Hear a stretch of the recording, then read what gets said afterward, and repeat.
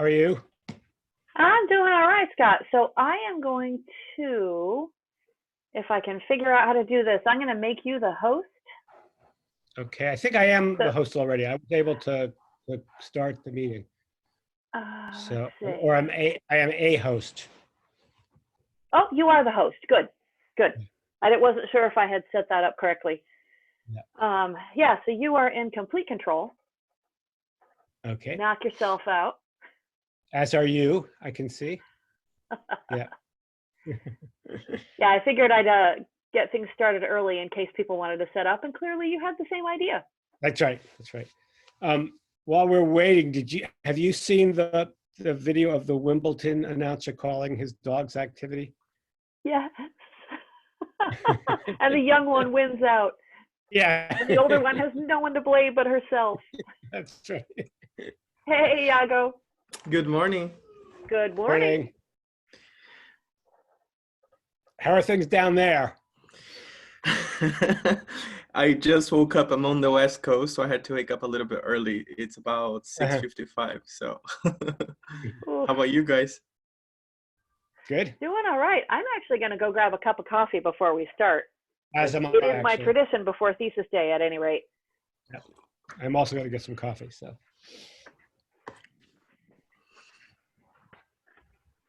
Hi, Sam.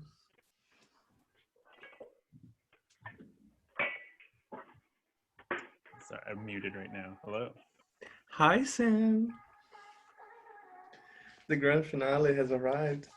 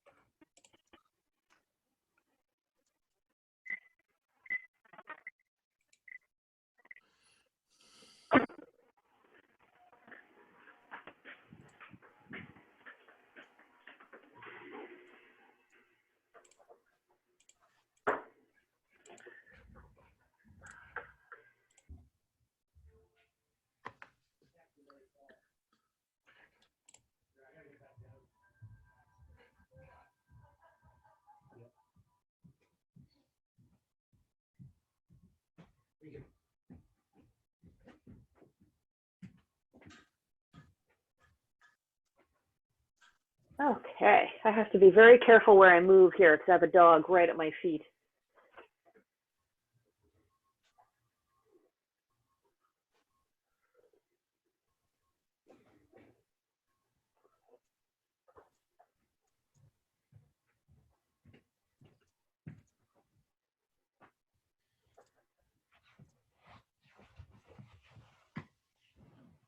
All right. Shannon, are you okay being like you're the keeper of the schedule and order? Is that all right? Yeah, sure. Okay. Because I have it from you somewhere, but not in front of me. So I have it right here. So I'll just be popping back and forth.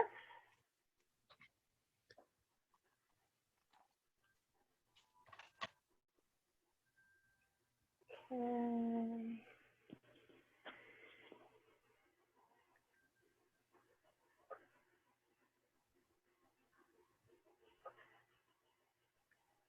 Yay, we have attendees. And it's not even 10 o'clock yet.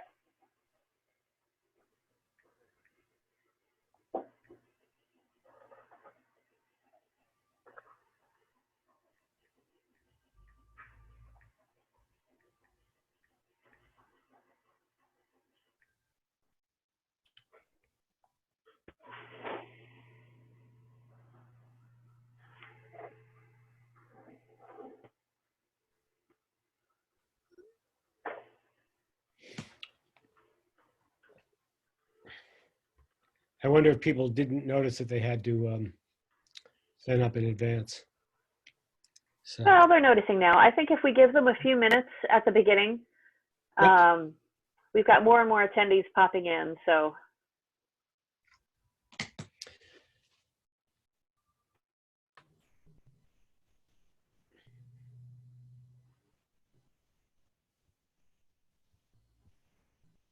Oh, I see. We're seeing this shows panelists as distinct from attendees. Yes, because the panelists have much more control. Yeah.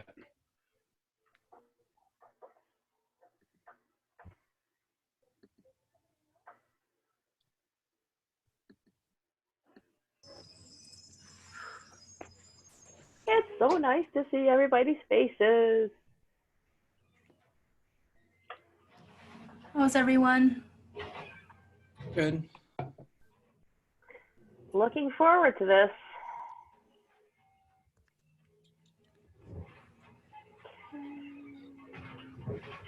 Andrew.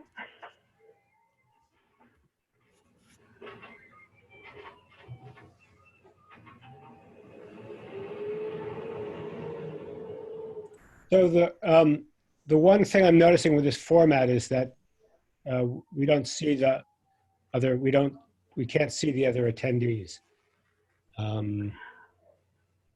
Right. So I guess if people are going to want to ask questions, they'll have to raise their hand. Yep, that's exactly right.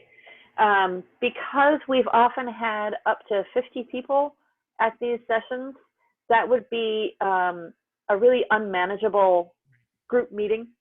So Yep. this is much easier to deal with. Makes sense to me.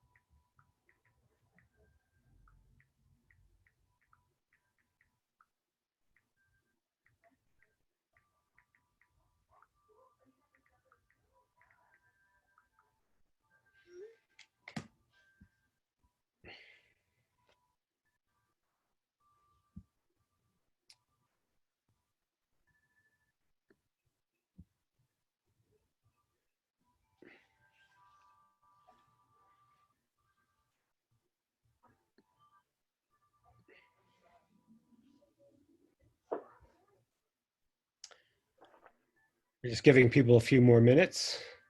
So. Yeah, we are missing Han and Elizabeth.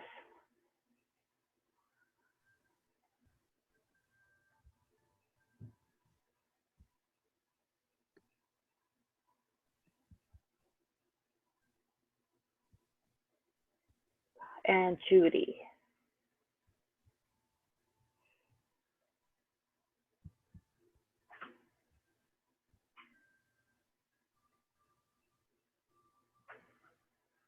Check my email, make sure everybody is,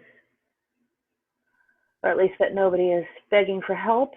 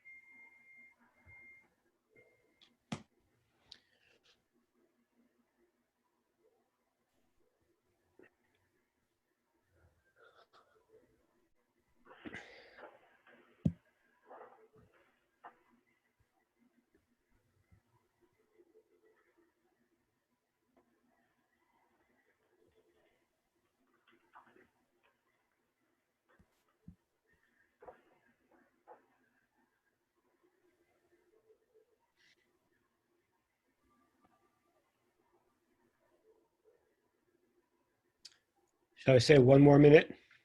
Oh, hey. Yeah, let's give 1 more minute. We still need Han and Judy.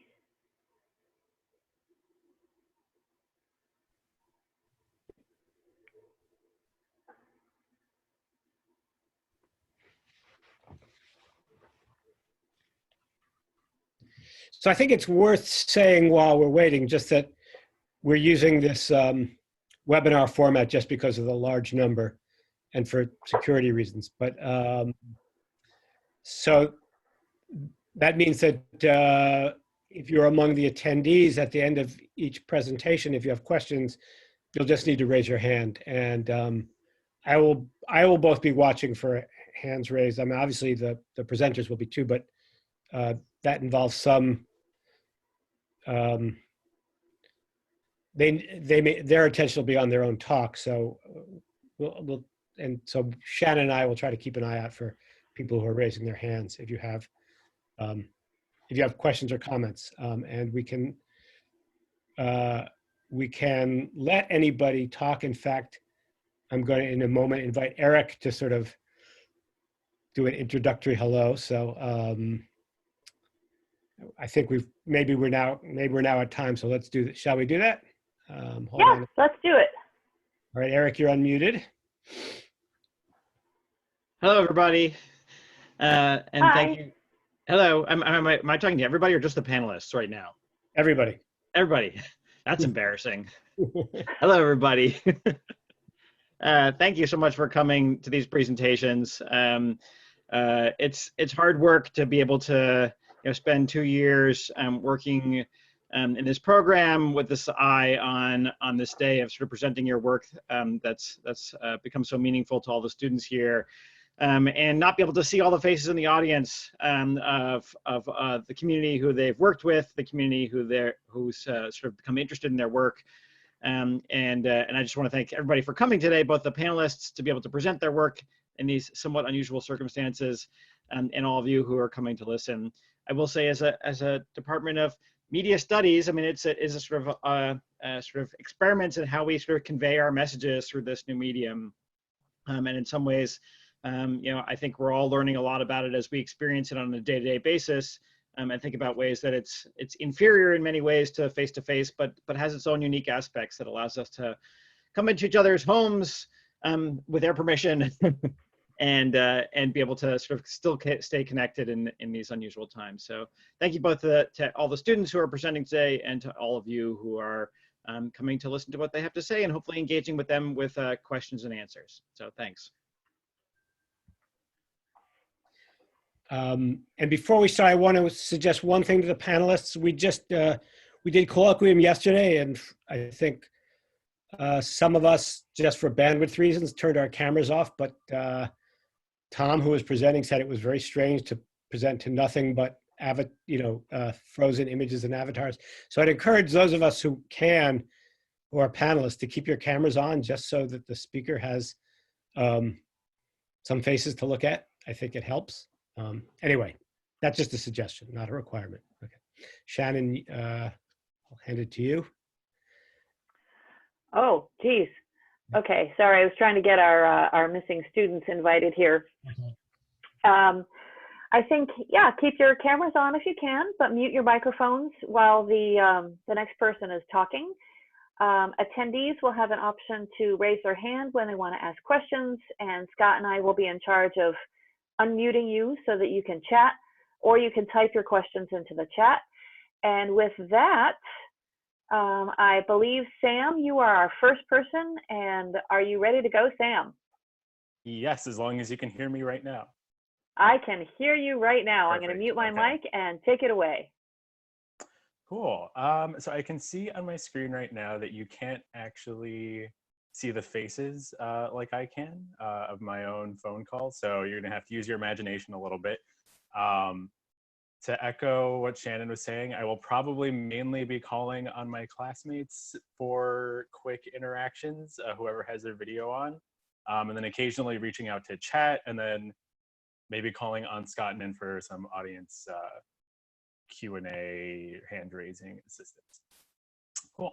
So with that being said, I'll get the presentation.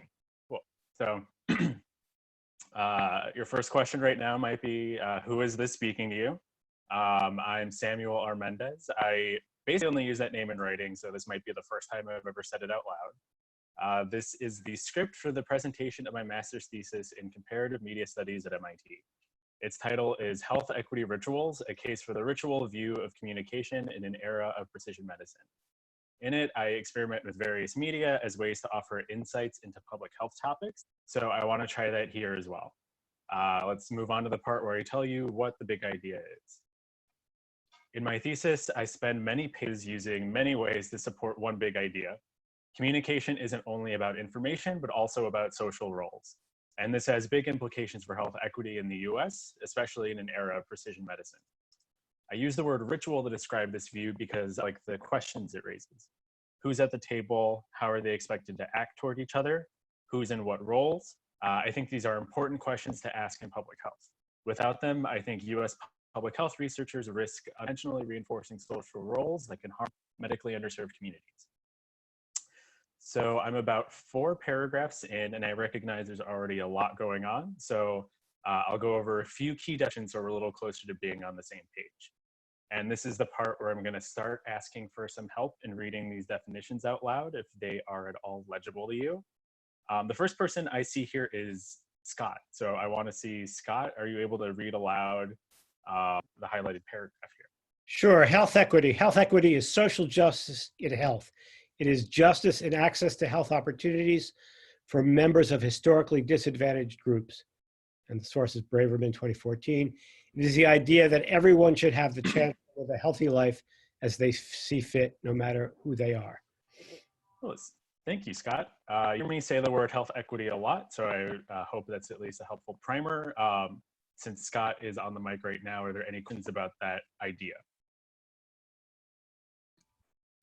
I'm sorry, I don't say the question again. I didn't quite. Do you have any questions about that term or that idea? No, it makes sense. Cool. And then the next person I see on my window is Shannon. So would you be able to help us out with the definition of medically underserved community?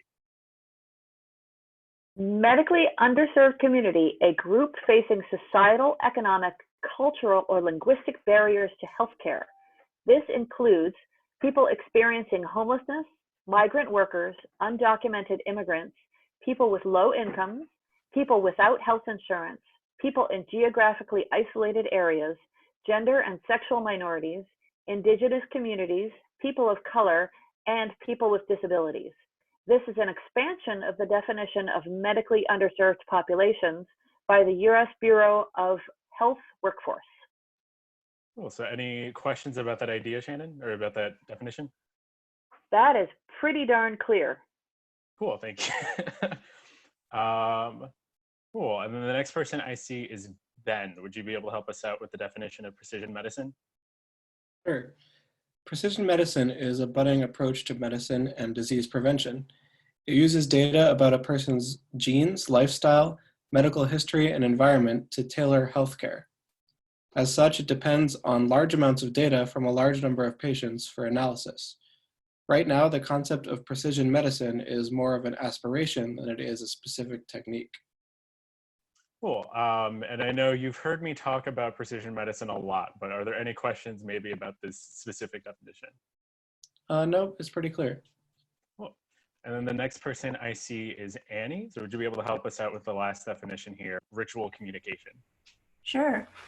In public health, a ritual view of communication focuses on the social structures that a communication process maintains. Public health communication maintains social structures by outlining power dynamics, social roles, expectations, conflicts, and feedback loops around health topics. This definition draws on the work of James Carey, Stuart Hall, and Nancy Fraser. Cool. And do you have any questions about that definition? No, I don't think so. Cool. Great. So now with the prologue out of the way, we're ready to start the show. So basically, this show is called Abstract with an emphasis on the sparkle emojis, either mentally or visually. This is not my thesis. It's a weird online form. It's meant to share what I learned through the process of making my thesis. Hopefully, it also paints me as someone who knows what they're talking about when it comes to health equity and public health community engagement. This show is inspired by work of the Chicago neo-futurists. As such, it's made up of 10 short nonfiction plays that I'll try to perform in 25 minutes. I don't know what order these plays will come in. As we draw, I'm going to need your help for a lot of this, so stay on your toes. And that's probably specifically speaking a lot to my classmates. There's a lot going on, but hopefully things will become clearer as this goes on. And so with that, we'll start the work. The next person I see is Iago. So if any of these emojis or shapes or colors or titles jump out to you, let me know which one you'd like to see. I'd like to see a Taste of Summer workshop. Cool, great. So Taste of a Summer workshop. So this is excerpted from a PM TLDR workshop that I ran with colleges over the summer. This went into a zine that is also part of my thesis, but essentially this is sort of a dialogue-based intro to what precision medicine is that I wanted to go through with college students from medically underserved communities and underrepresented backgrounds in cancer research to become more comfortable with the concept of precision medicine and more comfortable with questioning and critiquing and bringing in personal experience when these very abstract, broad concept medical and research technology related ideas are up for discussion. The motif is a bunch of very long cats in space, and this is an excerpt from one small section of it. So precision medicine one day might help predict what kinds of people will get a disease in the first place. Again, what does kinds of people mean? It might mean a particular combo of genes, environment, and lifestyle. It's hard to say now. And this is just a little illustration of environment, activity, and hereditary factors contributing to a cat that we see today. But these ideas about disease prediction aren't new. We already use genetic and hereditary information to predict disease and make health decisions. For example, you might know of certain health conditions that run in your family, and tests for mutations and genes related to cancer have been available for decades. However, there's still a lot we can't predict. Possible we just don't know all of the risk factors for certain diseases, or we don't know about specific combinations of risk factors that lead to an active disease. One of the promises of precision medicine is to help provide more information to make better predictions. Ideally, precision medicine can help all people be healthier by providing better predictions about their health. They'll be able to talk with their healthcare provider about their risks. They'll be able to make informed decisions about their lifestyle and their medical care. Or things probably won't be that simple for everyone. So now I have a question that I'm going to pose to the chat. So anyone on the chat, please answer this question. I'm not going to move on until I at least get one answer. We already know that diet and exercise are important to health. We already know that sleep and social support are important to health. Do you think precision medicine can offer useful information for you specifically to form healthy habits? Why or why not? So in a sentence or two, my eyes will be peeled on the chat right now.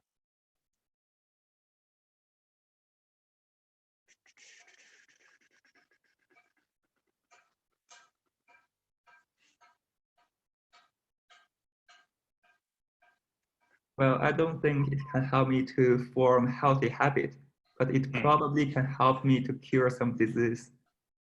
Do you mind, in what way do you think it would help you? I don't know, probably the name. It's called precision medicine, so it's probably better than general medicines. Yeah, that definitely is one of the promises of precision medicine, is that with larger amounts of patient data to sort of compare with larger amounts of research data across the country, that you might be able to find someone, have more points of comparison for someone with similar background as you, either genetically or environmentally. And I'm going to read a few responses from the chat. I'll just keep them anonymous. I don't know. Cool. We have one person saying, I'm quite skeptical of precision medicine. I suspect that it will overfit based on genetics and not enough on environment, etc. Someone else saying yes, because it adds the dimension of family background, so I know what risks to avoid. someone else saying not necessarily, because I think everyone knows what to do to be healthy. Different people react differently to foods. Maybe it could help me choose specific foods that address my health conditions. Yes, it can take into consideration my family history to focus on factors likely to influence my health and ignore those things unlikely to. But precision medicine sounds very close to personalized medicine. I also agree that it is not an answer to social inequality and conditions that cause disease. And I'll say there's two more, yes and no, in the sense that developing healthy habits might not only be a matter of information, i.e. smoking. One last question. How does precision medicine relate to our crisis? So I think that's a good question that I will end on. I'll speak extremely briefly to that and then move on to the next section. And I think this is a situation where you think it could be helpful, right? Maybe there are genetic factors that contribute to immune responses to a particular virus, different responses to medication, that there might be specific people that specific genetic or environmental factors that make a medication or treatment for you. And that is the kind of question that precision medicine would help with. I will probably talk a bit about later about some of the things it leaves unquestioned, but as mentioned before, in some of these responses, not every health decision is just about information, and there are a lot of social factors in play now as well. I think I'll get to that later, so I will call this done. The next person I see in my window is Han. So if any of these titles or emojis or shapes jump out to you. What's it saying? Oh, the zine, cool. Great, yes. So do I have it here in front of me? Yes, I do. This is a zine. It's meant to help each person in a conversation about an academic community partnership document evaluative conversation. In general, a zine is just like an informal DIY publication. So for example, this one is just made on a piece of printer paper, folded and cut. Specifically, it's made on the back of an executive summary of academic community partnership. And with a template that I made, this is part of a communication model and tool that I made in my thesis. And so it has spaces to take a note on each phase of a 4-phase conversation about a community engagement process, from planning to the implementation or the acting, watching or observing what's going on, and then learning and reacting and responding to it. It includes a built-in break in the conversation to help pace some of these partnership things. So you talk about phase 1 and phase 2. And then there's a section for drawing and notes just to reflect on how is this discussion going. And then at the end, after you go through the conversation, you turn it into a zine by giving it a front and a back cover. The front cover depicts a success story and the back depicts a failure. So at the end of this conversation about a community engagement process or about a community academic partnership, each person has their own interpretation of the conversation and the partnership itself, even in light of standard metric to be used to evaluate it. So this reflects a lot of the thinking that I was doing in my thesis about how different audiences exist for the same communication pain, and they're going to have differences among audiences about interpretations of, in this case, public health information. And some of that will relate to structural factors like lack of access to healthcare that might make someone skeptical of medical efforts, might be up to individual experience with a particular topic that might make someone more interested. But that all those things, even when they conflict, are still going to be true. And I think getting the holistic response of a public health campaign can help dive into the true multifaceted impact of it. So I'll talk a little bit more about the model hopefully later, and I will call on the next person that I can see, who is Eric, if you're able to unmute. I want to hear about the kaleidocycle. There we go. Cool. So this is a kaleidocycle. You can kind of, oh, there, okay. It's a little hard to spin it while showing you on camera spins, but I love the way you can just fidget with this thing forever and a model of community engagement on top of that. So like the zine, it is a conversational tool that academic and community research partners could use in evaluative conversations at work. It divides community engagement into that same 4-phase cycle that the zine did, with different prompts and questions in each one. So the 4 stages, again, planning, acting, watching, reacting. I'm also living in a world without glue right now, so these are a little bit crushed, but you can kind of see there's the type here with one overarching question for this phase, reacting, what's next? And there's prompts of speaking that are basically one-word verbs and a little emojis. So we have feel, learn, improve. And these are meant to be speaking prompts for each person around the table. Again, just like with the zine, everyone around the table have their own. And this represents the fact that there isn't just one single objective view that can summarize public work. It's a social process, and understanding the varying, potentially conflicting viewpoints and priorities within it can lead to a more accurate understanding of its actual impact. As a conversation tool, again, it's also meant to help pace a conversation. The conversation can't move forward until everyone sort of moves on next phase in the conversation physically.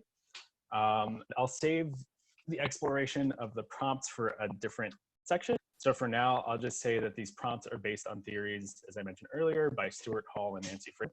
And they highlight the way that different audiences can have different perspectives on the same communication program, as well as the need to surface and discuss conflicts rather than create a homogeneous view of what public good is, which I think is especially relevant for public health. Cool, thank you. I have Lizzie, Anna next. If any of these titles are, could I see the first one, the honest check-in? Yes, the poop emoji. Cool. Great. So this is a really weird time. There's a pandemic going on. I'm living with a nagging underlying fear for my family and for the community I grew up in. Yet somehow I'm still working on my thesis and pouring hours upon hours upon hours into perfect virtual island on Animal Crossing. I'm happy about the prospect of graduating this spring and excited about starting a PhD program in public health in the fall. I feel the need to be in public health now more than ever. The coronavirus is shining a heartbreaking light on systemic issues. The burden of infection and death that Black communities across the country are bearing right now is the result of generations of injustice. The danger that uninsured and food insecure communities are facing right now is an escalation of risks they have long been forced to take. And I see the harsh reality of the state of health disparities in the US. Yet I also see the generosity, resilience, and advocacy that point to the path forward. One day, the state of the US in 2020 will be a case study on the public health impacts of social inequalities. One day, I might even teach my future students about it. Even then, I doubt I'll be able to talk about it without the visceral memory of bruising my shins against the shopping cart full of boxes in a drizzle, racing to the U-Haul on Main Street to lock my way in storage before it closed. But that's a little bit too long of an answer for how are you? So these days I usually just say good, and I think people get it. Anna? Lizzie, you're muted still. Sorry, can you hear me now? Okay. Yes. Okay. I just pick any title? Yep. Can I see ritual and transmission? Yes, cool.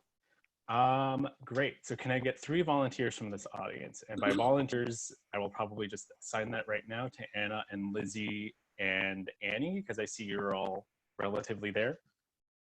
Great. So Lizzie will be health expert A, Anna will be medical professional B, and Annie will be layperson C. And we're going to illustrate a health communication process, not necessarily mass communication, but cool. So I am going to send a message to Lizzie. This is sort of a health-related message in theory.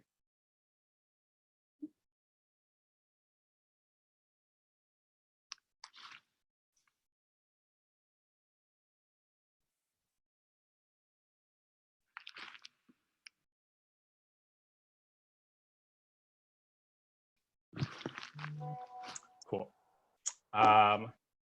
Great. So Okay. As they are passing this message along, your job is to get it to medical professional B, who is Anna, and then Anna's job is to get it to person C, Annie. And I'm going to play the part of a health researcher by observing and analyzing this whole process. Okay. Can I get it to her however I want to get it to her? Yep. Okay.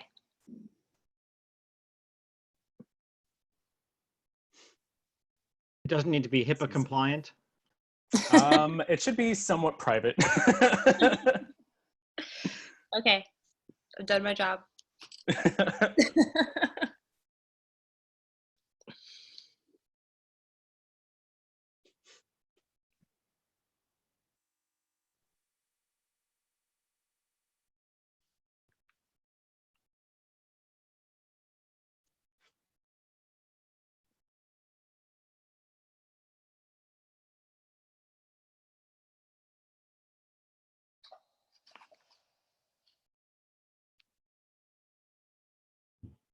All right, I passed along the message as well.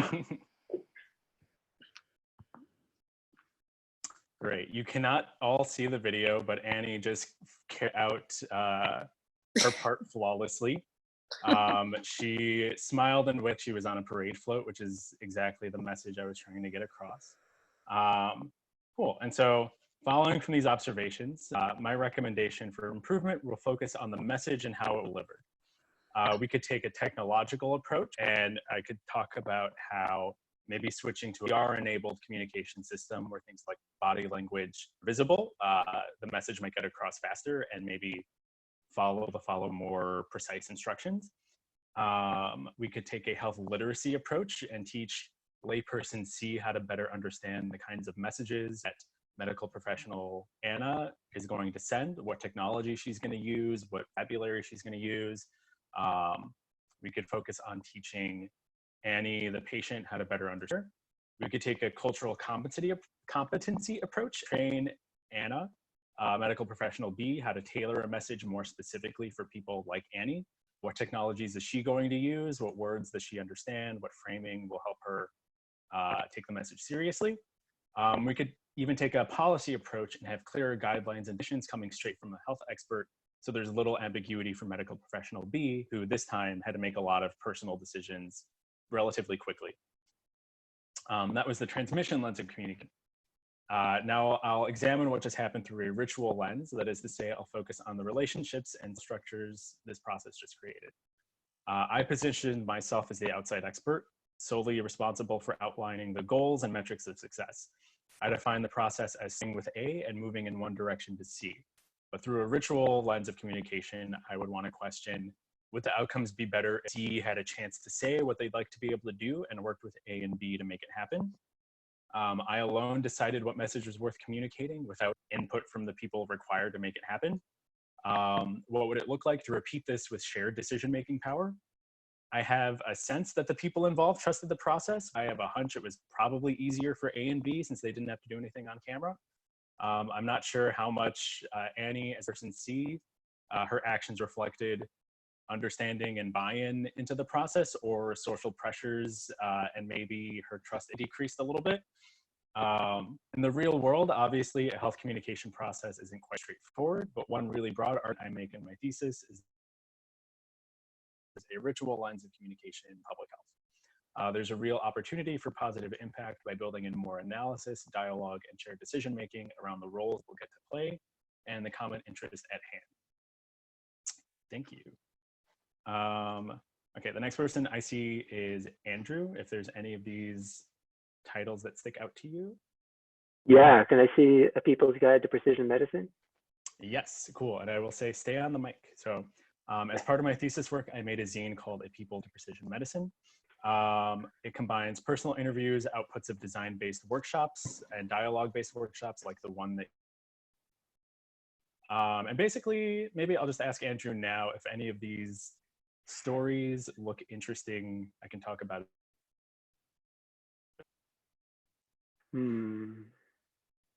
Oh, wait, go back up to the bear. The bear, yes. Yeah. Cool. That one. Yeah. Cool. So this is, thank you. These are the outputs of a design-based workshop I did with the Chicago Czech 2019 Research Fellows this summer. Skip to that, this was sort of, they were given random cards with values and objects that are sort of everyday objects, and were asked to think about what would a future precision medicine look like if that technology and those ideas embedded into those everyday objects. And one of the key values at heart was community building. Precision medicine often falls along the lines of personalized medicine, and it's very individually focused. But what would it mean to have more of a community level impact in mind? So we had a few ideas that came out of this. One was a hot air balloon, essentially, that would deliver medical supplies and bring in medical professionals into various communities, and they would help decorate it, help personalize it, help make it fit their specific community, and ask for maybe potentially food deliveries and other things that address simultaneous needs that are specifically clinically medical. There was a design here about a bear that would basically help make appointments for you and help make plans with friends to socialize, and basically double as a therapy bear. And then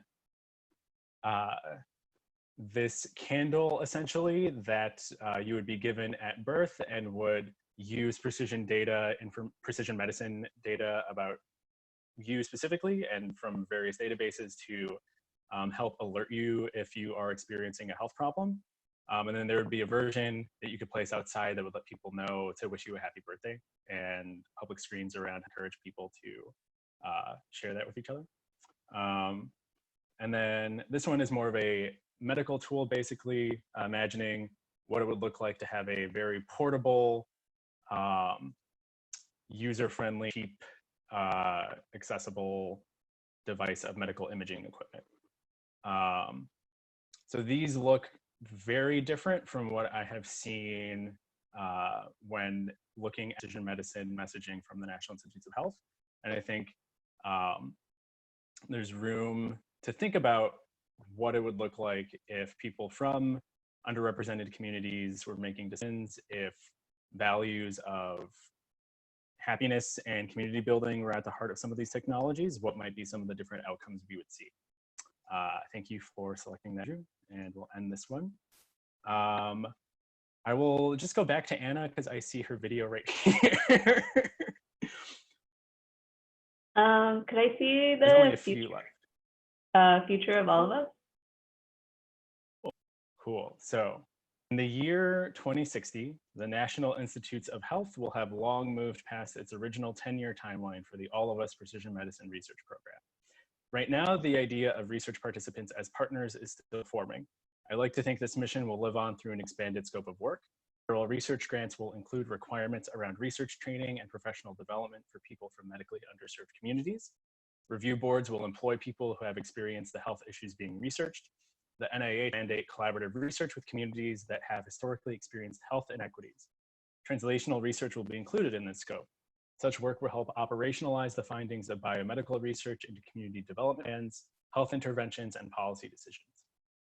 The NIH will require community benefits agreements and collaborative evaluation plans. Members of research institutions surrounding communities will be trained to document scientific research processes and use creative means to educate others about all of its findings. Such community engagement will be evaluated in part by the kinds of connections formed and relationships maintained throughout the process. Unfortunately, there's no reference to cite for this paragraph's claims.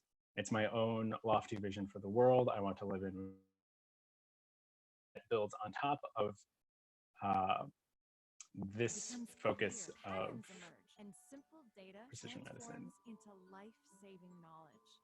This means that Ray and Kim's children and their children's children can live longer, healthier lives. By becoming one of the first 1 million people to volunteer, you can help reshape the entire future of healthcare for generations to come. If we can land on the moon and connect the entire world, surely we should be able to improve the future of healthcare. Not just for Ray and Kim or even you, but for all of us. Sign up at Join All of Us. Cool, thank you. And then I see Judy up. If you're able, there's only 2 left. So we have the model of community engagement or a moment of appreciation for Barbara Israel. Muted. Okay, so then I will just pick this one. Cool. So the idea of changing the social structures of research isn't new. There are many participatory research frameworks that do just that. One recognized framework in public health is community-based participatory research. CBPR centers a long-term partnership with the community being studied, from framing research questions, analyzing and sharing results. One key CBPR scholar in public health is Barbara Israel at the University of Michigan, and I draw on her work a lot when I think about what a ritual view of communication can bring to health. One key characteristic of academic community research partnerships is that they require a lot of that often falls outside of academic job titles and project evaluation metrics. This is especially true when working with served communities. At a large scale, I worry that this creates incentives to not work with medically underserved communities or to take a top-down approach working with community members as consultants. I think incorporating a ritual view of communication into project planning and evaluation within the National Institutes of Health can bring a more comprehensive view of CBPR and non-participatory research alike. Long-term, I think this can better promote participatory research methods and advancing health equity by recognizing the importance of research that intervenes in typical social structures. I look at researchers like Barbara Israel to find inspiration for these lofty goals. So I'd like to share a small glimpse of that work right now with Neighbors Working in Partnership. This is part of the Detroit Community Academic Urban Research Center, which is a big CBPR incubator training center. They carry on a lot of different strands of work, including community-based projects that aren't necessarily just academic research focused. So this one is building capacity of residents and community groups for advocacy so that they can engage in policymaking arena and have an impact on local, state, regional, and national level policies aimed at creating health equity. So I think this shows the kind of work that's necessary and that is highlighted by a ritual view of communication, where if you're looking at the typical flow of information and power, it's very top down. Money goes from, in a lot of cases in public health, it's from the federal government to big research institutions. And then if they are working with community partners, then they're sort of built into the budget that way. What would it look like to focus more on raising the advocacy abilities and the recognition of the work that community groups are doing alongside public health research, as in this center? What would it look like to evaluate projects in terms of some of the real world impact and the capabilities that such centers are building communities to build more sustaining systemic health changes? So that's just a peek into what might have seemed impossible maybe in 1985 to get a center doing all of this work funded with long-term partnerships in Detroit. And I think is a light at the end of the tunnel, so to speak, for me thinking about how to keep building on top of the work of a lot of people that have done CBPR in public health. I'm technically out of time. I will still basically this part because I think this one is not as covered in the previous sections. So this is a poster that I made about a People's Guide to Precision Medicine. We saw the zine earlier. That was one part of a community engagement program that I'm developing still. And this is the poster for it. This is the abstract, but essentially I was aiming to create at least a rough sketch of what a community engagement program would look like that really utilized the full view of communication to target communities and to target specific outcomes. So sometimes in community engagement programs that involve participatory methods, you might hear about empowering participants, about helping people to learn how to use their voice. And I wanted to do that as much as I wanted to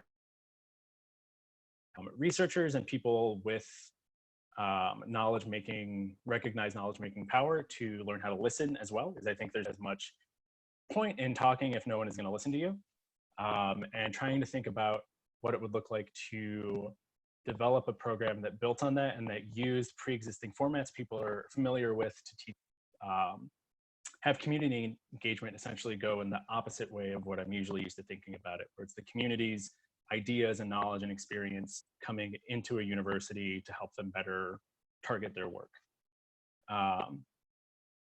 Story short, it turned into 2 outcomes using to help continue to revise this intervention. And it's essentially in 10 parts. One is the production of the zine. As I showed you a little bit earlier, it revolves around workshops and interviews. And then the second half is journal clubs, essentially, with that zine in academic settings. I think in the future, I would like to be able to run this within one specific partnership, so there's more knowledge of the communities and the people contributing, talking around the table. And then this would also be able to culminate in a launch event of sign that might have specific press and advocacy purposes as well. So let's say the topic this time was precision medicine, but I think this could work for other health topics as well. So it's potentially targeted so that the zine could include personal stories, potentially useful health information from medical sources, and information of advocacy as well to help target specific precedent or policy. So I will stop this presentation here. I will pull this model up, discussed the 2 parts of it earlier, but if you want to go more in depth, this can be part of the Q&A. So I'll say, yeah, if there's any questions, we can do, I think Scott and Shannon helping to manage the participants, or the chat. Cool, so thank you for all of your attention and for helping me out and taking part in this experiment. I'm looking for, I see a hand up. Jing, was that you? Did you have a question or?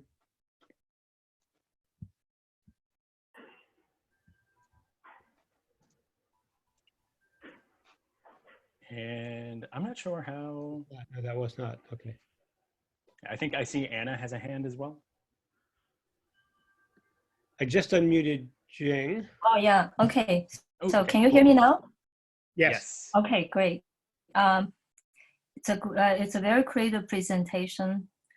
Thank you. And I have a question about alternative medicine. I would like to know if that plays a role in your paradigm. Not specifically. I think if I am using this, so I will use this model now, actually. So thinking about the planning, right? Ideally, we would be, if we were working on a project with a community that has a lot of their own traditions around medicine and health, this would, ideally, they would be represented in the discussions of planning, and we would be able to dive into, let's say there are medical doctors that aren't necessarily from that community and some that are. So let's say there are different priorities of people who, some people are going to prioritize tradition, some people might not prioritize that as much. Some people might trust alternative or traditional medicine more or to the same degree that they trust a pill.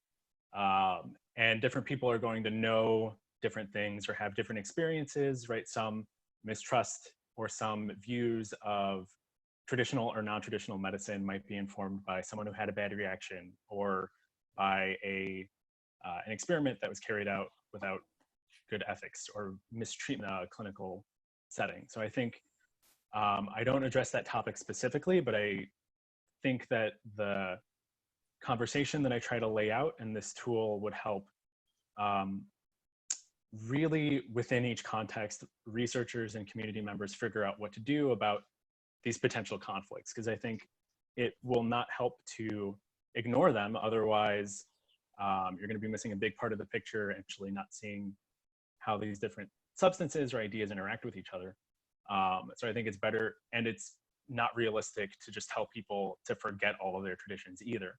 So I think ideally this can help scaffold the conversation that can dive into that.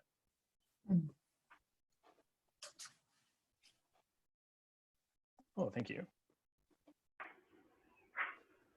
Anna, you've got your hand up. Yeah, so, well, first of all, I just wanted to say this is such a cool presentation. I really liked the format of it and all the different creative ways that you got people to participate during it. So I thought that was really great and kind of like reflected some of the concepts that you were talking about in your thesis. I kind of had like a two-part question. I guess the first part is you created like quite a few like tactile tools in this work, and I was wondering what kind of inspired that and how you see, you know, those more like tactile physical tools being used versus like some of the digital things that you created as well. And then I guess like the second part is, you know, like I am really inspired by all of these different approaches that you've thought through, and I'm curious how you have worked to kind of create buy-in for adopting some of these things with the community partners that you worked with. Cool, yeah. So I'll handle the first part about the tactile tools. I was really interested in,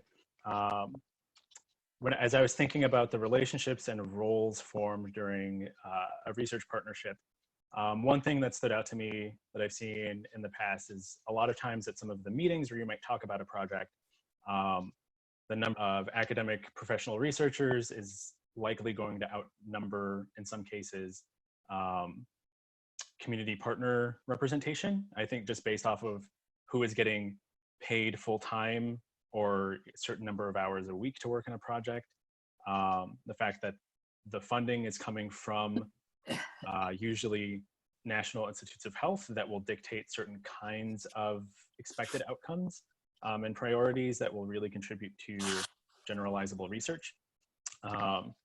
There's a lot of social structures at play, I think, guide the shape of a meeting before the people even sit down at the table. So I was interested in throwing basic wrench in that typical way of doing things that would at least prompt people to pause, that would prompt people to think about how they're sharing space together, prompt people to think about, I'm feeling this way about what a certain success was, but everyone else around the table is highlighting something else. That I think could be done with a digital tool, but I think a lot of there's usually a big emphasis on trying to get people around a table, and I think also just on a personal level, anything that takes my eyes off a screen for a little bit is enjoyable. And so I also wanted to build in a little bit of a different emotional prompt as well of, there's a ton of workshops and worksheets you can fill out. I wanted there to be some sort of symbolic and representational purpose of like physically cutting, folding your own project summary to make your own version of it. And similarly, I think the playful nature of something like this, I want to experiment with inserting different positive emotions. And then right now I am working on the community buy-in part. It was the experience of the workshops themselves was really great with the college students over the summer, and the experience of the journal clubs is a self-selection thing of who I was able to get in contact with and who responded to me and who helped hold workshops. It was largely researchers already thinking about health equity and familiar with participatory research. So on the researcher side, I know there's interest in figuring out how to address some longstanding problems that are recognized about how to make sure we're getting the full picture of the work that we're doing. Community partner side is more based off of a few nonprofits that I was in touch with about interviewing for the zine, and I got some insight into how a project like this that results in a media product could help with advocacy or attention or legitimacy in spaces where some community partners need that. So long-winded answer of it's all in progress essentially, but there are pointers that I'm going in the right direction. I feel like I'm definitely over time now, so thank you for the questions. Thank you all for your help, and thank you to my advisor, William Maricchio, and my committee members, Dana Cunningham and Rich Vishwanath. I would not be anywhere near this level right now without them, so thank you. Thank you, Sam. That was terrific. There's another question in the Q&A which you could answer by typing separately while we move on. Cool. I appreciate that question too. That's another channel in which you can ask questions. But I guess we're moving on to Annie now. So. Okay, thank you for a awesome presentation, Sam. I hope my presentation lives on up to that. Now I'm just going to share my screen and hope that I'm sharing the right screen. Okay. So is everyone seeing the, just like the full slide? All right, great, awesome. Yes. So thank you very much. And good morning, everyone. If you don't know, my name is Annie Wang, and the title of my thesis is Creators, Classrooms, and Cells, Designing for the Benefits and Limitations of Learning in Immersive Virtual Reality. My main goal here is to explore the affordances of VR in learning and find ways to best apply those affordances to designing educational VR experiences.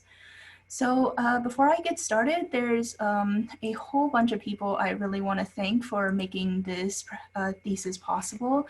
First, a shout out to my advisors, Eric Klopfer and Meredith Thompson. Your mentorship has been extremely valuable to me these last few years. And a quick shout out to the MIT Clever Development Team, my lab, the Education Arcade, everyone here at CMS, and a special mention of my cohort. Thank you guys, you're awesome. And to my family and friends watching this. So I'm going to get started with a roadmap of my presentation. So first, I'm going to be discussing what VR is, giving a definition for it, talking about the affordances and frameworks of VR. I'll be segueing into a case study that I just mentioned called the Clever Project. And based on the analyses from that case study, I'll generate a list of recommendations for designing in virtual reality. So just to get started, when we think about VR, what do we usually think about?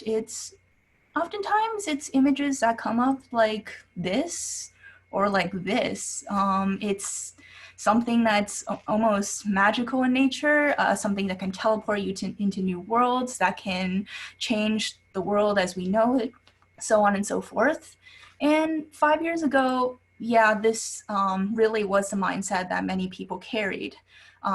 This is a quote from Chris Milk at his very famous TED 2015 talk, where he introduced Clouds over Sidra, which also generated the infamous term empathy machine. And in 2015 to 2016, this really was the mindset that many people carried when looking at VR.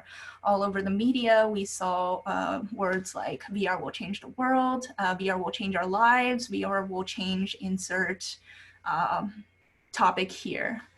But 5 years later in 2020, is VR really a game changer? We know that there's something about it that's intriguing that really attracted so many people, but what's the it? Well, first, I'm going to make a claim here in this presentation. No, VR is not going to change the world anytime soon. Next, however, we know that VR contains unique affordances that can and should be thoughtfully harnessed by designers to help users learn. And in CMS, we know that ultimately it's always not just the technology, it's about how you use it.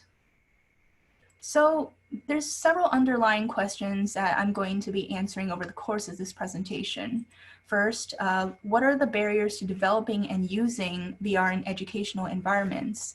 And next, what are these affordances of VR I keep talking about, and how do we leverage those in order to design educational experiences with strong learning outcomes? Well, there's several academic fields I'm drawing from to inform this thesis. First, looking at recent pedagogical research into immersive VR and similar immersive technologies. A lot of the frameworks and theories I'm referencing come from cognitive science and educational psychology. And the case study, Clever, is really informed by iterative game and experience design. So let's first start by defining what VR is. VR at its very core is something that's fully simulated. Essentially, it's fully virtual. Immersive VR is a subset of VR in the sense that it gives users a feeling of being fully immersed within an environment. The viewer feels like they're completely surrounded by some kind of virtual environment. And this usually involves some kind of head-mounted display, of which you see on the right. So let's take a step back and look at what the VR market looks like. The current VR industry is, as of 2019, is numbered at 18.8 billion. It's expected to grow. And the biggest VR manufacturer is Sony, which since 2016 has sold 5 million PlayStation VR headsets. If we look at the competitors, Oculus Rift has sold 1.7 million, HTC Vive 1.3 million. And these look like pretty respectable numbers, but if we look at similar other kinds of consoles, for example, entertainment consoles, these are still kind of low. The PlayStation 4 has sold 109 million since 2013, and a more recent console, the Nintendo Switch, has sold almost 50 million since 2017. So that's to say, VR is still a relatively nascent commercial industry. And yes, it is a nascent commercial industry, but the technology informing VR and head-mounted displays has been around longer than many people think. We can go all the way back to 1965 at the MIT Lincoln Lab, where the Ivan Sutherland and Bob Sproul developed the Sword of Damocles head-mounted display. We can skip ahead to 1987 when virtual reality was first coined as a term, and the first head-mounted display, or commercial head-mounted display, the iPhone, EYE phone, was developed by VPL Research to the tune of $9,000 in 1987 money. And then to 2014 and 15 with the famous Kickstarter campaign for the Oculus Rift. So we can see that although the technology has certainly improved over time, the general principle of the head-mounted display has remained very, very similar. Now that I'm saying all this, what exactly is VR being used for in 2020? Well, one of the big markets for VR is in job training. So first, we can look at flight simulators, which have been around for many decades and are used to train commercial military pilots for both run-of-the-mill and emergency situations. We can also look more recently towards the surgical simulators used by medical students to practice precision techniques. Emergency training for medical and security professionals. And even in fast food, this is from the KFC employee training video. It's really strange. But anyway, we see so many different topics, but why is VR so useful for training? There's a few learning affordances I'm going to go over that, or learning theories I'm going to go over that could inform this. So first comes up is experiential learning, which is self-explanatory in the sense it learns from experience, whether it's from success or from failure. Next could be situated learning, or learning within the situation, which means that scenarios that are replicated in VR can be translated into real life. So a flight simulator, some sort of emergency maneuver in a flight simulator could be transferred into that real life emergency situation. Finally is embodied learning, which posits that actions performed with the body are important for embedding learning within the mind. So certain movements like surgical techniques are physical, but can be through learning can be ingrained into the mind and becomes a part of that learning. There's a few general affordances that I also want to mention. So first, the feeling of presence, which is just being there. and immersion, which is kind of like the technological function of presence and refers to the creating presence within a virtual space. Then there's embodiment, which informs both, is informed by both of those, which more specifically is a feeling of having and controlling a body within a virtual space. And that's informed by interactivity, or the ability to manipulate and influence a virtual space. Essentially, you create some sort of input and the environment responds to you. And that is not to say not to miss gesture. A lot of high fidelity VR uses gesture using the fingers, arms, hands, body. They're very ubiquitous in immersive VR, and they can be used to contain a wide variety of meanings. So I went over a lot of different topics in job training, but what domains are really good for VR? So there's a couple of different frameworks that exist, but I think this one might be one of the more concise ones. This is Jeremy Bailenson DICE framework, and it suggests that we should focus on creating a VR that is too dangerous to do in real life. For example, jumping into a volcano, impossible to do, embodying someone of another race, ethnicity, gender, or so on, counterproductive, doing some kind of dangerous or otherwise life-threatening task in order to learn that it's not a good thing to do, for example, smoking a cigarette, or expensive, simply going to another place or location that's financially infeasible. Knowing all of that, there's still some limitations to VR that cognitive scientists warn us about. And one of the most important ones I want to mention is cognitive load. This theory says that humans have a very limited capacity for processing information. What does this mean? When there's too much information coming in at once, our brains get overloaded and we don't learn because there's too much input to process. That's not to say that all cognitive load is bad. So there's a few types that I want to go over. First, intrinsic load, which is inherent to things that we learn. There's generative load, which is created as we learn and develop new models and frameworks. And there's extraneous load, which is the kind of bad load that distracts from learning or even just inhibits it. So name of the game is to maximize intrinsic load and minimize extraneous load. Easier said than done. Cognitive load informs this cognitive theory of multimedia learning, and this looks extremely complicated, so I'll break this down. Essentially, it says that information processing into memory is a series of steps. So first you have an input, whether it's sight or sound. Those are processed separately. That's turned into working memory as we kind of build upon previous models and frameworks. And then it hopefully turns into long-term memory, which is kind of successful learning. So too much information at once, not enough capacity for memory. But there's a few ways in which cognitive scientists have pointed out that we can reduce cognitive load. So first, segmenting information, dividing it into digestible chunks, offloading cognition, finding ways to make secondary information accessible. So a real world example would be signposts on a highway. It lets you find where you're going, and it doesn't require you to have to memorize every exit or every road that you're moving towards.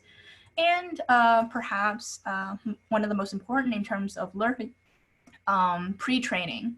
So providing factual and crucial knowledge before beginning that experience. So as you can see, overall research on VR has been kind of a mixed bag.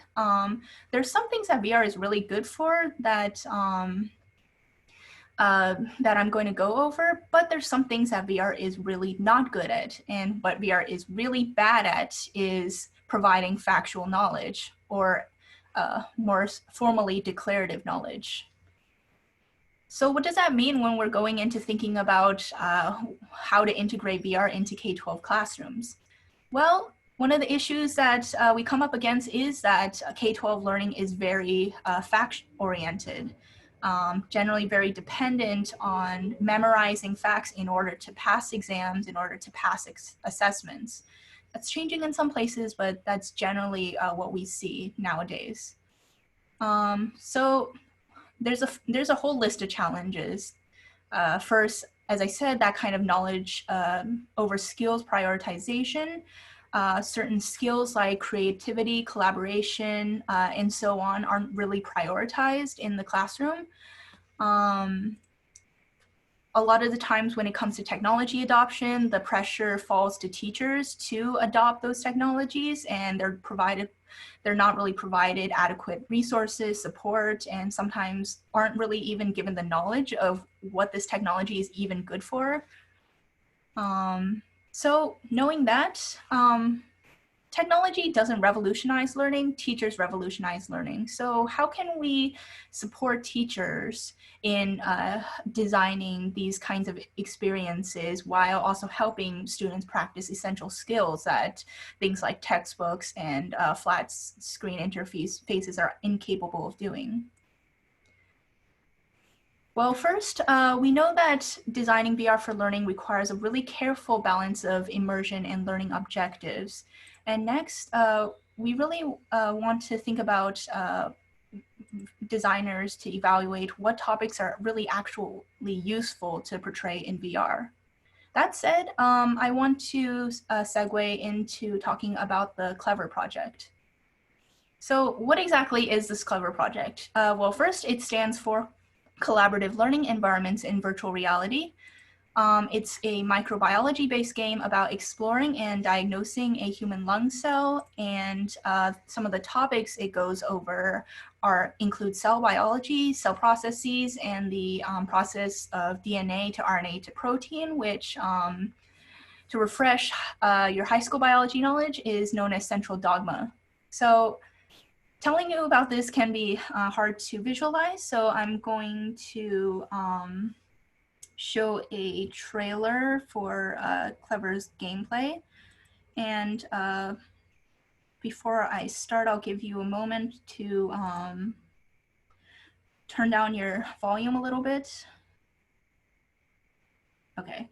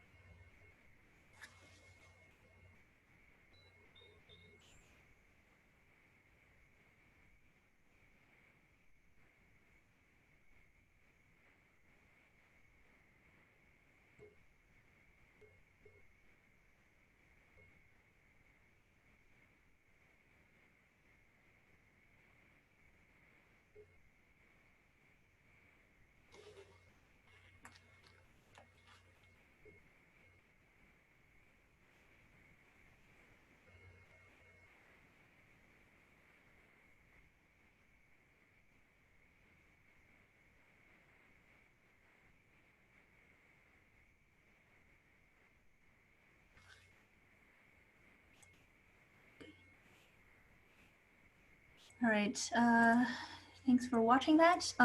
If that came as a little bit confusing, I can just sum up what you just saw. So the narrative of the game is that you're an intern at this super high-tech hospital where a patient is suffering from cystic fibrosis.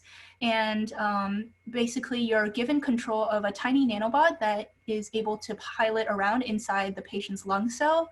And your job is to look at cellular processes, especially the central dogma, in order to figure out what type of cystic fibrosis this patient is suffering from. So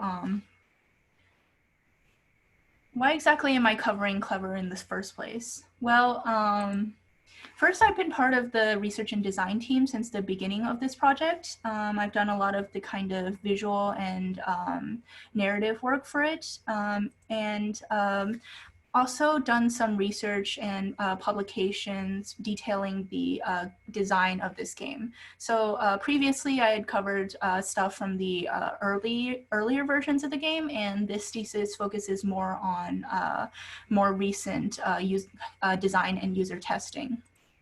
So as I said, the time frame of this project has been from about June 2017 to now, and I'll be emphasizing fall 2019 to spring 2020. Our user base is primarily high school and undergraduate age students, and I focus on several aspects of our user testing and design in this thesis. So first, looking at the game design decisions that we made to facilitate learning, the influence of user testing and user feedback on game design, and the iteration of user testing methodology, because that had changed from semester to semester. Before I go into that though, I want to kind of mention the affordances that I was talking about beforehand.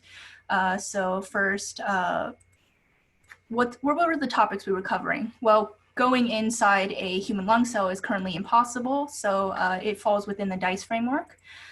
There's examples of experiential learning where users are allowed to freely explore for a certain while and are able to kind of experiment with their answers and learn from potential mistakes. And there's a bit of embodied learning in that there's tools contained within the experience that allow for users to interact with the environment and to a limited degree manipulate the environment.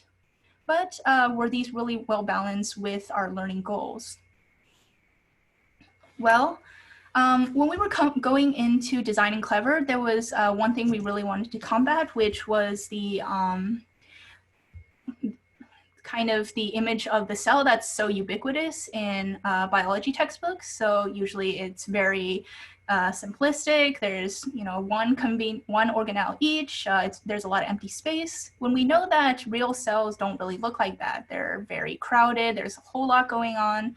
But when it comes to actually depicting this in VR, it doesn't quite work out, because if you're just dropped into VR and you see all of this, it becomes really, really overwhelming really quickly. And this is what we saw with a lot of new users who oftentimes didn't have VR experience and just said like, oh my gosh, I'm so confused, what's going on? So there was a couple of design decisions that we had to make to streamline the game and offload cognition for users.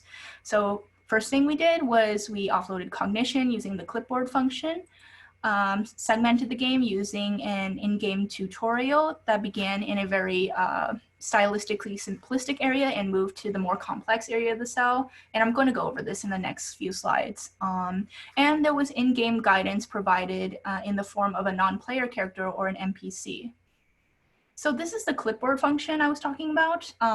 It essentially allows someone to select an organelle and read a description of it on the clipboard. And it lets users freely look at different organelles and remind themselves of what these things are without really having to memorize them. So offloading cognition. This is a screenshot from the tutorial. That's FR3ND, or friend, which is a little NPC that guides you through the early part of the game. And as you can see, this is in a very blank kind of environment that the user starts out in order to learn the game mechanics. And gradually, they transition into the much more complex and cell environment, which is the main part of gameplay. So a lot of these design decisions were made before the 2019. or fall 2019, I should say. And I'm going to be talking about the fall 2019 study. So the research questions that we had were, first, how does playing a VR game influence player conceptions of cells? And next, how does experience in VR impact student learning, and how do students respond to using VR as a medium for learning? We recruited high school students in the Somerville and Lawrence area, many of them who had taken biology at some recent point. So this is what the study design looked like. So first, students took an assessment that gauged their understanding of cell biology. They did a cell drawing that, again, gave us a visual understanding of what they knew at that point. They played the game. They did another cell drawing after playing, and they took the same assessment. And then we conducted a brief oral interview about their experience. So I'm going to show a cell drawing here, and on the left you see the before, on the right the after, and I'll give about 5 seconds or so for you to look at what's going on.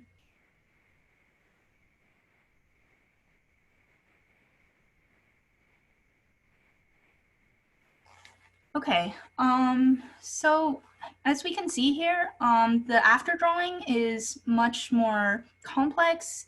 There's a lot more organelles labeled, and it seems more crowded and more busy. And we see that the student writes about themselves going from, I haven't drawn a cell in almost 2 years, to this game reinforced my idea of how complex human cell systems are and how they kind of appreciated the 3D setting of Clever.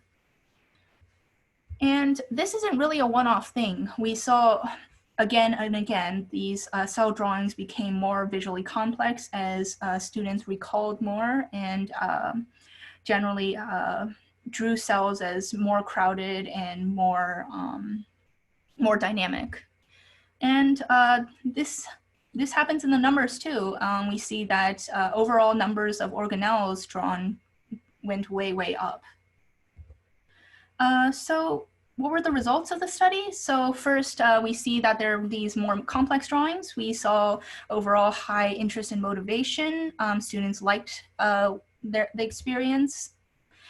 They also reported enjoying the hands-on learning and the visual learning aspects of the experience, and that's in quotes because these were terms that were repeated over and over and over. However, we did not, when we looked at the post-assessments and compared that with the pre-assessments, we did not see any significant difference in factual cell and organelle knowledge. And for questions of size and scale or comparing cell organelle sizes to each other, scores sometimes even decrease from pre-test to post-test. So what exactly was going on here? Well, I covered before that we know that factual knowledge doesn't really come out well in VR. We also kind of posited that the size and scale knowledge didn't really work because users were constantly moving through the environment and they didn't really have a clear reference point for how big, say, the nucleus is to a ribosome. So, we made some changes between fall and spring of 2020 in order to get a better sense of what users were really actually picking up from the experience. So first was overhauling the user assessment. Instead of factual questions, we focused more on process-based inquiries. So instead of saying, okay, what's the end result of translation? Can you give me that specific term? We would say, what's the process of translation? Can you tell me how the process moves from DNA to proteins? We also moved away from the size and scale knowledge questions to spatial knowledge questions. So can you find your way through this 3D visual environment, and how quickly can you move through it and find certain things as you get more and more used to being inside the experience? there were a few hypotheses that we carried into the spring 2020 study. So first, spatial and process knowledge gain would be higher than factual knowledge gain. And the head-mounted display, so the immersion aspect, aided in learning. What was unique about this study was that we took the VR experience that I've been talking about before and then created another experience that was exactly the same but did not use the headset. So it was on a monitor display, and half of the users inside the spring test used that 2D display. We didn't use high school students in this study. We drew primarily from the MIT community, mostly undergraduates who many of whom had taken biology recently, or and a few graduate students. So the user design study also included a few new steps. First, some performance tasks during the game about spatial learning, so finding and locating specific organelles and structures, and also a post survey a week after user testing, which was sent to the users and gauged how much they actually remembered from playing the experience. So I can't say too much about the results of this study because we're still analyzing the data, and but there's a few things that we already know and what we've already observed. First, users do pick up on spatial learning very quickly. Their wayfinding, their ability to find certain structures within the cell space goes up very quickly as they get more used to the environment. We observed that users who had recent biology knowledge helped people understand the game better and understand the context of what they were doing. But even without a very strong biology background, users were really gaining quite a bit of process knowledge. So even if they didn't remember anything about central dogma, they could still kind of get a sense of how that whole process works. So there were a few things that I think we did pretty well in this study so far. First, scaffolding the experience so that users were eased into this environment and could offload cognition with embedded tools. And we were also able to see how users' visual conceptions of cells changed using the cell drawing task. But there were a few things that we really could have done better. So we didn't spend a whole lot of time working on incorporating seamless gestures or movements. The game itself kind of pushed users towards accomplishing certain tasks very quickly. The NPC said, oh, like at this point you should be doing this, without really giving them the opportunity to explore at their own pace. And this is something for the near future. We could provide more pre-training for users who come in without really a strong biology background. So after that huge information dump, what should future users keep in mind when creating VR for learning? Well, first, when it comes to topics, we should focus on things that are DICE, value 21st century skills, restructure traditional subjects, or otherwise can be uniquely expressed by VR. VR as it is still very expensive. It can't really, a lot of schools can't really afford high fidelity VR, so it pays to be choosy. Focusing on process and hands-on learning can be very valuable. Things that contained within the learning experience should be immediately relevant to the learning goals. So things that might be fun or frivolous can be amusing, but they're likely going to distract from learning. So best to omit them when possible. And there's several important takeaways that I'd like to leave you all with. First, knowing that technology can augment but not replace traditional learning formats.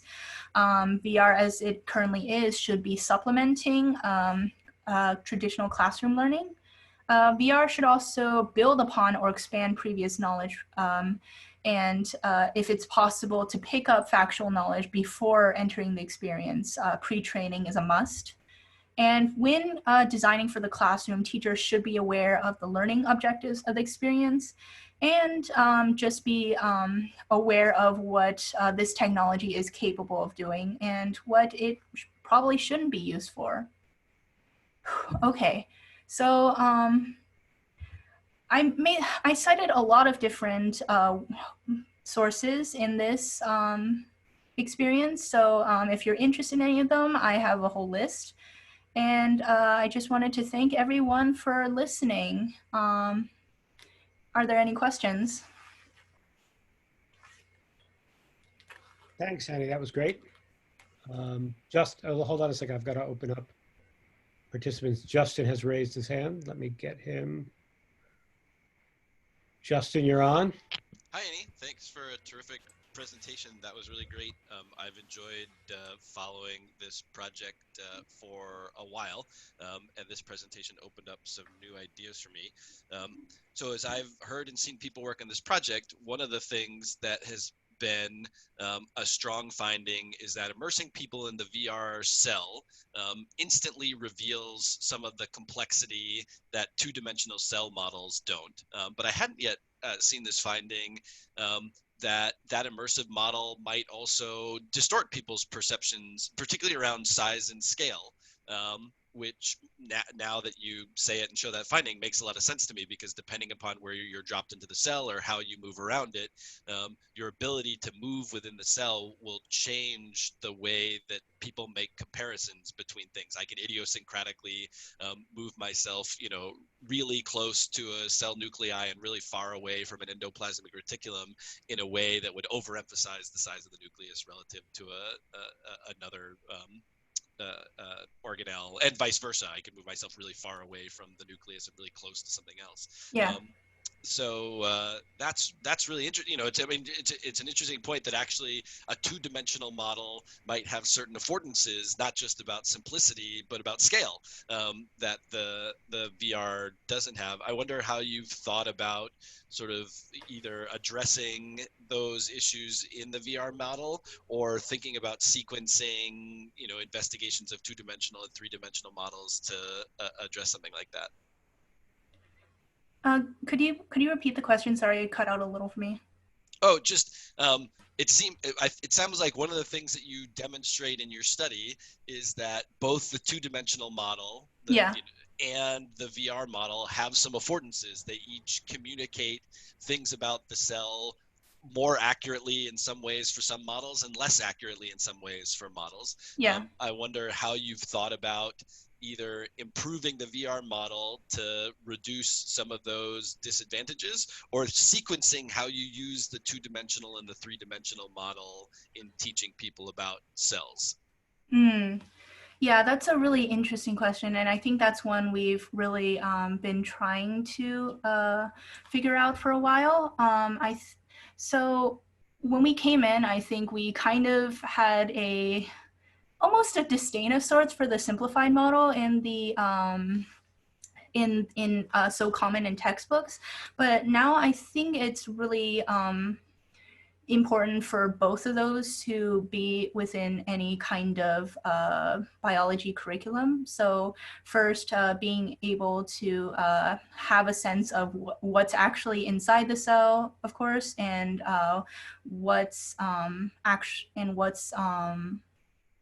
and just like what's present and where things are located. And then the VR experience is able to make that much more complex. Now, not only do you see that there's all those organelles that were mentioned, but there's more of them in some cases, like the ribosome and mitochondria and so on. And I think and this is something I wanted to mention in the presentation, but I think it's really important for there to be opportunities for reflection and discussion during or even after these experiences, to say that, okay, now that you've seen this, and then you've seen this much more complex model, like how do you compare those things, and how do those kind of fit together in order to create that kind of mental conception of the cell? So I think actually figuring out ways to integrate those is an ongoing question, but yeah, thanks for the question. Annie, William here. Thanks very much. A really rich and a presentation that raises a lot of really interesting questions. I'm just going to ask one, and it has to do, I was intrigued by and impressed by your shift in assessment, the way you asked questions to see what kids learned. You made the argument that this is not such a great medium for fact, but it has other affordances, and so you shifted your assessment to get at that. And I guess the question I have is, how does that fit with the goal of this is to use it for learning, it's to use it presumably in schools. How does the construction of knowledge that works well with VR fit or not exactly fit within the construction of knowledge that is the norm in schools? And do you see a shift towards this more experiential and embodied learning as something that will help to change the way that schools imagine knowledge, which tends to be a little bit fact-based, as you said, the K-12? It struck me that there's what you alluded to a number of times in your talk was a friction between the kind of knowledge this generated and the kind of knowledge that's teaching to the test. And I just wonder how you see this technology fitting in that kind of institutional reality. Thanks. Yeah, great question. I think that there's definitely a lot of friction between the kinds of experiential learning that seem to be very that seems to be emphasized in kind of more modern pedagogical research versus these kind of fact-based knowledge still ubiquitous in schools. And I think that's something, I think that in that sense, VR might, some schools might find VR distracting in the sense that it isn't really capable of teaching facts well. Generally, we do see a kind of movement towards more constructivist forms of learning. Schools becoming kind of more concerned about, after graduation, are students able to pick up important life skills, and with VR being capable of teaching those skills. But that said, VR being very well integrated into schools and being used to its fullest capacity might not really happen very soon. But I think part of the reason I was writing this thesis was because we really shouldn't wait for VR to become kind of mainstream in schools, and we shouldn't really wait for schools to pick up on more constructivist experiential learning forms until we start thinking about what this technology is capable of doing. Yeah, I think that kind of just being prepared for potentially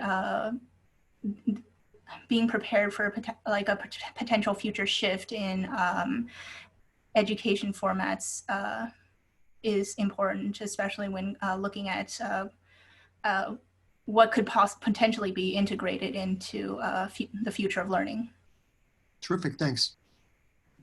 Lisa, do you want to go? Your head has been up the longest, so. Oh, okay. Annie, great job with a very clear and engaging presentation. And I think in some ways my question is related to Justin's. I'm interested in, how the shift from 2D to 3D, and especially when looking at a cell, if you have a detailed 2D illustration or a microscopic representation, the student would presumably be able to really stare at all the detail for a long time. Whereas in the VR material that you showed, there's dynamic movement through a relatively low res type of image. And so I'm really curious about the cognitive aspect and the memory retention and the kind of advantages and disadvantages with 2D and 3D. And just wondering also if you read any secondary literature on the 2D stuff that prompted you to want to raise questions about the affordances of VR and what the limits of 2D are in your opinion. I think that, as you said, there's kind of affordances and limitations to each. there's not really a lot of secondary literature that immediately comes to mind, though I could probably dig that up for reference later. But I think that actually looking at the chat, Justin mentioned how there's certain benefits and drawbacks to models. Kind of first looking at, okay, here's like the 2D model. It's good for this, but there's certain things that it's going to distort, like density, like cell density and such. And these are things that you probably won't notice until you're not just looking at, not just when you're looking at the a 3D cell, but when you're standing inside of a 3D cell, when you're like completely surrounded by the environment and are capable of being able to kind of move in the environment and look at it for yourself.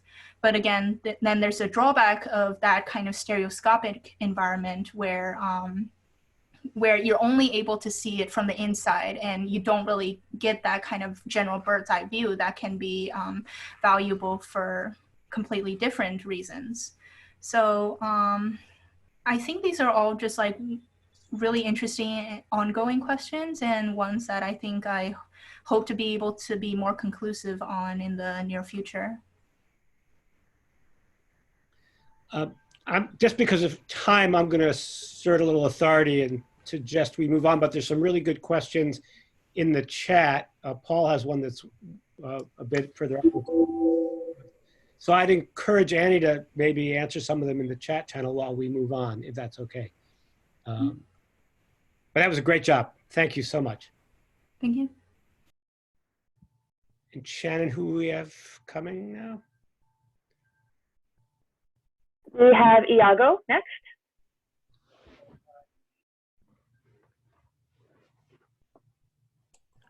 Can everyone hear me?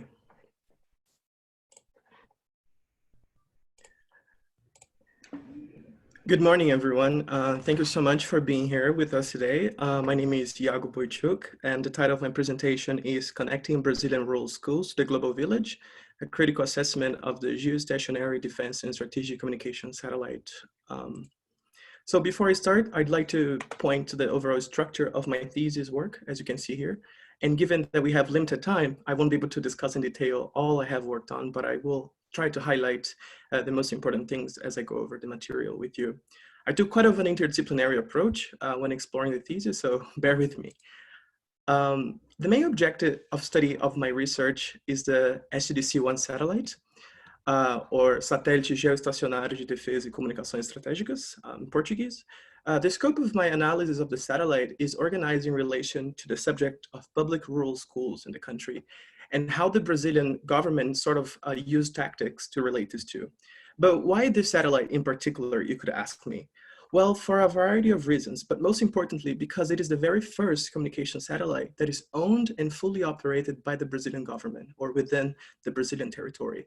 And very little has been known about the satellite, even in Portuguese language, so I kind of wanted to explore this further. So some of the basics. The satellite was built as part of a 3-year partnership program that focused on technology and absorption program with a French company called Thales Alenia Space. It's a very complex kind of satellite for a developing country, and also very expensive, which costed about 2.8 Brazilian reais, 2.8 billion Brazilian reais, which is about 70 million USD. 70% of the capacity of the satellite is dedicated for civil use to connect schools, hospitals, in what's called remote areas. And 30% of the satellite is dedicated exclusively for military communication. So when the satellite was launched, Brazil was undergoing a series of political transitions, right? So former President Dilma Rousseff had just been impeached by the Congress and the Senate. Michel Temer had seized power, insofar polarizations between right and left-wing partisanships exacerbated, which eventually paved the way for the rise of the far-right president that we have in power now, Jair Bolsonaro. During so much political turmoil, the launch of a satellite with a strong and innovative way of promoting digital and social inclusion seemed like a good government strategy to kind of regain public trust in a very expensive and sort of high capital project. Upon launching the satellite into space, the satellite also generated a massive media coverage. So although that was not the first satellite project conducted by the government, SDC-1 seemed to have a sort of special importance for the publics. After all, it was not just one of another remote sensing satellite. Instead, it was the first satellite that would allow Brazil to have sovereignty over its communications, both for those who need the most in rural areas and for those exercising military tactics and national sovereignty. So my thesis is an exercise to contextualize a few things that are often framed as opposing reality. So the connected versus the unconnected, the information haves versus the information have-nots, high capital technology versus the remote and rural.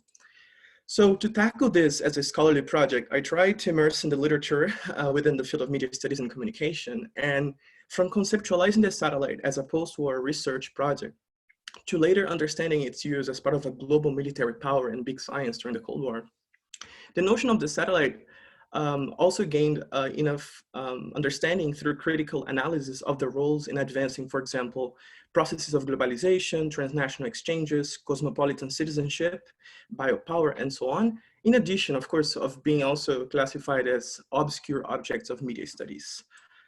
When thinking of the early history of satellite technologies, we are inclined to remember of issues as they relate to representation and persuasive communications in the context of the Cold War, as we can see in these illustrations from the 60s.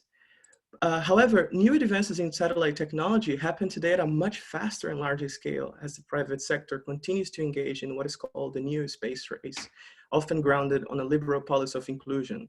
And that's often carried out by American or European companies like SpaceX, Facebook, Amazon, OneWeb, and so on. So critical analysis of satellite projects in the context of the Global South also play a big role in the discussion.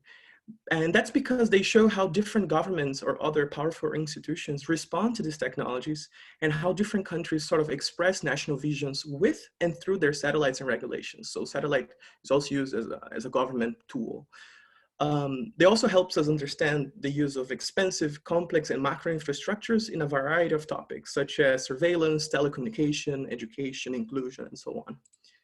And given that my thesis looks at the intersection between rural schools in Brazil and the SDC-1 satellite, we can learn a great deal from previous projects that took place in the country. For example, the relationship between satellite technologies and public education in the context of Brazil existed before the internet itself. And I was very surprised when I learned about that.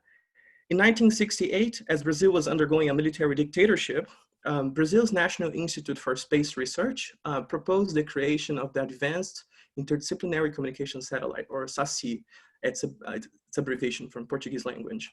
And this project was influenced by a report that came out of Stanford University at the time. And it predicted the use of a satellite exclusively for education, and that would help educate communities that long have been forgotten in the north and northeastern regions of the country. Of course, we did not have the technological capabilities to build a satellite back in the 60s, but the government ended up establishing a partnership with NASA that would use an American satellite to broadcast about 30 minutes a day of audiovisual and radio content to those schools. So the project eventually died out after a few years, but it kind of paved the way for what later came to be the first communication satellite.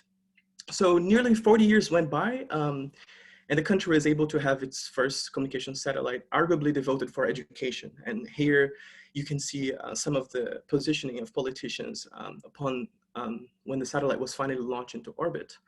And the narrative of rural schools have been closely intertwined with that ever since. But before proceeding, it's also important to explain what I mean by rural schools and broadband.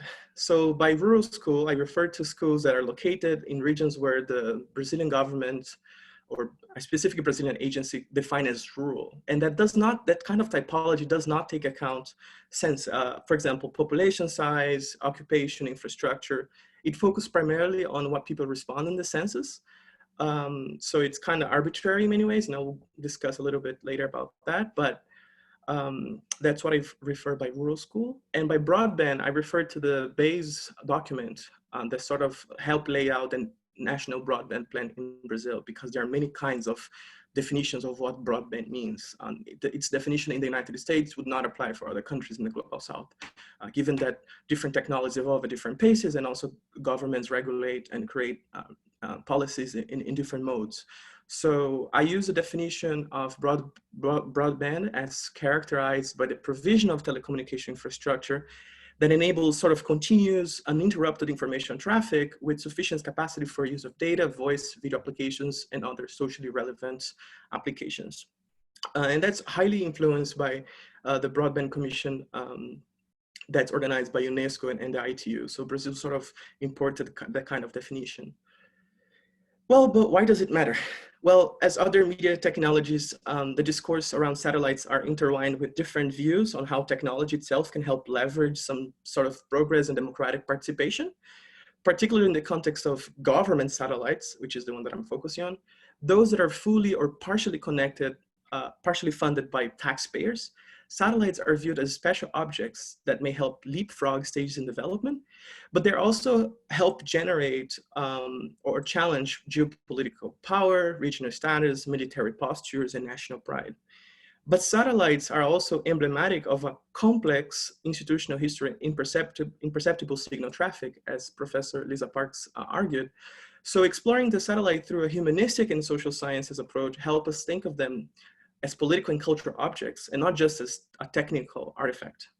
And I focus, and that's the kind of the nexus that kind of my thesis develops within these three comments. So there are three research questions that I approach. And firstly, I ask, what is the relationship between digital inclusion, rural schools, and telecom infrastructure policy frameworks in the context of the satellite? Secondly, what does the government's orchestration of the televisual reveal about the workings of the satellite in the public's imaginary, as it relates to broadband connectivity, of course? And thirdly, what are the main hidden points of contention that hinder the continuity of the SGDC to serve the so-called unconnected? So looking at the sustainability of the project through the lenses of critical studies. So in terms of methodology use, I focus on the triangulation of three approaches. One, the historical and data analysis. Two, the critical and close reading analysis of televisual text from two case studies in particular that I call high profile media events, which I will explain soon. And third, government reports, news media, and footprint analysis, which sort of helps me unravel the social technical relations of the SGDC1, which often are invisible. So this triangulation is also interesting because it allows for sort of a temporal analysis spanning from the past, what happened before the satellite, going to the present, what's taking place now, and extrapolating onto the future, predicting what may happen if actions are not taken. So in this thesis, I argued that the government view of public rural schools as dark spots of information fall into the problematic narratives of the term digital divide.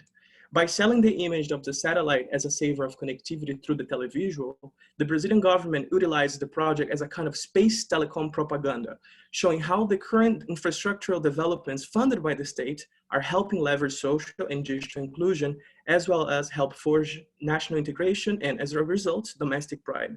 However, critical analysis of the social technical relations of the satellite revealed that there's a lot that remains invisible, such as issues of militarization, public-private partnerships, and strategic long terms for the sustainability of the project, which can be at stakes given the current political conditions. Therefore, I point to the need to develop a sort of a national internet satellite plan to address some of these issues that I will point. Okay, so now we're moving into a more of a contextual discussion on digital divide, rural schools, and telecom infrastructure policies. And as you may know, as the 5th largest country in the world, Brazil faces enormous challenges for telecom infrastructure. So the country is also very unequal in many, many ways. Each region presenting particular historical challenges, ethnic and racial configurations, socioeconomic disparities, and so on. These two maps sort of give a glimpse of the problem. The first map shows the urban-rural typology as it's defined by the government. Dark green referring to what is remote, rural, gray as regions predominantly urban. But pay attention to the light green areas.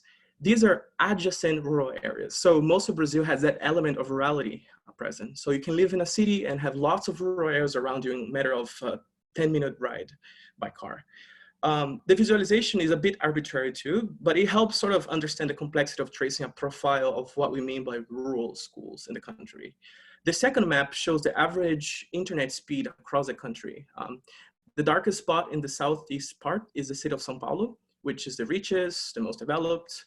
But even so, its connectivity varies between 512 kilobytes per second to 34 megabytes per second. So even within a state that is primarily urban, richer, and developed, it is still possible to have some sort of great variance of connectivity by speed.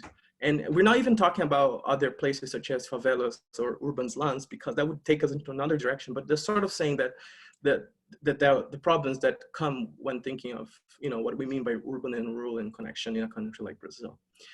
Nowadays, nearly 70% of Brazilians are having some sort of access to the internet. In the early 2000s, that number was below 3%. So it shows a lot of progress since the early 2000s. Brazil nowadays has one of the cheapest mobile internet services in the world.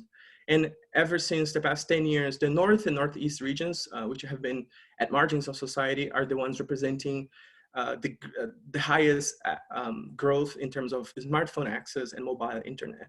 So rural areas, and these kind of rural areas that I discussed, they are not often covered by telecommunication operators because the economic potential for revenue in these areas are low, very low, in comparison to more populated urban areas that already have sort of telecom infrastructure. Also, in the context of Brazil, the term digital divide in rural schools are very much intertwined as any other country. But the level of inequality in terms of accessing the internet is not only a question of race or socioeconomic status, but also a geographic one. The digital divide is a binary loaded term that emerged in the 90s in the United States during the Clinton-Gore administration. And the first observation of the term I saw came out in 1995 in a Los Angeles Times article. But it was not until late 90s that the term sort of gained policy importance that helped guide orientation after the publication of the Falling Through the Net reports by the US Department of Commerce.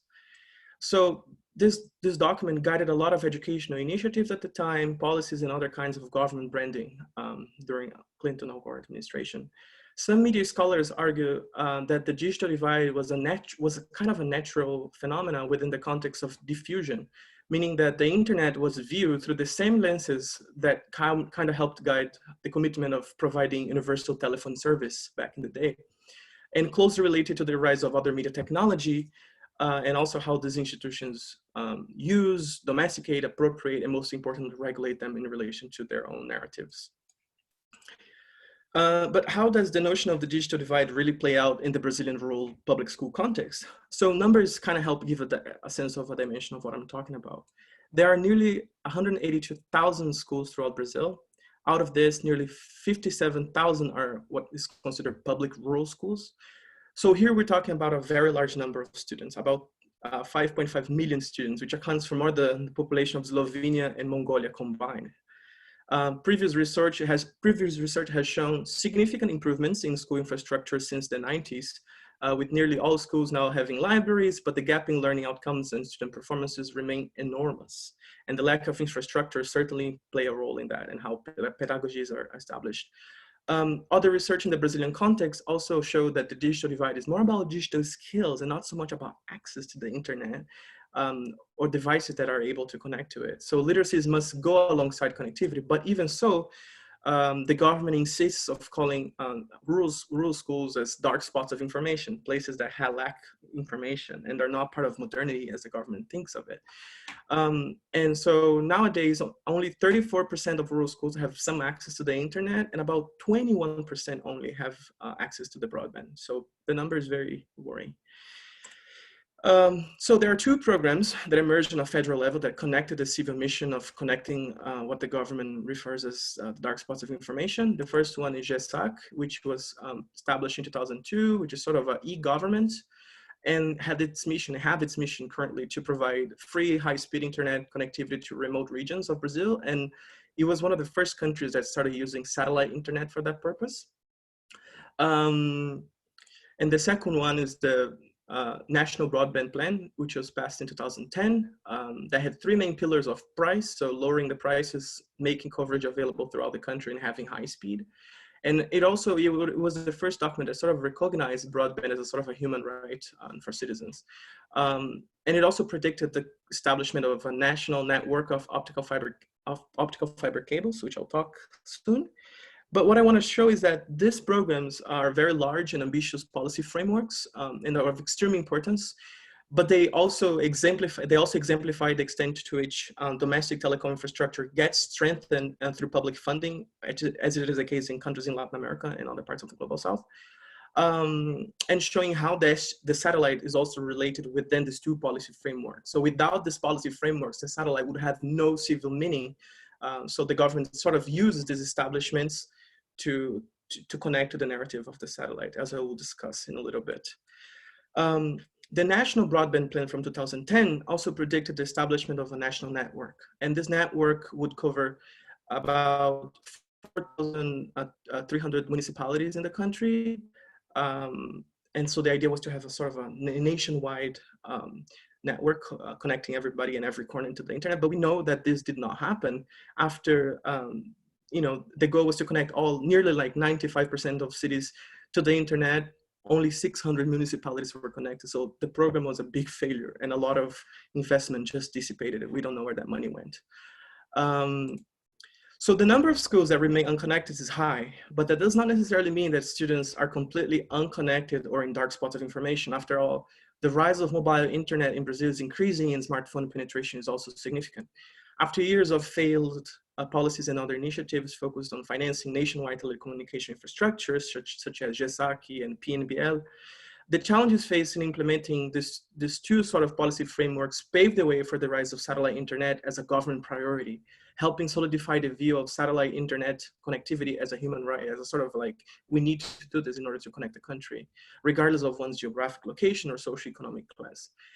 But so all of this, but what does it happen after schools are connected? So I sort of moved the discussion now to turn the attention to the televisual, and sort of that was the equivalent of the first chapter.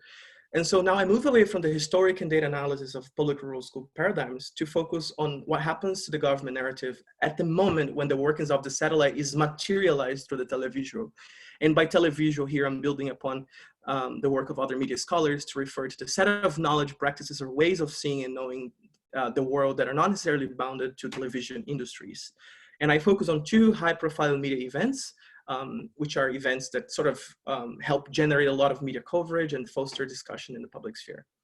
So the first high-profile event I discuss is the documentary film produced by Discovery Brazil. So this documentary was commissioned by the Minister of Science and Technology, and its goal was to demonstrate how the satellite civil military nature is intertwined with the voice of the documentary in itself, which reiterates the social and inclusion, the mission of connecting rural schools and sort of building this national pride. There are three aspects that I discuss in my thesis that sort of like help shape this understanding of the satellite, which one, the building of technological capacity, which is validated by foreign engineers as the process of technology transfer and absorption takes place. Second, the personification of Brazilian engineers who go study abroad and learn what technology means and come back and bring modernity back to Brazil. And third, how rural school students are benefiting from that kind of interplay between building national capability, but also training the next generations of engineers. Although I don't have a lot of information on audience reception and how much money the government invested to produce that documentary, I selected that documentary because it was produced even before the satellite was launched, as I will say in a little bit. But so in order to do this analysis, I engaged with Nicole's work, which claims that documentary films are a representation of reality embedded in a series of assumptions, biases, and histories, and not just an accurate reproduction of reality itself. And he argues that the documentary's voice, or a voice of its own, is a question of how the film is conveyed to a given audience via the articulation, instead of logical storylines, arguments, viewpoints, and ideologies. So in the first part, we have like French engineers commenting on the technology transfer and sort of validating the importance of building a satellite project for a country like Brazil, as large as of continental dimensions as Brazil, and how having a network of satellites will help Brazil have sovereignty of its communications and be as a competitive nation, and sort of showing how Brazil is taking steps in its modernization process and sort of building its own technological capability. So that's the first one that I go into detail in my thesis. The second one is the personification of Brazilian engineers, which I find a very interesting strategy to sort of depict how Brazilian engineers are going to study abroad and returning. And the way that they are portrayed in the film is interesting because they act as if they were operating the satellite. But as I said, the satellite was not even into orbit around that time. So it kind of shows like, oh, these are our engineers controlling a satellite that's changing our life. And that narrative plays out constantly in the film. And with that, there's also a sense of nationalizations, right? So showing how the Brazilian nationals are able to be educated and build the future of Brazil through government programs, through funding that are available through the federal government, and so on. And the third aspect is the topic of rural school itself, and showing how, and also how they are framed. So the film shows, you know, the rurality is emphasized via drone shots, showing rural school students going to school on a daily basis and having access to the broadband, as if it was the satellite providing broadband at the school. But it turns out, as I said, that the satellite was not launched when documentary was produced. And also shows sort of above the average kind of rural school. It has computers, sports courts, interactive blackboards. That kind of school is not a reality in a country like Brazil when it comes to rurality. So it kind of shows how, you know, it's being exaggerated sense of technology determinism, and showing that the reality does not match with what we find in rural schools. The second event that I focus on is the second high profile media event I focus on are instances when the government sort of performs video conferences, and that was before coronavirus pandemic, showing how the moment of turning on the broadband takes place, and that also gained a lot of attention. So images like this became so common between the president and the so-called unconnected. Here we have the president and the Minister of Science and Technology in Congress trying to speak to rural schools in a school that's located in a nearby area. And so images like this sort of epitomize the exact moment of turning on the broadband, which is being exploited through the televisual. And that gained a lot of media attention, and that, you know, makes the headlines in newspapers, blogs, social media, and so on. And here we also have a polarized view, a very interesting way when the gaze is turned to the unconnected. So we see the powerful, the white versus the rural, the poor, the remote. And oftentimes you see that the students are put in that situation. They do not even understand what's going on. They're talking to the president, and they usually say things such as, oh, thank you so much for bringing internet to us. Thank you for changing our lives. Thank you for bringing the internet. And here we have an example of a Google sign. I don't know why it's on the background, but sort of showing, emphasizing the notion that the government is the one providing connectivity, providing modernity to that kind of unconnected schools or rural dark spots of information, as I said. So such a strategic way of playing with the logic of the televisual aimed to humanize those perceived as unconnected generates an intriguing dialectics of distance. The dialectics of distance does not necessarily give voice to those who have long been at the margins of society, but exploit them in exchange. Instead, one could argue that the maneuvering of the television in placing the unconnected at the center of attention for the gaze of those in power via video conferences, sort of in documentary filmmaking and producing that kind of media content, reiterates the government branding of the satellite, not only as a savior for domestic broadband connectivity, but also as a sophisticated apparatus of national integration that is able to bring modernity to them. So just to summarize what I mean by this sort of televisual examples, I argue that these two high-profile media events are clear examples of the government's tactics of exploring the televisual. They do so in order to convincingly promote its own agenda for publics that otherwise would not grasp the social missions of the satellite, so workers, rural communities, low-income families, and so on. And the exploitation of the television elements gets picked up and shared by other media outlets, helping frame a common view of the satellite as a savior of connectivity and as an instrument of digital inclusion. And also, I argue that it works as a sort of a space telecom propaganda, because it kind of creates, you know, a series of organized myths, like to explain what can be used as there is no opposing reality to that kind of view. And the space telecom propaganda is interesting because it sort of sets that framework of understanding the satellite as an object of inclusion and national pride and so on, which is somehow unprecedented on that scale in a country like Brazil for the past 20 years. So that's my argument for this part. And so now I'm going to head to the final part of the presentation, which focuses on looking at the satellite beyond the questions of dark spots of information or rurality, or the government's orchestration of the televisual. And I pay attention now to the social technical relations of the satellite as it connects to the stakeholders that operate, fund, regulate, and control its technological capacity. So when thinking in terms of complex systems in ways that make the process intelligible, it is often the case that engineers and public agencies use illustrations like this to show the underlying system that operates the satellite. In other words, the ways in which the information traffics takes place and how that's technically organized. But as you can infer just by looking at it, it's The non-technical aspects of the satellite are often obscure, making it very difficult for the general public to understand. So in order to sort of untangle the non-technical discourses that are intrinsically connected to the SDDC1 within the government context, I rely on the method of footprint analysis.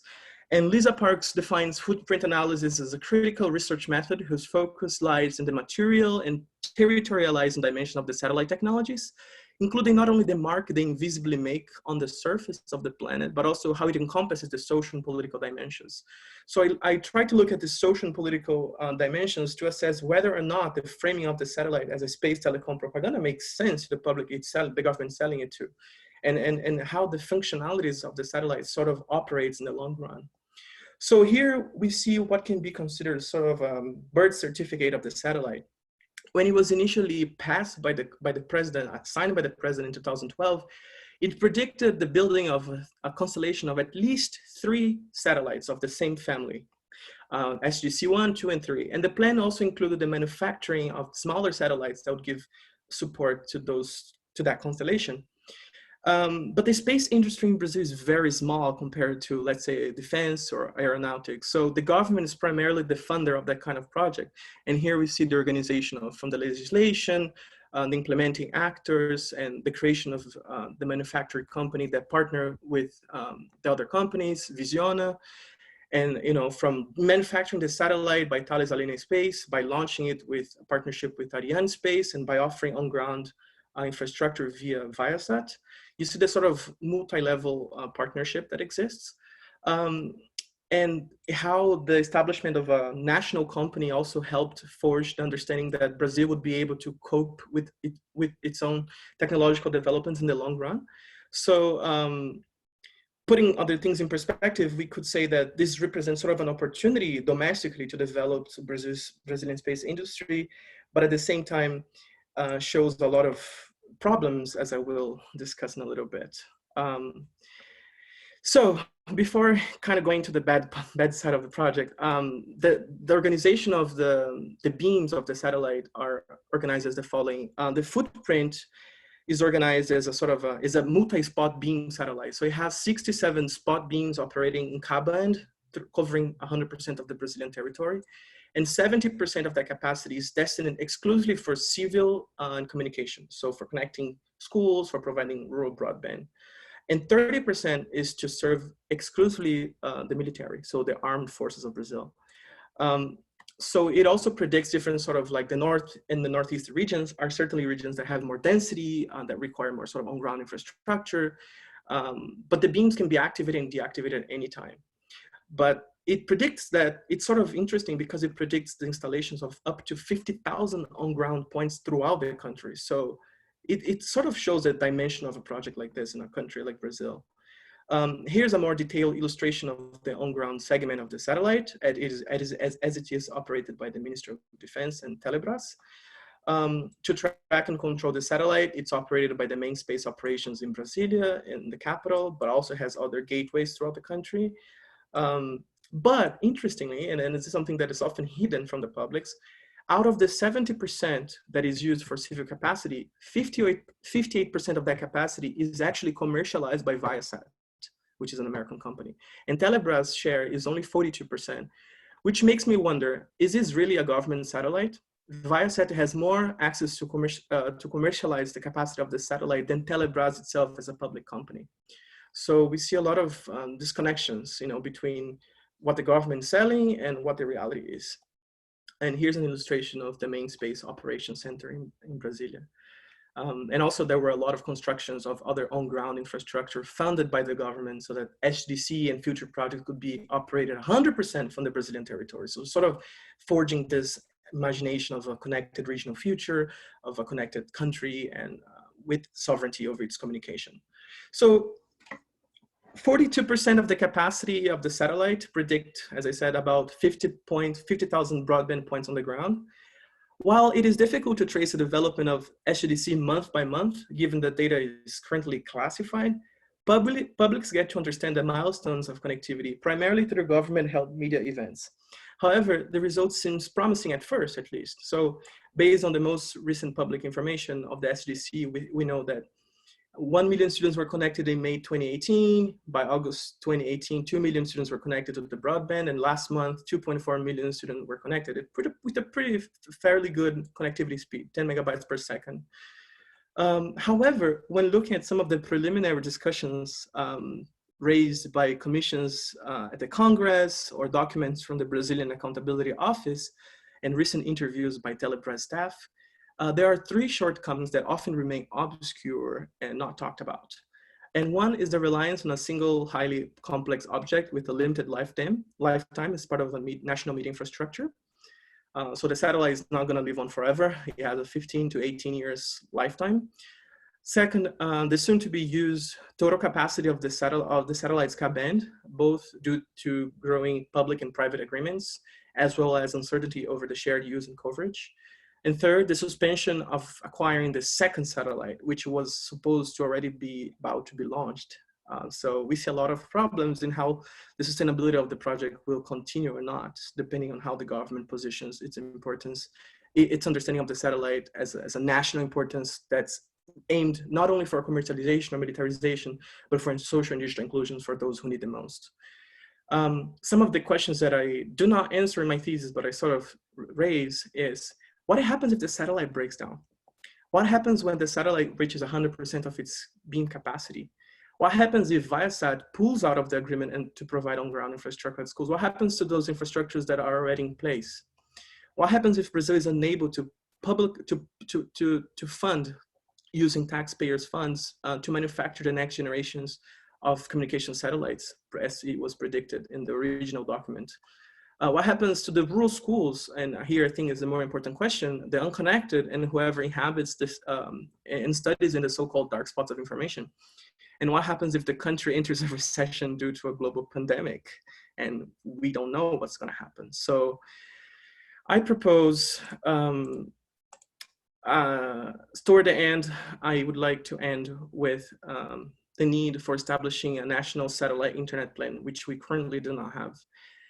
We have a national broadband plan. We have programs defining, trying to expand fiber optic cables, but we do not have a single document that kind of explains how internet satellite in Brazil could be used if it was funded by the government. So I argue that in that kind of plan, it would be important to think of long-term strategic planning to account for the complexity surrounding a space telecom infrastructure of this size, to have some sort of transparency over funding and public-private business models, to also have real-time information of connectivity points via interactive maps. When I was doing the research and trying to find the data, I wanted to know where the schools were. Initially, my plan was to sort of create a map of where those schools were, but it's inexistent. We do not have access to that kind of map. We don't know where the connectivity points are. We get to know through this information as when the government wants to make it public.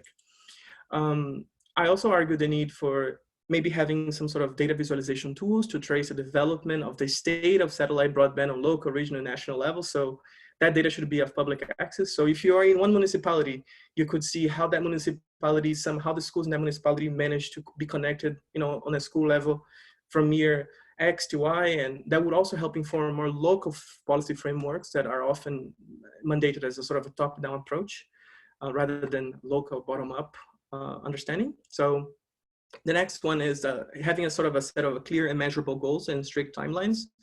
I noticed that a lot of this macro infrastructure telecom processes in Brazil and programs do not have strict timelines. They say, we're going to connect 100 schools by 2024. But okay, how are you going to do that? How are you going to connect 57,000 schools if you do not have a plan month by month, regionally, locally? We don't have that kind of information available. So publics cannot track the development of those publicly funded projects in the long run. I also suggest the need to have more clarity in governance, stakeholders, policy frameworks, as well as domestic and foreign partnerships.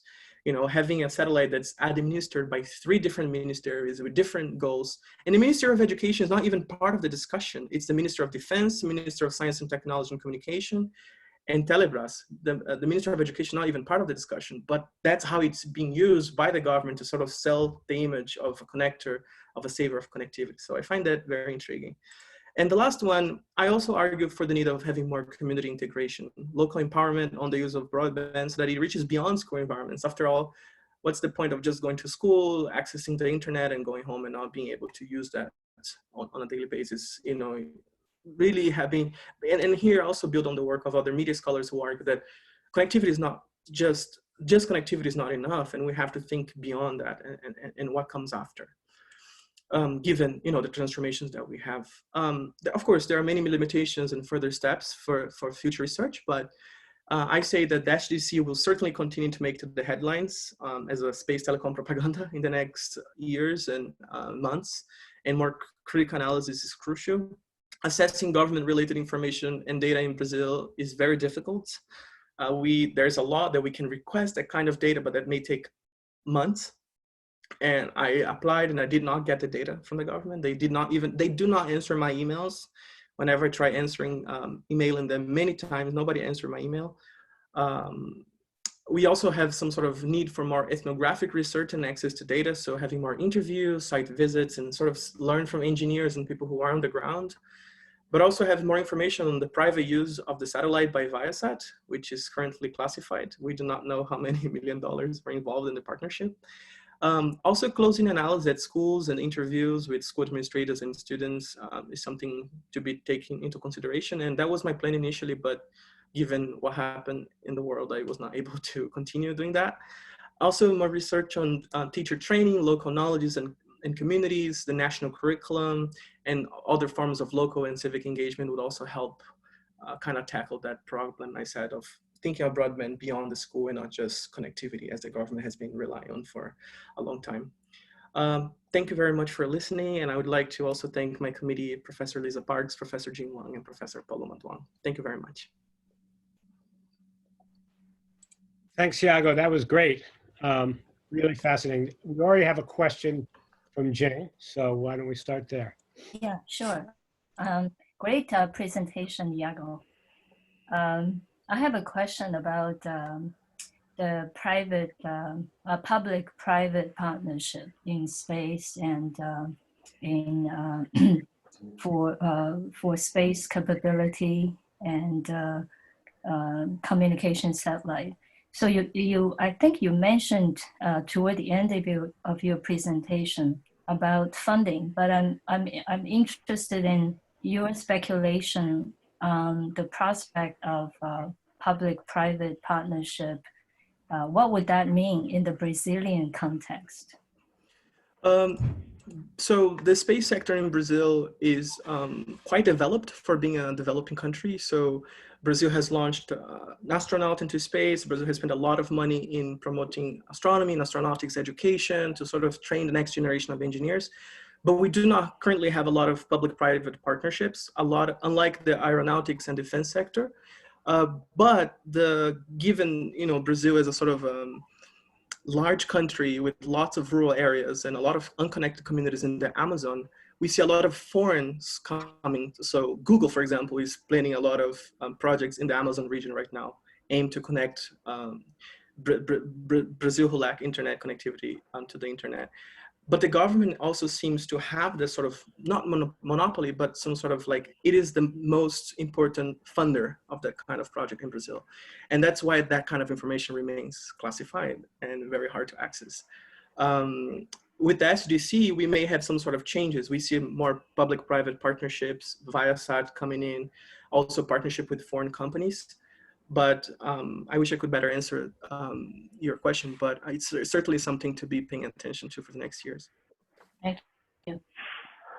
Hi, Iago, William here. Thanks very much. That was an incredibly rich presentation. Can't wait to read it. And my question is kind of an informational one as much as anything. So you kind of wound down with your proposals for a national satellite internet plan. All sounded like great points. And the question is, if they're not answering your emails, like where are these wonderful ideas going to resonate? So my question to you is there a counter discourse anywhere out there in the public? Are there other ways of framing these developments that you're finding traces of in the press or popular culture? The way in which you talked about the televisual and the endeavors to frame this in kind of fantastic terms, I get that. Is there a counter discourse that's trying to frame it in more critical terms that you can maybe draw on in order to make the points stick and resonate? Thanks. Thank you for the question. have not found a lot of counter discourses. I saw a couple of communities on blog posts, in the aerospace sector, sort of commenting on the need to pay more attention to issues beyond the spectacle, the televisual. But that sort of information has not been picked up yet by news media and by other publics. When the satellite was launched, it did not operate for up to 1 year, which lost a lot of money because we launched the satellite for nothing. It did not operate for 1 year because there was irregularities with partnerships with companies that would provide on-ground infrastructure. So the government put a ban on the satellite and did not operate for 1 year. So that was a sort of, this satellite, we launched a satellite for what, and then Brazil has a long history of putting forth projects that start with this image of, the imaginary, we're going to connect, Brazil's going to be integrated, we're going to be connected, we're going to be da-da-da. But we don't see sustainability when it comes to public fund projects like that, of that kind of dimension. So yeah, let's see what's going to happen in the future. I just hope to also, that was also my goal, to make some noise and try to, think of, with the growing importance of a satellite plan, the satellite will last for at least 15 years. So I think it's important that we have a plan that targets specifically satellite internet. Because when you talk about broadband internet, that's just too broad. It can be via fiber optics. It can be via, foreign partnerships. So what do we want as a nation? And how can we integrate that kind of public discourse in a much more accurate way? Hi, Iago. This is Justin. Thanks for a terrific presentation. I was really interested in your description of sort of televisual ceremonies of broadband access, in particular because it reminded me of a book that just came out called The Charisma Machine, about one laptop per child, in which the anthropologist who wrote the book sort of described how lots of different stakeholders would come together to do these sort of ceremonies that performed success of a new initiative. So laptops would go to a school and they would find a handful of the kids who are most engaged with things and a handful of the most engaged teachers, like even if things were like widely not working at all. And then someone from the One Laptop Per Child program would come and they would do these kinds of performances that made it look like things were working even when they weren't necessarily. And how much, obviously the One Laptop Per Child people wanted these performances, but local people wanted to generate these performances too, because they thought if they could sort of create performances of success, then that would drive more funding and support in their direction. So I'm wondering just how many of these sort of televisual performances of broadband connectivity you've had a chance to see, and whether or not you see sort of similar kinds of themes of how these things are being constructed, both by the state, but also by local actors who are trying to take maximal advantage of these opportunities. Thank you for the question. And I think that was one thing that I focused on when trying to understand the government maneuvers of this sort of sense of spectacle. And so I myself studied in a public rural school. And I remember having, computers at schools, but that did not have internet. And for a long time, that was a reality. But when I came to the United States, I sort of saw that transitioning to satellite internet being mediated via social media. So I was in the US seeing those transformations and those new news coverage as they were unfolding. And I was like very intrigued by that kind of celebratory aspect. I would see, for example, a lot of kids looking at the camera being like, thank you for bringing internet. Thank you for allowing me to access the internet. But like, you can clearly see that they don't even know what they're talking about. You can, kids who are like 7, 6 years old, you can see that the government is sort of making them act like that. And it seems that I'm kind of arguing against the need for having satellite and all of that, but I think I'm trying to put more of a critical lenses on understanding that. And I think there are many instances when that happens. I focus on 2 high-profile media events because I feel like these were the 2 that gained more public attention and that gained a lot of commentaries on social media.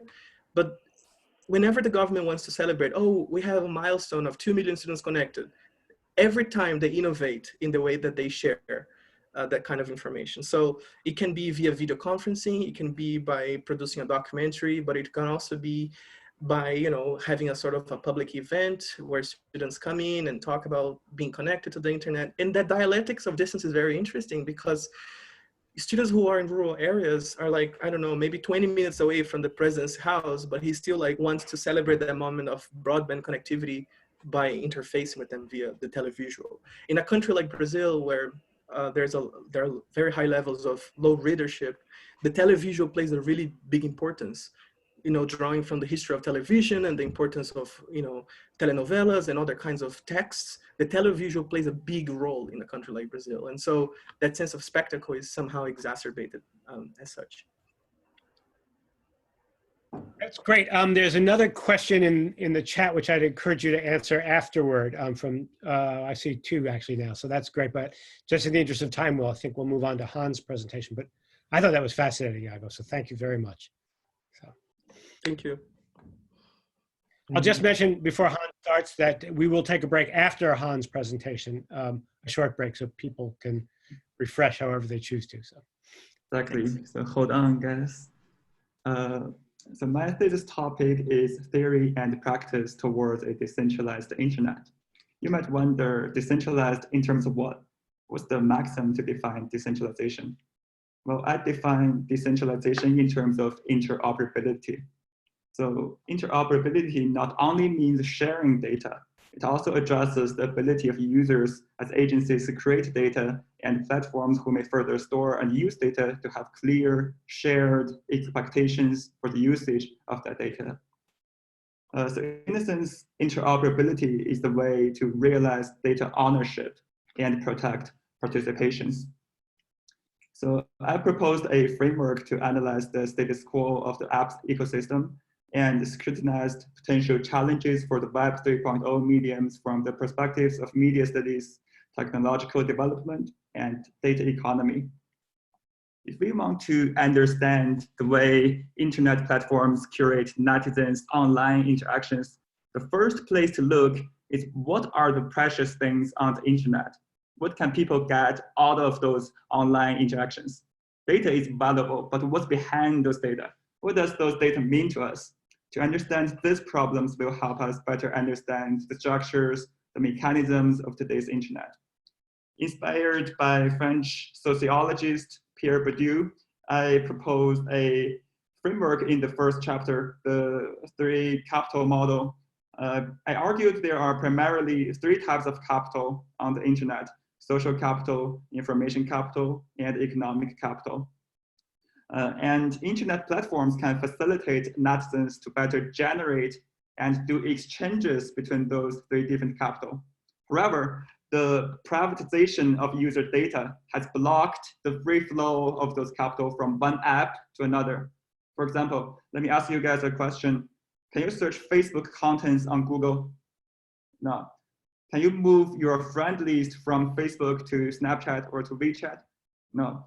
User data has become the strategic property to further cultivate user ties to the platform.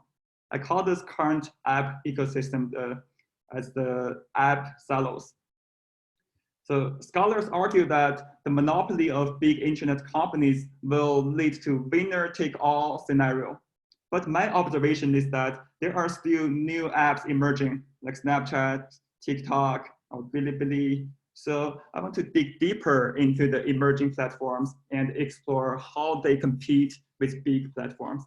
So in the second chapter, new paradigms for conversions, social video, and social e-commerce platforms, I give examples of Bilibili and TikTok and argue that small platforms have unique competitive advantages because their paradigms for users to produce and do exchanges of those capital is different from big platforms. And in the third chapter, built on Fursonas' surveillance capitalism theory, I argue that although netizens are protected by the law, which prevents platforms from misusing their data, yet netizens still lack the means to participate in the data economy. So the currently data economy for netizens is characterized by protection without participation. To solve those privacy issues, we need to dig into data ownership. But to solve data ownership issues, we need to find a way to implement data interoperability. Now I want to lead you through my research in bird's eye view. So we might all have experienced a hard time to explain to people what CMS is. And that's my version of explanation, which can also describe the subjects of my thesis research. I will tell people I study the artifacts, activities, and structures. For my thesis work, I did competitive analysis on internet platforms, products, and technologies as the artifacts, netizens' online interactions as activities, and the paradigms of the platforms, as well as the broader socio-economic context as the structure. So I first scrutinized the development of media artifacts from a technological perspective. So in my research of media artifacts, McLuhan's claim really strikes me. He claimed that a characteristic of every medium is that its content is always another previous medium. What does this mean? For example, in the PC era, we got information from TV, telephone, all those stuff. And in the personal computer era, we got PC internet, which can help us to talk to friends online, that provides the similar affordance as TV and telephone. So in this way, PC basically has television and telephone as the content. And similar patterns happens to other artifacts as well, as you can see in this graph. That's my work to formalize McLuhan's statement as a breakthrough test that can be used to predict the next widely adopted medium. So the breakthrough test is, as you can see in the former graph, if a new medium can provide the same affordances as the previous medium, and at the same time has features that the previous medium cannot provide. As you can see here, mouse is something the pre-PC era didn't provide, for example. And then it has the potential to become the next breakthrough medium. And since participation is the premise of decentralization, I also researched on netizens' activities on the internet. And the framework I proposed is that netizens' interactions on internet platforms primarily involve the productions and conversions of three types of capital: social capital, information capital, and economic capital. And internet platforms can facilitate netizens to better generate and do exchanges between different forms of capital by lowering the transaction fees. So for example, search engines can lower the transaction fees to get information capital. And social media platforms interweaves social capital and information capital by providing tools to build social connections and generate content. And social e-commerce platforms uses social capital, information capital to generate economic capital by providing features like live streaming, virtual gifts, and in-app shopping. And another main part of my research is the analysis of the platform structures. If you don't know yet, advertising and subscription are the two major business models for today's internet platforms. Both Google and Facebook have around 90% of their revenue comes from advertising. Tim Wu called this giant platforms as attention merchants, and Michael Kusumano, he's a professor in Sloan School of Business, described the current app ecosystem as a winner-takes-all scenario. However, there are still new platforms emerging, and I want to do research on how does those small platforms survive. So I want to use a Chinese video platform, Bilibili, as an example. Bilibili has no advertising at all during these videos, no advertising. But Bilibili uses various ways, including economic support to encourage users to become the content producers. By producing content, the content producers, also as known as Bojczuk or app lord, because Zhu means lord in Chinese, they can gain followers and virtual gifts, which are essentially social capital and economic capital. And this positive feedback loop can favor the gifted app lords with more incentives to become professional content producers.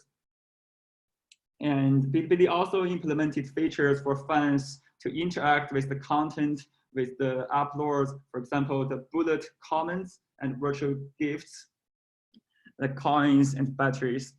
I also interviewed with some uploaders to get a sense why they choose Bilibili. And I described the paradigm of Bilibili as content incubator.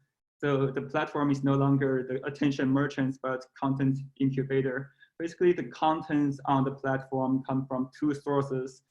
One is Bilibili directly purchase those owned media, which includes copyrighted contents, animes, games. While at the same time, Bilibili supports the uploads with economic incentives to produce contents, which is the core of Bilibili's professional user-produced content strategy. And the content produced by uploads would become the platform's earned media. And uploads can also play an important role of community building because fans would be willing to send virtual gifts as a way to show gratitude to their favorite uploads. Or we can say the fans voluntarily use economic capital to gain social capital and information capital. I also analyzed the social e-commerce platforms and short video platforms in a similar manner. And their business model mainly relies on the internet celebrities who attracts users with contents to form a private domain and later make profits through e-commerce activities or targeted social media advertising. For example, the former CEO, this guy called Lao Luo, of Smartisan and Technology has recently become a full-time internet celebrity. In a live streaming event last Friday, he made a revenue of 16 million USD by selling some niche products. And there were tens of millions of followers watching the live streaming, and I was one of them. I conclude that emerging platforms have unique paradigms for users to produce and do exchanges of the capital, which gives them the competitive advantages against big platforms. So it's not a winner takes all, actually. New paradigms encourage users' participation and protects content producers' interest. Yet the production tools and data are still controlled by the platforms. And transmedia storytelling is hardly ever seen today. Why? Because the social capital of internet celebrities is restricted within one app. So if Web 1.0 gave netizens the right to read, Web 2.0 or apps give netizens the right to publish, then the right of data storage would be the next breakthrough. As the app ecosystem develops, platforms want to increase the users' adherence to the platform, time spent on the platform, and interactions on the platform. So they basically want more transactions, which inevitably leads to the iron cage of rationalization, or as Susanna Zuboff called it, surveillance capitalism.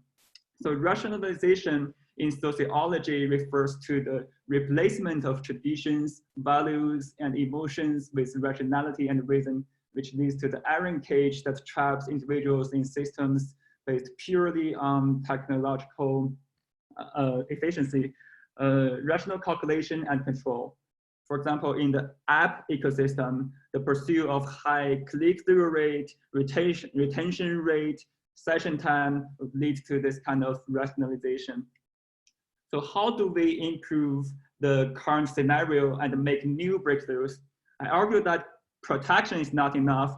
We do have GDPR, CCPA, and data transfer projects, but without the means to participate and the advancement of data interoperability, we can never live up to the true meaning of data ownership.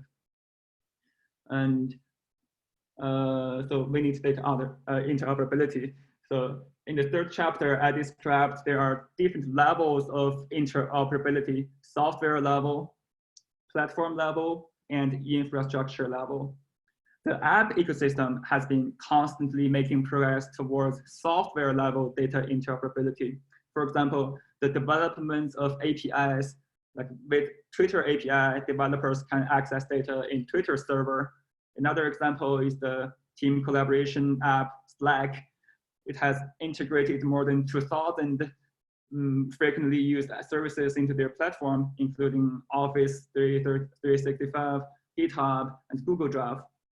But those explorations stick at app level interoperability, and none of them reached the platform level or infrastructure level interoperability. I gave an example of how those mini programs grant quasi interoperability in the platform level. On platforms like WeChat, Alipay, or Baidu, service providers can provide the so-called mini program and access users' data, like here, with users' consent. In these scenarios, users get more convenience out of these mini programs and get to know how their data is being used. However, this is still a limited control of our data. I also want to introduce another project called Solid. I participated in the Solid project and I'm a member of the Solid China community. Solid aims to add 3 major features to realize data interoperability: Web ID, linked data protocols, and personal data pod. So Web ID is an identification system for universal login, so that instead of having to sign in for every new service, you can use your Web ID to do all the logins.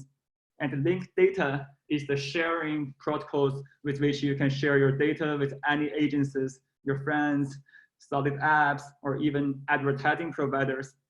And the personal data pod is a sort of personal data storage based on the cloud computing infrastructure.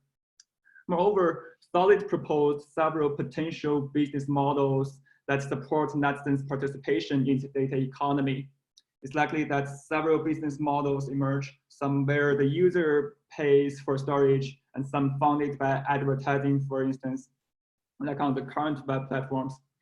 So I also proposed a potential model for netizens to participate in the data economy that matches the 2 scarcities, attention and high quality information content. So the thing I proposed is your time is your money. You can pay a voluntary amount of money for a fixed amount of time, and the system will proportionally send the money to all the producers, platforms, service providers based on the time you have spent. So let's go back to the breakthrough test to analyze the development of the web. So we can also scrutinize emerging Web 3.0 technologies like mini-program or social linked data or Solid to get a sense of the potential challenges we're facing. Like Solid has not made the affordance of apps or social media yet. Especially in the data economy, we need this kind of new participation tools and to understand why interoperability and the decentralization rely heavily on the development of infrastructures. So that's basically my thesis. And I want to thank Professor Jin Wang, Professor Lisa Parks, CMS faculties, CMS friends, and my girlfriend Zining, my interviewees, Victoria Zhu, Xu Geng, and my friends Liang Meng, Richard Huang, Xie Yang, and the Werba group. So any questions? Thank you very much, Han. That was great. Do we see, I don't see questions yet. Do we have any questions? Give you all another moment to, we see applause.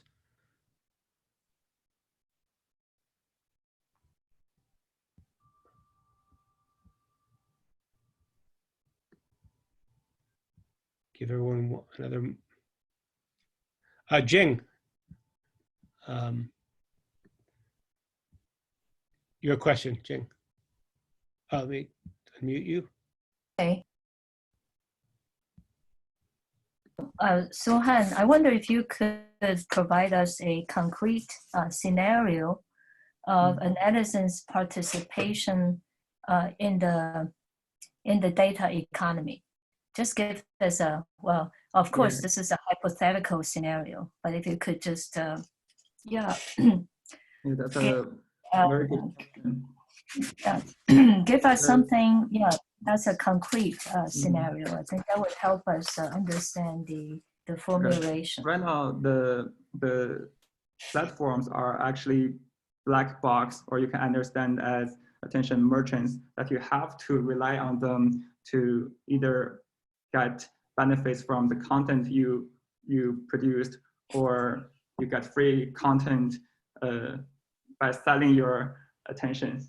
But actually, information capital is valuable, so it cannot be free. As we know, everything is free is actually not free. So as I proposed just now, there could be a model like this to encourage the content producing in the future. So your time is your money. You just pay a voluntary amount of money for a fixed amount of time. Like if I'm poor, I can pay 100 yuan per month, and you probably can pay 1,000 yuan per month, and the system will proportionally send money to the producers, platforms, or service providers based on a consensus protocol. So basically, the service provided by platforms right now will become infrastructures in the future. That's my example. Okay, thank you. Mm-hmm. Lisa? Thanks, Han, for an interesting presentation. You have a lot of technical expertise that other people, including myself, don't have. And I like the level of granularity that you're going into in thinking about interoperability. My question is, how does the concept of the personal data pod relate to the new trust intermediary systems that are developed? I think of the project GleanNet, for example, and how that's a really a response to the privacy concerns that have emerged in the US relative to big tech companies. And I'm wondering whether personal data pods or trust intermediary systems will have the same kind of utility to people in China, where the regulatory regime is so different than the US. So maybe you could speak to just different issues of personal data collection, privacy issues, and how they differ across different national contexts. So first, I want to answer your second question about China and US. The cybersecurity law of China requires all the service providers to provide certain accessibility for the government. So that's partly as technology, people who do stuff related to technology cannot really change, but as policymakers, that can be argued. But now I want to answer your first question about privacy and personal data pod. So privacy is the very superficial problem we can see today. And the thing deeper than privacy is the ownership. Like, how can you define ownership if somebody copy your data? Does that sound okay? Or can you give permission to different parties who want to access your data? Or can you retrieve that data? That's all should be considered to be written down in a protocol. And that's actually what linked data protocol is doing. The personal data pod is I think is the promising model to realize the right of storage. It does not necessarily have to be relied on Solid or any one single service provider. It can be considered as a decentralization of cloud service. Right now, the cloud service is basically providing services to big companies like so-called cloud computing. But in the near future, I think it will come down to the personal level. So that's my answer. Thank you. Eric? So the economic model that you proposed there, where you pay some fixed fee and then it goes out to all the different services that you're using. There's precedent for that now, where you see things like Apple Arcade or even some of the streaming music services like Spotify, where the payments have something to do more with what I wind up using than the overall service. So what can you how do you expand from there? I mean, I guess the challenge is then how do you move across platforms? You know, those are all sort of confined within one platform. Now you have to move across multiple platforms. How do you think about that expansion? Yeah, exactly. That's a very good question. To move between or among platforms, we need the so-called interoperability between platforms, because right now it's impossible to do transmedia, those kind of storytelling, and to make money at the same time, is because different platforms have their own storage space, and you have to upload your content to their server. So as the infrastructure develops in the future, it's possible that the storage will come down to individual level, like from building to publishing to storage. So I think the storage is the basis for those kind of transmedia storytelling or transmedia money making. But back to the Spotify and App Store examples, actually that's the same idea as like books or magazines or New York Times, those kind of contents with high qualities where people can do subscription, which is exactly basically the same idea. You buy the content, but right now in the app era, the way you get access to information is actually free. You do not pay anything. You just pay your attention. So that's something need to be changed, because information is not free, and and information is different from information that have different kind of qualities. So this kind of model is a basic idea to encourage the production of high quality information capital. So the model of Spotify will decentralize to daily content producing. Even if you write something like on Medium, you can get some virtual gifts or some money. Thanks. There are two good questions in chat, but I'm going to suggest that we do the same thing, that you take some time to answer those while we all take a break. It was going to be half an hour, but I'd like to suggest that we just to try to make up some time, that we try to come back as close to 1:15 as we can for Anna's presentation. We've got 4 good ones still coming, so I hope everyone can refresh enough to make it through the day. So thanks, everyone. We'll see you soon.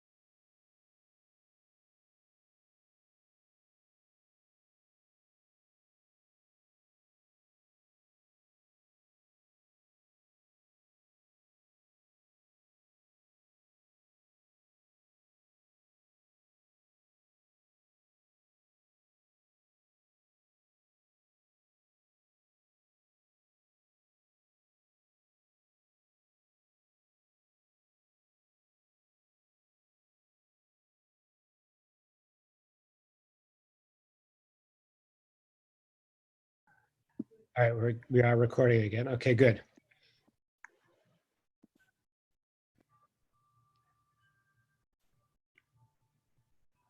So whenever you're ready, feel free to start. Okay, give me 1 second just to set up. Can you see the slides and everything? Yes. Great.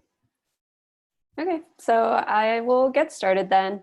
So my thesis is around subverting the algorithm, understanding anti-algorithmic practices, and designing for user agency on social media.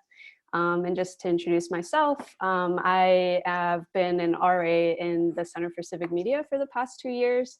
A lot of the work that I've done for the thesis has been inspired by some of the design and research work that I've done there, but also just a personal fascination with the topic. And so to start, you know, algorithms are largely guiding our online experiences now, and that ranges from, you know, what we're seeing on video platforms like YouTube, how we're listening to music, how we shop online, and of course, how we browse social media. And so a lot of our time online is particularly spent on social media now, and you know, we're both consuming and producing massive amounts of content.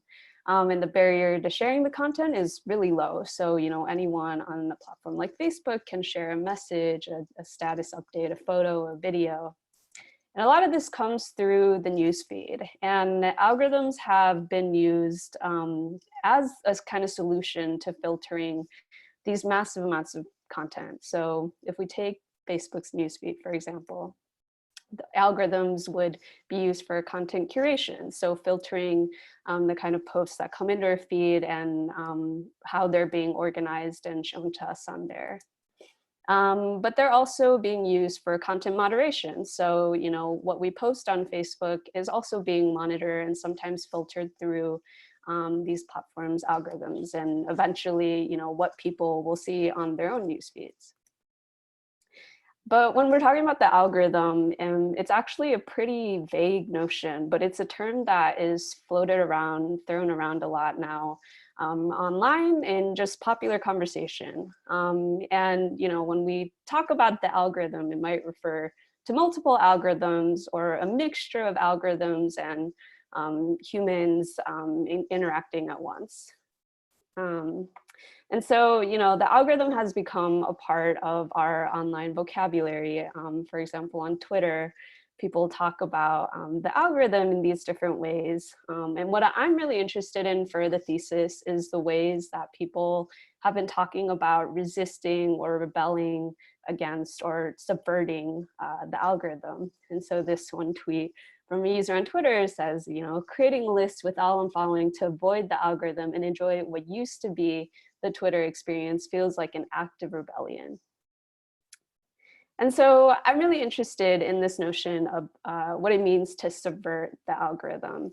And particularly what I'm interested in is how and why social media users are engaging with these different anti-algorithmic practices, which I'll talk a little bit about more in my case studies. And then through understanding these practices, how might we design algorithmic systems differently? And that's a question that's personally interesting to me as a designer, is, you know, thinking about the ways that people are interacting with these systems right now and some of the ways that they might have shortcomings or might not be satisfying or really serving users well. What can we take from learning about the ways that people are actually interacting with them? And so just to give a brief overview of what I'll be talking about today, I'll talk a little bit about past work and relevant concepts that have kind of guided my thinking around this. I'll talk about 2 case studies based on social media posts and based on interviews that I conducted over the last year. And then finally, we'll talk a little bit about the implications for design and how, you know, we might think about different design frameworks to support more user agency on algorithmic platforms. And so to talk a little bit about some relevant concepts, I'll first preface by saying that I'm not a computer scientist. So how am I approaching this study of algorithms? And something that was really helpful for me in this work was a piece by a sociologist named David Beer called "The Social Power of Algorithms." And I pull just one quote from this piece that I think illustrates kind of what he's talking about when we're approaching algorithms from a social humanities angle, which is that we not only need to think about the impact and consequences of code, we also need to think about the powerful ways in which notions and ideas about the algorithm circulate through the social world.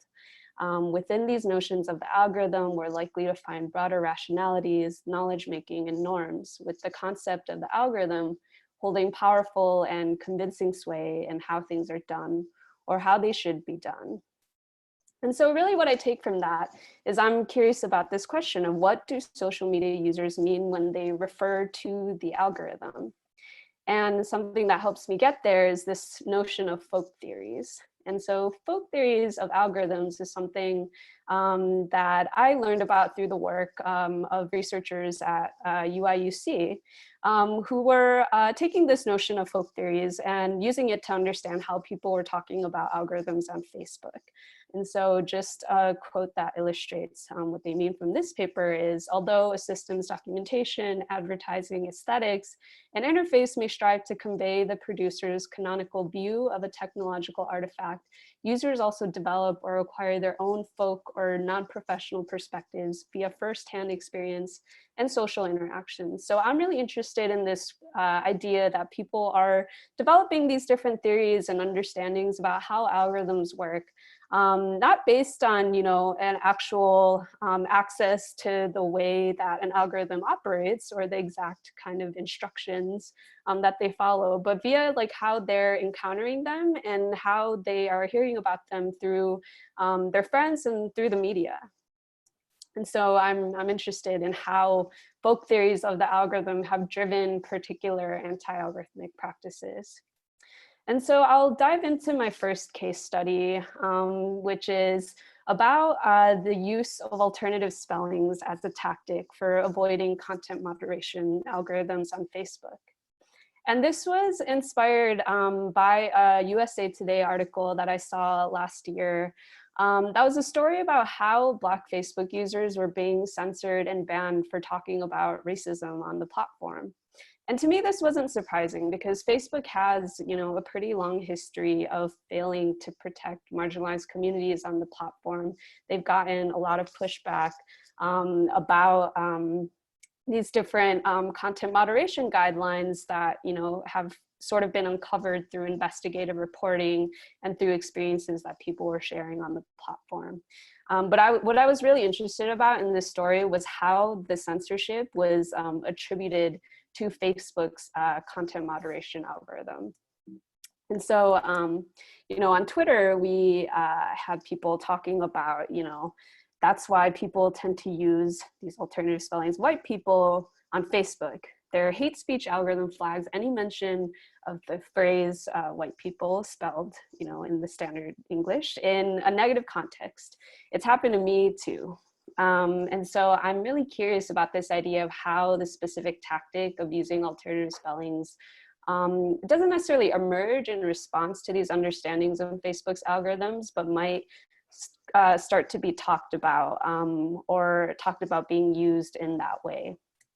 Hey, and Anna? So, yeah. Your slides are frozen on most of our screens. Would you mind stopping your screen sharing and starting again? Yeah, sure. Thank you.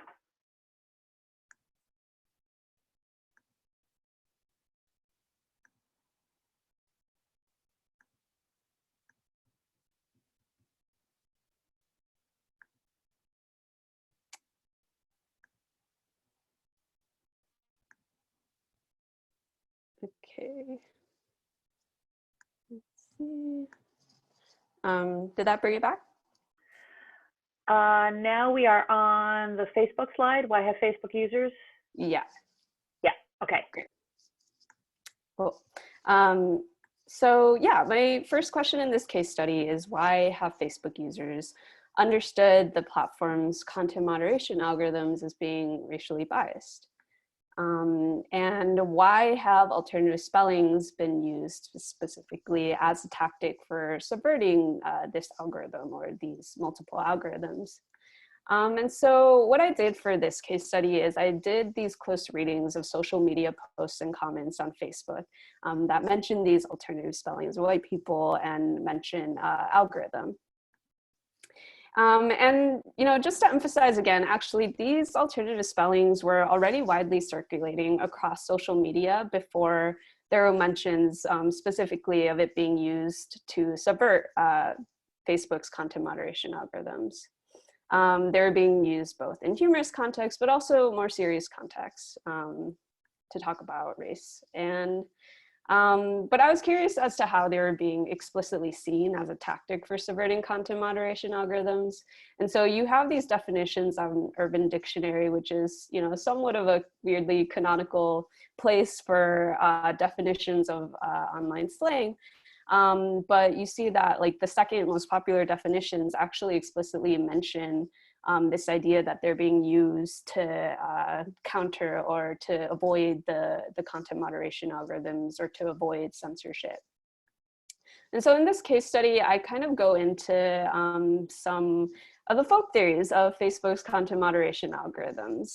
And so one of the theories that I find is that someone believing that Facebook's content moderation algorithm only protects white people. And this was actually posted along with the popular ProPublica article that was an investigative report into Facebook's censorship rules. And specifically, this article talks about how Facebook has these protected categories that they use in their content moderation guidelines, which supposedly has white men as a protected category, but not female drivers or Black children.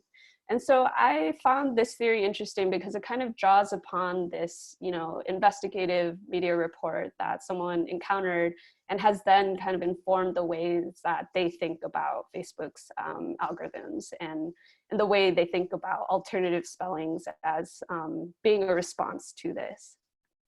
Another theory that I come across is Facebook's algorithms automatically flag posts with certain keywords.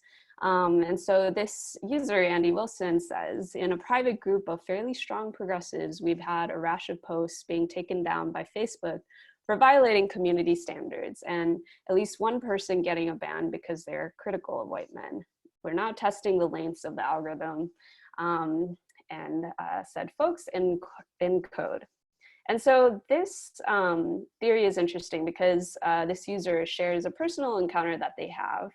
And in particular on this post, there's a thread where one of their friends comments, "It's so weird, it's happening in private groups as well." That points to a site-wide algorithm and not just reporting. So there's another layer of like theorization that's going on here. It's both based on like personal experience. And then the next interesting point I think about this theory is that, okay, then the original poster says, oh, I don't know, let's see, let's test out this theory, white women are trash, and see if that gets flagged. So in this theory, they're kind of, you know, trying to validate it almost like, you know, they have this idea based on their personal experience. And then within this thread, they're aiming to validate that theory kind of through experimentation. And then the third theory that I come across is the idea that the same type of post can result in account bans for Black users, but not white users. And so this is another theory that's kind of driven by a personal experience this user has. And specifically by comparing their experience to another user who happens to be their wife. So this user explains in this post that they're Black, but their white wife, who posted basically the same thing that got them banned, was not also banned for the same content. And so from this case study, I basically think that like diving into these folk theories brings like 3 insights for me. Like it reflects the understandings that these people have around how the algorithms work, both based on what they're seeing in the media, but also what they're personally encountering. They believe that these alternative spellings enables them to express their thoughts and opinions on race without fear of censorship. And they believe that, you know, these alternative spellings are a response to how they believe the algorithms work.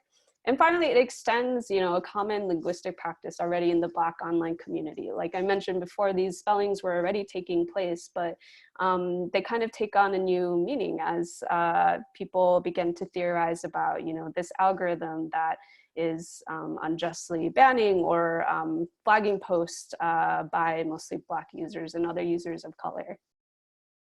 And so that's, a little bit of a dive into folk theories on Facebook and Facebook's content moderation algorithms. In this next case study, I'll be diving a little bit into some tactics for alternative content curation. So if in the last case study, I was examining this idea of content moderation algorithms, in this one, I'm looking more into this notion of content curation. And specifically, the group of people that I talked to for this case study were users of a platform called Gobo.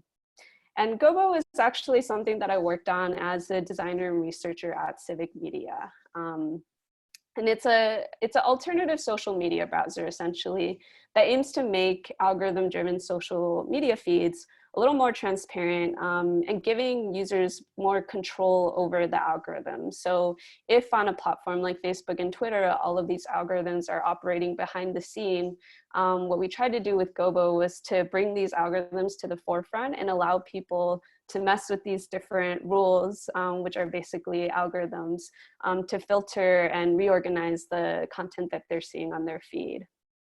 And so the first question that kind of drives this case study is, what kinds of frustrations around algorithmic curation have driven social media users to use a tool like Gobo?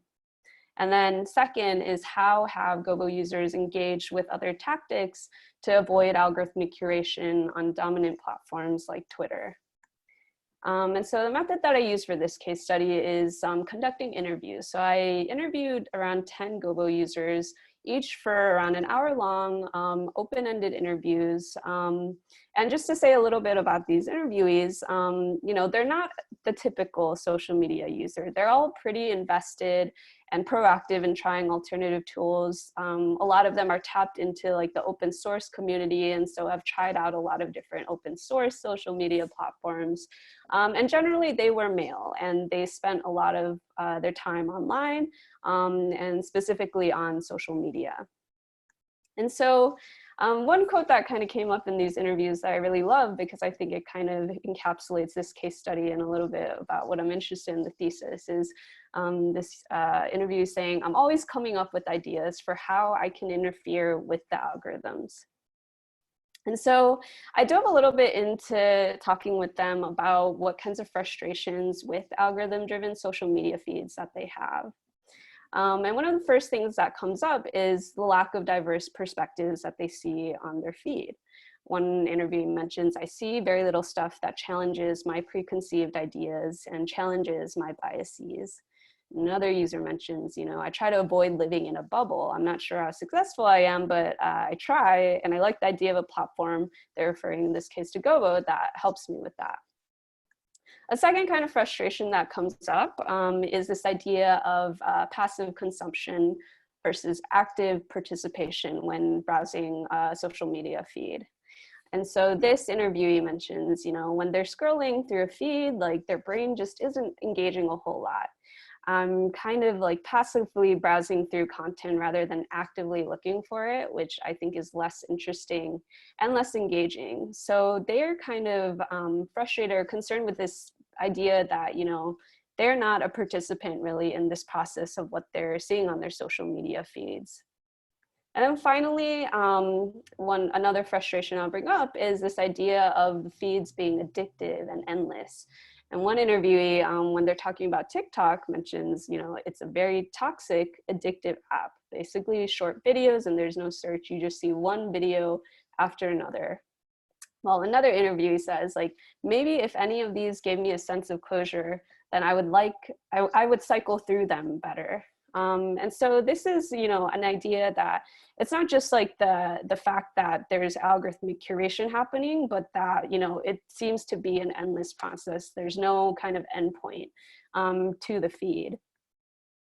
And so after kind of learning more about those frustrations, I was also interested in the various tactics that they had for avoiding the algorithm-driven feed. And so if in the last case study, this tactic was using alternative spellings to avoid Facebook's content moderation algorithms, in this case, there are tactics for avoiding algorithmic content curation. And so one of the things that comes up across multiple interviews is this idea of self-driven filtering using these third-party tools and plugins. And one of the things that comes up is a tool called Social Fixer, which is a plugin for Facebook that allows for filtering content and blocking ads, although that feature doesn't work too well because Facebook is constantly making it difficult to do that. But this interview specifically mentions Social Fixer that allows them to block ads and block stuff that annoys me. And this is the part of the quote that I really like is, so I'm totally subverting the business model of Facebook as much as I can. And so for this interview, it's not just a matter of, changing how filtering and content curation happens on their feed, but like even a step further of, explicitly attaching that kind of curation to Facebook's business model, and this as a way of subverting that. A second thing that comes up is this idea of self-driven curation via a platform's existing features. And so this is a screenshot from Twitter of creating a Twitter list. And this interviewee says, they use this personal tactic to avoid the algorithmically driven Twitter feed by creating a Twitter list of just accounts that I really want to read. And that gives me everything in chronological, so I actually avoid the front Twitter homepage and their algorithm on that page. And then finally, another tactic that comes up is the idea of limited curation. So, not totally rejecting the algorithmically driven feed, but limiting how much they can see. So this kind of going back to one of the frustrations mentioned by the interviewees around the endless addictive feed.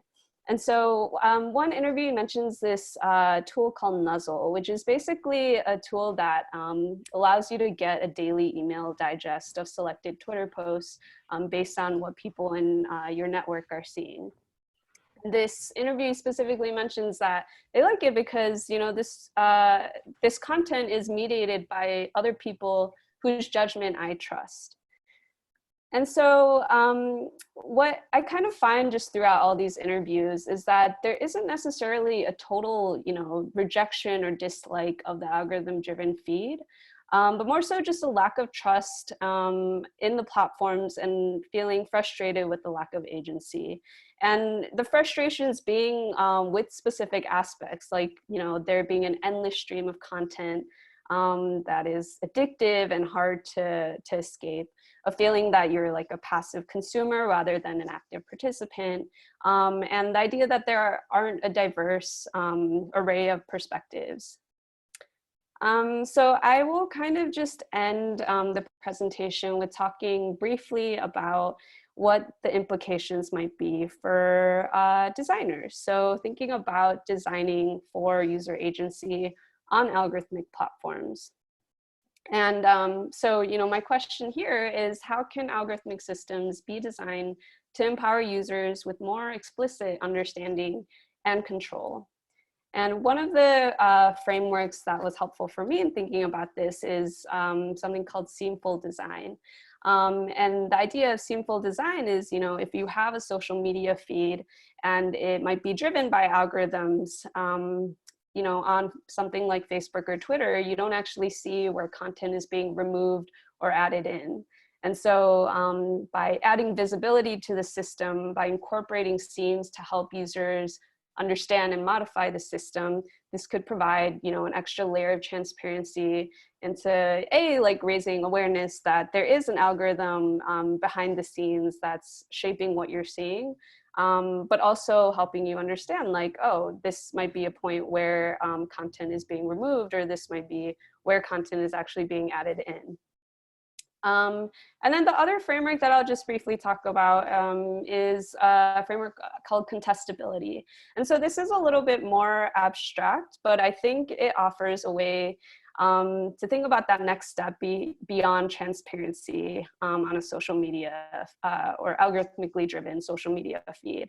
And so contestability is this idea of providing or legibility by providing explanations, confidence levels, and traces of system predictions, and then also mechanisms for questioning and disagreeing with system behavior, whether at the individual or aggregate scale.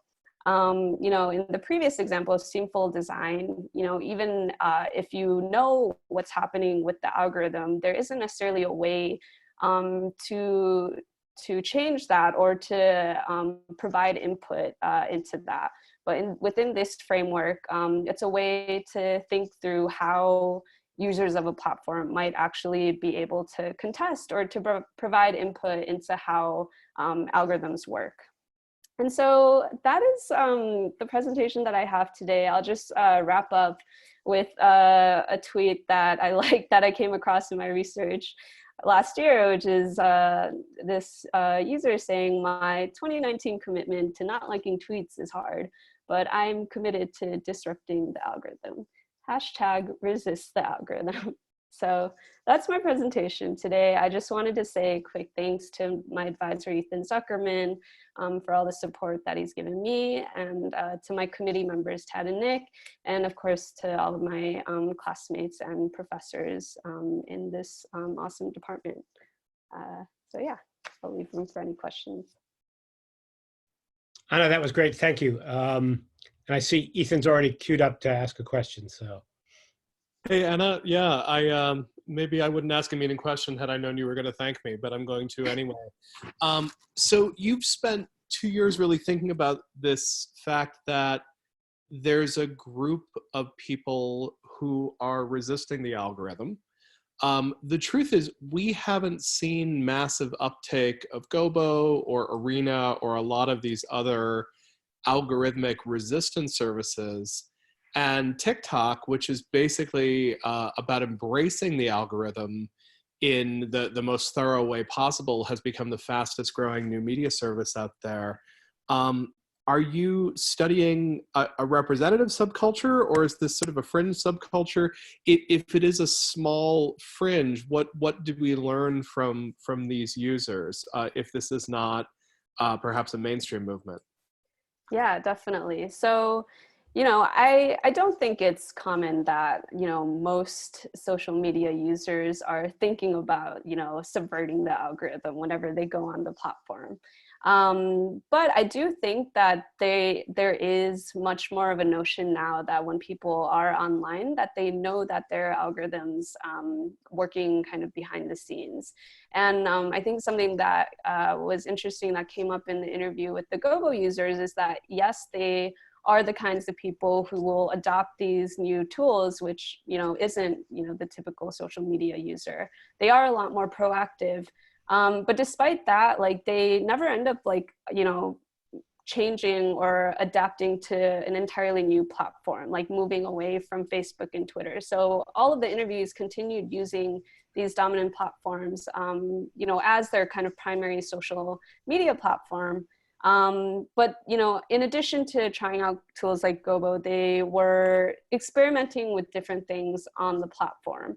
And I think that, you know, that kind of experimentation doesn't necessarily need to be as, you know, extreme or specific as like creating like these special Twitter lists or like using a plugin on top of the platform. I think there are other, you know, more kind of subtle behaviors that people might take up, like, you know, deciding not to like someone was saying in the last kind of tweet that I showed, this idea of just like being a little bit more aware that, you know, any kind of data that you give to a platform, whether it's in liking a post or in you know, saving a post, I think there is a heightened awareness around that.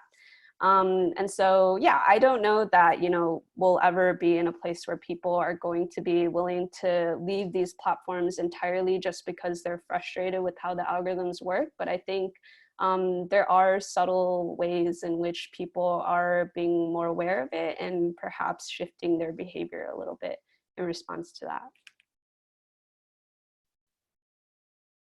Jim had a question in text, but I thought I opened up his mic, so you can ask it. I'm just I'm just reflecting on some of these very powerful and interesting trends, and I'm just curious about ways in which ideological groups might be harnessing these same areas of study for certain types of effects. So it's just an open question. Probably a lot of people wondering about that. Anyway, any thoughts? So I can't speak so directly to that based on the research that I did, but I will certainly say that, yeah, I think one of the strengths of, for example, like alt-right groups, like people who are very online savvy, they do have this richer understanding of how to kind of game the algorithm. And that was actually something that a rabbit hole that I went down at some point during my research is this whole idea around gaming and that being a really big thing amongst influencers on social media is sharing different tactics and strategies around, what's the best time to post something, like what's the best kind of way to do it. So I think that's certainly related in this space of, the ways that people theorize about algorithms, and there being almost more formal communities around doing that. I think there's like a rich history in SEO marketing of people sharing strategies or having people pay to learn about different strategies for how to kind of game online platforms. But certainly I think with algorithmically driven social media platforms, that is definitely the case as well.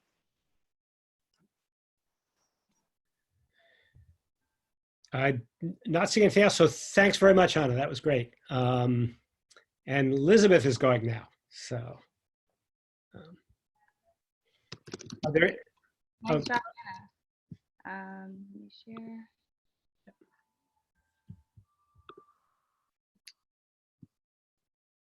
Okay.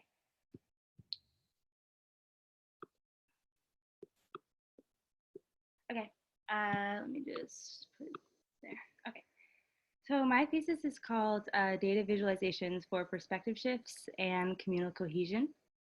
I will define data visualization in just a moment, but I wanted to first start with what I meant by communal cohesion. And for this thesis, communal cohesion refers to a community developing a shared vision of belonging, positive valuing of diversity in a community, strong and positive relationships being developed between the people in that community.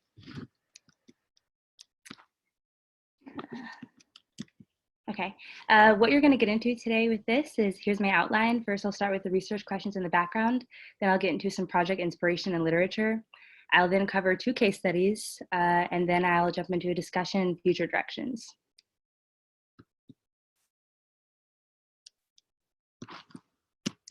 Okay, so the research question at hand. My question that I wanted to look into for this is, how can we use data visualizations to facilitate discussions about community challenges and priorities? And connecting that back to the thesis, I think that having discussions about community challenges and priorities is actually something that leads to perspective shifts and leads to communal cohesion within a community. So I think that facilitating discussions and about priorities and challenges is a good way to sort of think about, is a good starting point for my research question. A project that inspired me to take on this question was a project done by W.E.B. Du Bois. It was done in 1900, but recently a book came out where they refurbished these visualizations and it was published, and so we were able to get a really great hold on what these visualizations actually looked like and what went into this project. But in this project, pretty much W.B. Du Bois got together his students, his friends who were librarians, intellectuals, a bunch of people together at Atlanta University to compile approximately 60 data visualizations or infographics to an exhibit at the Exposition Universelle in Paris. This exposition in Paris was actually dedicated to showing the world progress at the intellectual progress at the time. And how it came about was it was organized by an individual named Thomas Calloway, who was editing the Colored American newspaper at the time in DC. And it was also endorsed by Booker T. Washington. And those two actually reached out to Du Bois and asked him if he would put together a sociological exhibit for the exposition in Paris, which was featuring expositions from all over the world. And so they actually had to petition the American researchers that were going in to actually include a segment on Black people at the time. So at the time, the core mission that they were facing was to refute a lot of widespread beliefs at the time about Black people at the time, that they were intellectually inferior, incapable of social advancement. So I thought this is a really good example of a data visualization that was, not only causing cohesion within the community, but causing a perspective shift outside of the community. And so here are three that stuck out to me. These stories and artifacts corrected pervasive stereotypical beliefs at the time, specifically about Black people's capacity for learning, human agency, and claims to their basic human rights. If you look at that first visualization there, you'll see it's an example of a pie chart. I think a lot of us today are told not to use pie charts because of later versions of history, but I think this is a really beautiful example of a pie chart done right. You can see at the top Black people's occupations juxtaposed to white people's occupations at the time. And you're seeing an imbalance between who's working in sort of domestic and personal services and who's working in sort of these manufacturing and mechanical industries. And there's a big difference, and also in trade and transportation. The second one I really liked because it follows itself like a narrative. Instead of having a traditional key, the key sort of extends through the visualization, which I think is a really interesting way to use that and counter to a lot of norms around visualizations today, but really tells a story of, where Black people are ending up in cities or rural environments. And then the third one, I think really stuck out to me. If you note the jagged edge versus the straight edge, you can experience a sort of tension in the graph, and you really have to look at it to see, okay, what is this story being told? But you see that you're supposed to read it downward over time, and you can see over time there was first an increase in free Negroes, but then over time you're seeing a decrease, but then you're seeing an increase over time. So you see that sharp black versus red. And I really like how this visualization captures the emotions and the meaning behind what it means to have a proportion of people who are slave versus free. And then the next two visualizations from that project that were inspiring for me, especially going into this thesis, are this one, the first and the second. So the first one is actually a collection of, sorry, I'm seeing chat. It's a collection of actually what they showed at the exposition. So they not only showed data visualizations, but they showed photographs, books that were being published by Black intellectuals at the time, policies that were coming out at the time that were actually allowing Black people some social mobility to own property and obtain degrees. And so it's sort of contextualized in a wider context. And then this one here is my favorite in that exposition. And and I'll tie it into some three main concepts that I want to string through the rest of this presentation. But this visual here to the right is, it says an amalgamation of white and Black elements of the population in the United States.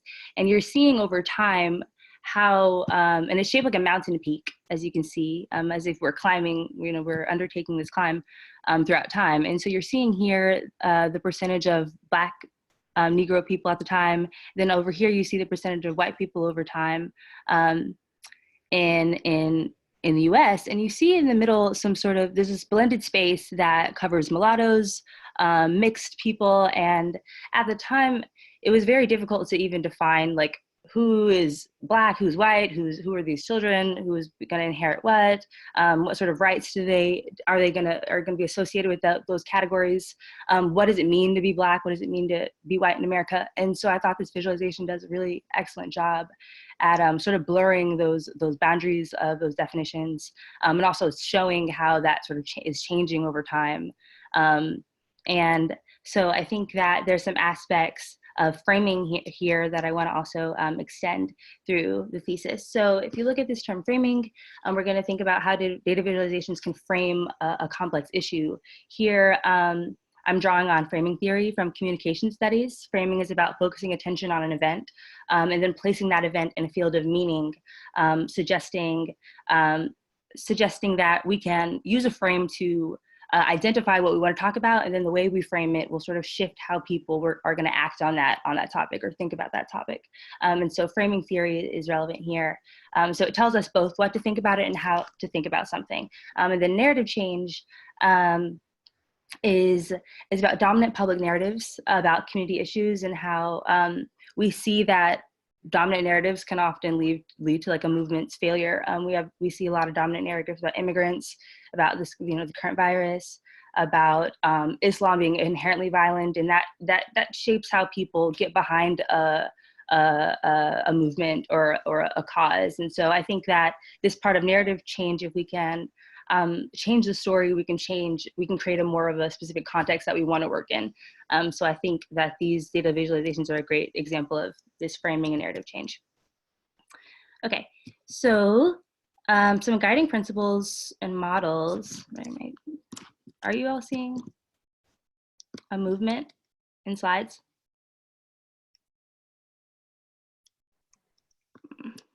We're still on the same table. I'm frozen. Okay, let me pause share, stop share, and then share again, share.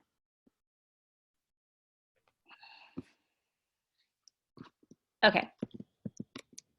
Okay, so I presented that example first because it's sort of a counter example to the history that's prioritized and mostly known about data visualizations in the grounding literature and about what a data visualization is. We see in school you learn about Tufte, you learn about Dewey, and these people are sort of dominating the literature from about 1800 to sort of modern day into recent transitions. But this work lays important foundations in modern data viz practices and stats and public education. But a lot of these theories are out of touch with social and ethical perspectives around data science today. And so a lot of these theories actually exclude women of color and people of color. An activity I did to sort of fact check this was I went through Tufte's famous book, The Visual Display of Quantitative Information, which goes through, and Tufte is a famous modern statistician and data visualization writer, and he sort of used this book as a foundation of what is a graphic, what should go on a graph, what shouldn't, and in that book itself, there's about 350 examples, 113 authors. Within that book, there's 97% are men who are referenced, 3% are women, and within those women, there are only within those women, there's 0% women of color referenced as examples of data visualizations, and there's only 3% of men of color who are represented as examples of these data visualizations. And the times that women are mentioned, they're mentioned as counterexamples, as negative examples of what a good data visualization is. And I thought this is important just because, even with Anna's presentation and Hans and Sam's, we're seeing a growing import and export of data. Big data shapes, who's allowed to have access to medicine, health, education, loans, all of these things. And so when we think about these dominant narratives, I think it's important to note that there's a lot of work that's being excluded from what counts as a valid data visualization. Okay, so some guiding models and principles for this project. I'm pulling from data feminist principles first. And so I think some really important things about the visualizations that I want to highlight for this project are that they're definitely going counter to what we were seeing with Tufte and Dewey, that objective statistics should be prioritized. And instead, we want to think about what does it mean to capture emotions and embodiment in data visualizations and multiple voices at all phases. So if we think about this data feminist principles. I pulled from this because, you know, and in the book it says data feminism isn't only about women, it isn't only for women, it isn't only about gender. Feminism is about power, about who has it and who does not. So I want to ask questions like, you know, and data is power. So where is this power being wielded? And how can we use data science to design for a more just world? And I think that, you know, seeing quantification as a historically prioritizing objectivity, it encourages people to set aside their emotions and their feelings when it comes to representing a statistic. But, you know, it might not be that the more neutral, the better. And I think it's interesting to think about what happens when we step away from binary logic and posit a question to challenge a stereotype. What happens when, rather than resisting emotion in data visualization, we can learn, remember, and communicate with data by leveraging emotion, like in those examples I showed in the beginning. And then instead of data scientists being lone rangers who create clarity out of a mess of data, a feminist approach to data emphasizes that working with communities and embracing multiple perspectives along the way can lead to a more detailed picture of the problem at hand. Okay, so some other guiding models and principles for this work, design justice principles, because this counts as a design justice project. For number one, we design to sustain, and shout out to Sasha Kostezachak for her book that recently came out. I got this from her, her book. We design to sustain, heal, and empower our communities, as well as to seek liberation from exploitative and oppressive systems. Number two, we center the voices of those who are directly impacted by the outcomes of the design process. And three, we prioritize design's impact on the community over the intentions of the designer. And so another source that I wanted to pull from was a text by Frauenberger. I think it's how you pronounce it. It's called In Pursuit of Rigor and Accountability and Participatory Design. So if you're going to work with communities to develop these data visualizations that we intend to create, you know, perspective shift and conversation and cohesion in communities, that work, participatory design work, is really messy, and it's often hard to standardize and write about and collect data about. So this paper was actually really helpful for me to ground my work through systematic reflection and critical analysis.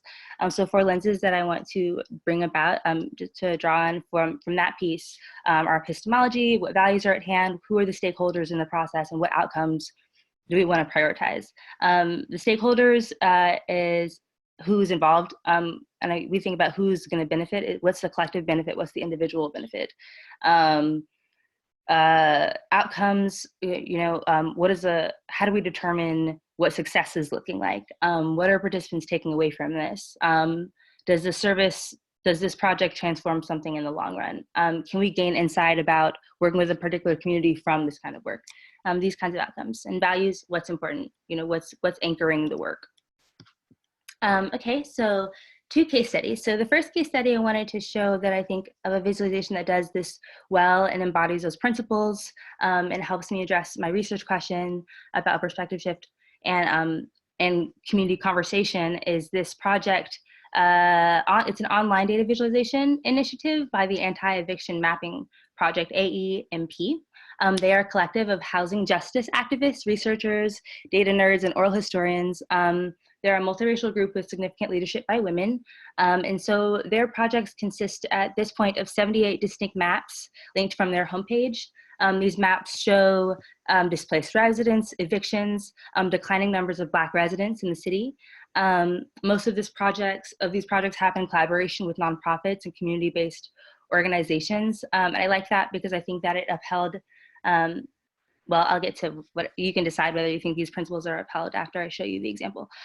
So this example, for one, was from, it takes place in San Francisco. You're seeing these blue dots, which are actually, so you're seeing a map of San Francisco, places where evictions took place, and the blue dots are actually oral interviews and stories from people who put this together. They went to these people's homes and asked them what were their experiences and their stories of being evicted there. And so you're not only seeing a map and a overflow of red dots of evictions, but you're also seeing some oral stories about the people who actually live there. So there's a lot of activity, an interactive version. You can click on them. The stories are protected, and you can sort of click on these eviction sites to hear more about what was happening there, and read you can hear these oral histories. And so I thought this was a really great example of how we can talk about eviction, what's the people who are actually being evicted, humanizing this issue. And I think that it upheld the ideas of emotions that we were seeing from data feminist principles, multiple voices at all stages of producing a visualization, and centering the voices literally of those most impacted. Here's another project that recently came out by them that's more timely. They were looking at coronavirus. They were looking at where in the United States officials have passed protections for tenants during the coronavirus outbreak. And you're seeing pretty much a map of where, and so people who are worried about whether am I going to get evicted because I can't work right now, they can go on this map and see, okay, is there a policy in place where I live that's protecting me in some way? And so here I have a screenshot of an example of a rent strike that took place in Santa Cruz. They weren't sure about the status of it currently. Published in the beginning of the month.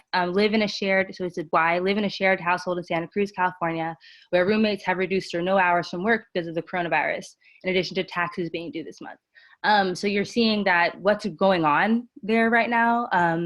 People are planning this rent strike, so you can sort of see, and it's not just are we being evicted or not, it's also sort of ongoing live events of what's happening on the ground to address these issues. And I think this is another really great example of data visualization for these sorts of first sense of community cohesion and addressing community priorities. Another case study, and this is my second case study and last, that I think is incredible, was the Data Z2 project. And this project was done in Tanzania through November and December 2017. Over 75 young fashion designers participated in a training from the TBI and FASTO teams where they learned about the concept and importance of data and how to search for data and credible sources. The challenge encouraged the community in Tanzania to use data to design artwork to be printed on congas, which are clothing that they already wear, to promote reproductive health dialogue and sexual health dialogue. And so what I think is really great about this is that so they went to these communities and it wasn't like, okay, we're identifying this problem for you and we want to tell you how to talk about it. The conga in Tanzania is already a fabric that traditionally contains social messages already in that community. So it's something that they could pick up and recognize easily. But they showed data, and the idea was for dialogue promotion in Tanzania around issues of domestic violence, sexual health. So they workshopped with people in the community, and then they pretty much had people were sort of designing their own data visualizations in congas and fabrics to talk about these difficult issues. The picture I'm showing is from Danford Marco, his design. It was the first place winner. It's called If You Keep Quiet, They Will Make You Cry. And it sends a message that women who are being abused to report the abuse to authorities, because if the violence prevails, the women might end up getting other severe health problems. And so you see the red and yellow hearts, and it has 1 in 2 women have experienced sexual violence in Tanzania. And so he's representing that in the art. And so this was a really powerful way to show this difficult situation, occurrences that are happening in Tanzania in a way that is beautiful, in the way that can be shared, in a way that could be discussed in such a way the community already has difficult conversations.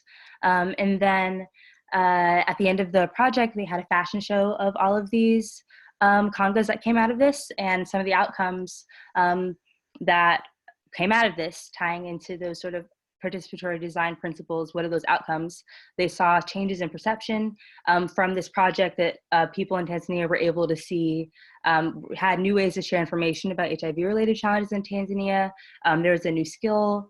People developed new skills working with data. 100% surveyed participants reported an increase in their perceived value of data, an increase in their skills in engaging with health data. There were network effects that they saw. People were sharing data literacy skills with each other. 92% of people reported this. And they were also they wanted to ensure future impact. So each conga was actually printed with a link to a web page that actually directed readers to more information about this about these topics in the specific congas themselves and the data that went into developing them. So I thought this was an excellent example of a community getting together to have to sort of do something informed by data and statistics, and something that people took the time to measure, to talk about something that's really difficult and scary to talk about, that people might feel shame to talk about. And I think that if we can use data visualizations in these spaces, that's something that's really powerful. And then here are the second and third place winners. And those people, the second winner is Winfrida Taua, and that's her conga there. And the third place winner was Shabazz Saeed, and there's his. And so to wrap up, I wanted to do something myself, some sort of community data visualization project. I was inspired by the data materiality of the Data Z2 fashion project. And so I didn't get to do this because of travel restrictions, but it will happen in the future. And I'm really excited about that. But so I'm calling it Crowns of the South. And the values, and this sort of came from, this woman here is my Nana. She lives in the South. She's from Alabama. Martin Luther King was actually her pastor, which is a fun fact. But part of the Southern culture is Black church. And so a lot of the women wear these really extravagant, beautiful, ornate hats to church. And every woman has like 50 of them. And after church, they all stand around and talk to each other for about an hour. They comment on each other's clothing, and they have conversations about what's going on in the community. And I was thinking that that would be a really beautiful way to sort of, what if we could use these hats to represent, to be data hats, build data and stories into the hats so that the community could have conversations that really matter to them. Wearing something that already, that they already value so much as far as for Black culture. And so why hats? So these church hats actually represent a number of really important concepts in the Black community. As one, dressing up itself. In historically, Sunday church services were some of the only times that Black people in the South, slaves, were allowed to break away from their normal clothing and their everyday uniform, I would say. And so, when they went to church, they wore these bright colors, these beautiful fabrics, the bolder the better, really, and topped their outfits off with these hats, which were, or crowns, as I would say. The hats are also a symbol of success. The hats served as status symbols. They say, my Nana says, once you got up on your feet and started working, you bought some hats. And so I thought that was really a great thing. They were worn at holidays. Easter and Mother's Day are two of the biggest celebrations held at Black churches, which I think is really powerful. And they all wear these hats, and they show up. There's references for civil rights, hats through protest. And there's a lot of rules to wearing the hats. There's, you don't wear a hat wider than your shoulders. You're not allowed to, if you put a hat on, you shouldn't look lost. You should look confident. You should know where you are, and you have a dignity in your culture. So I think that this was a really great entry point. And so, I'm checking my time. Okay, yep. So I think that these hats were a great way to sort of think about, okay, so then how can we use that as a site for some data visualization or discussions about community issues? And so I was talking to my Nana, and she was saying, the issues that are most important to them are employment and education. And so I figured, so the plan is to get together with them and look at education and employment data, similarly to the way Du Bois also looked at education and employment data in that first project I showed you, and also focused on a Southern community.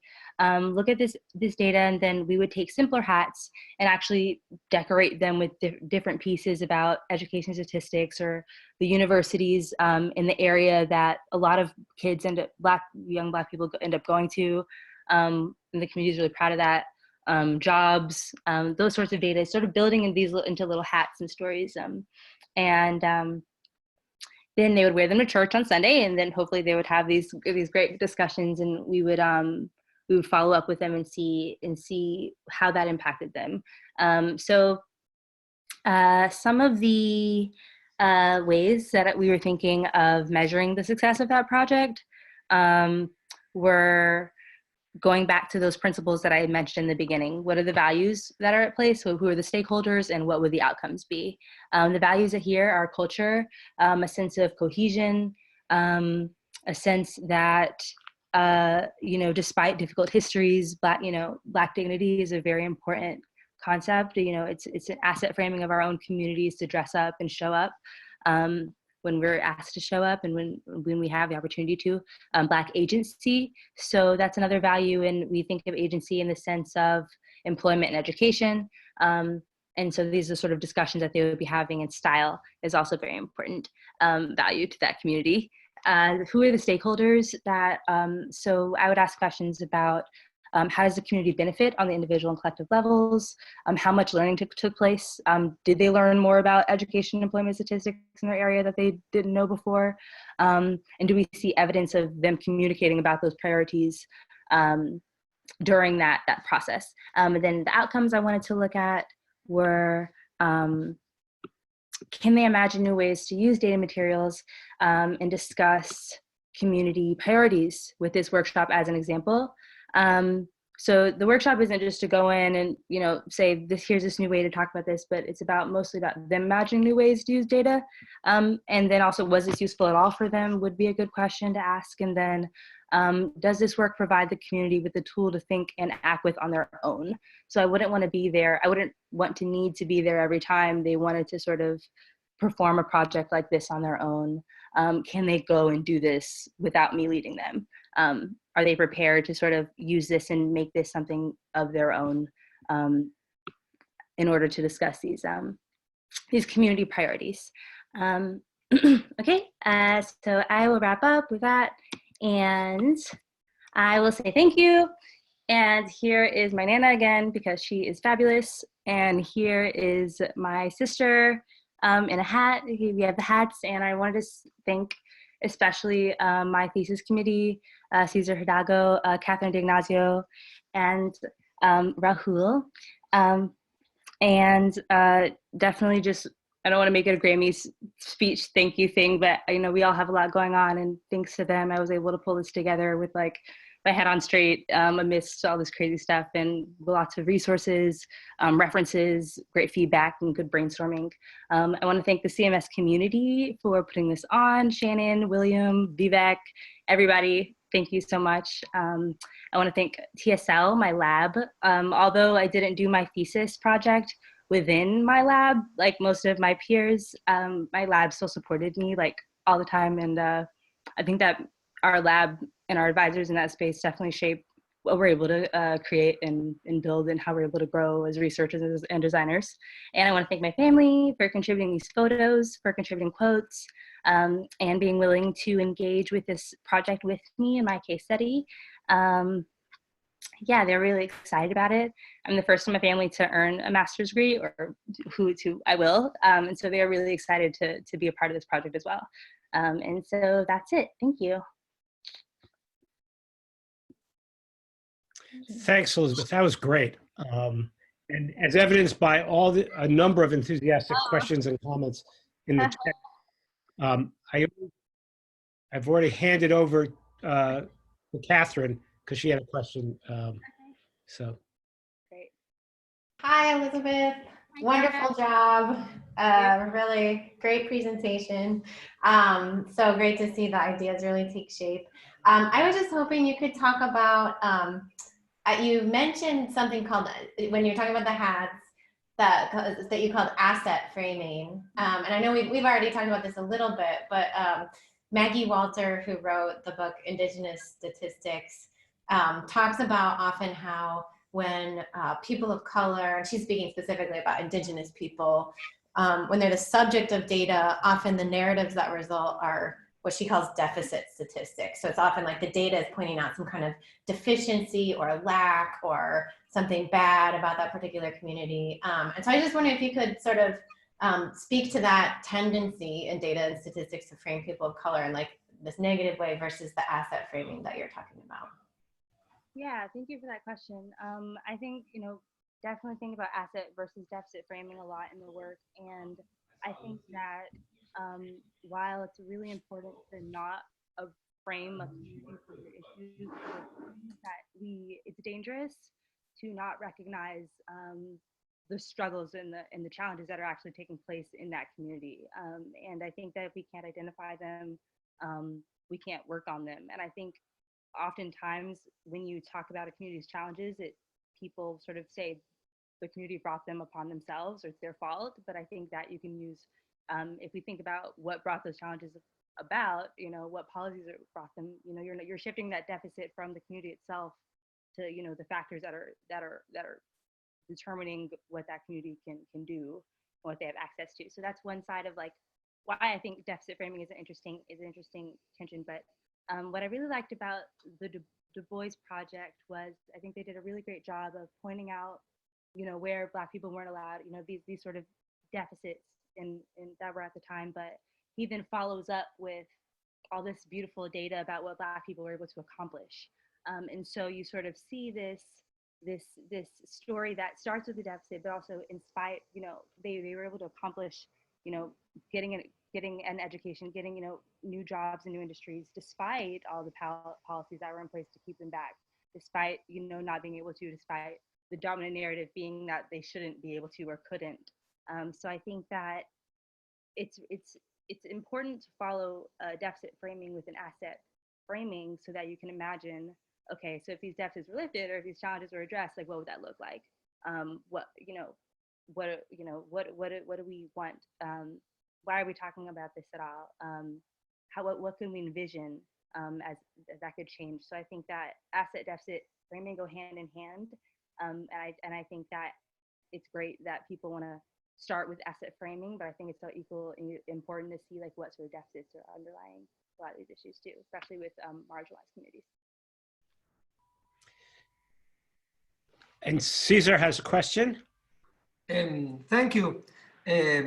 Hi, Elizabeth. First of all, congratulations. I think this was a great presentation. I love the fact that you were able to put visualization on a larger context, just like, the example that you showed, of the fashion show, you're bringing it to the physical realm. And I think that makes it larger because, it's not just a visual in itself, but it becomes part of, something bigger, more active that includes people that might not be included in traditional situations, in which visualization are used, which is usually through screens.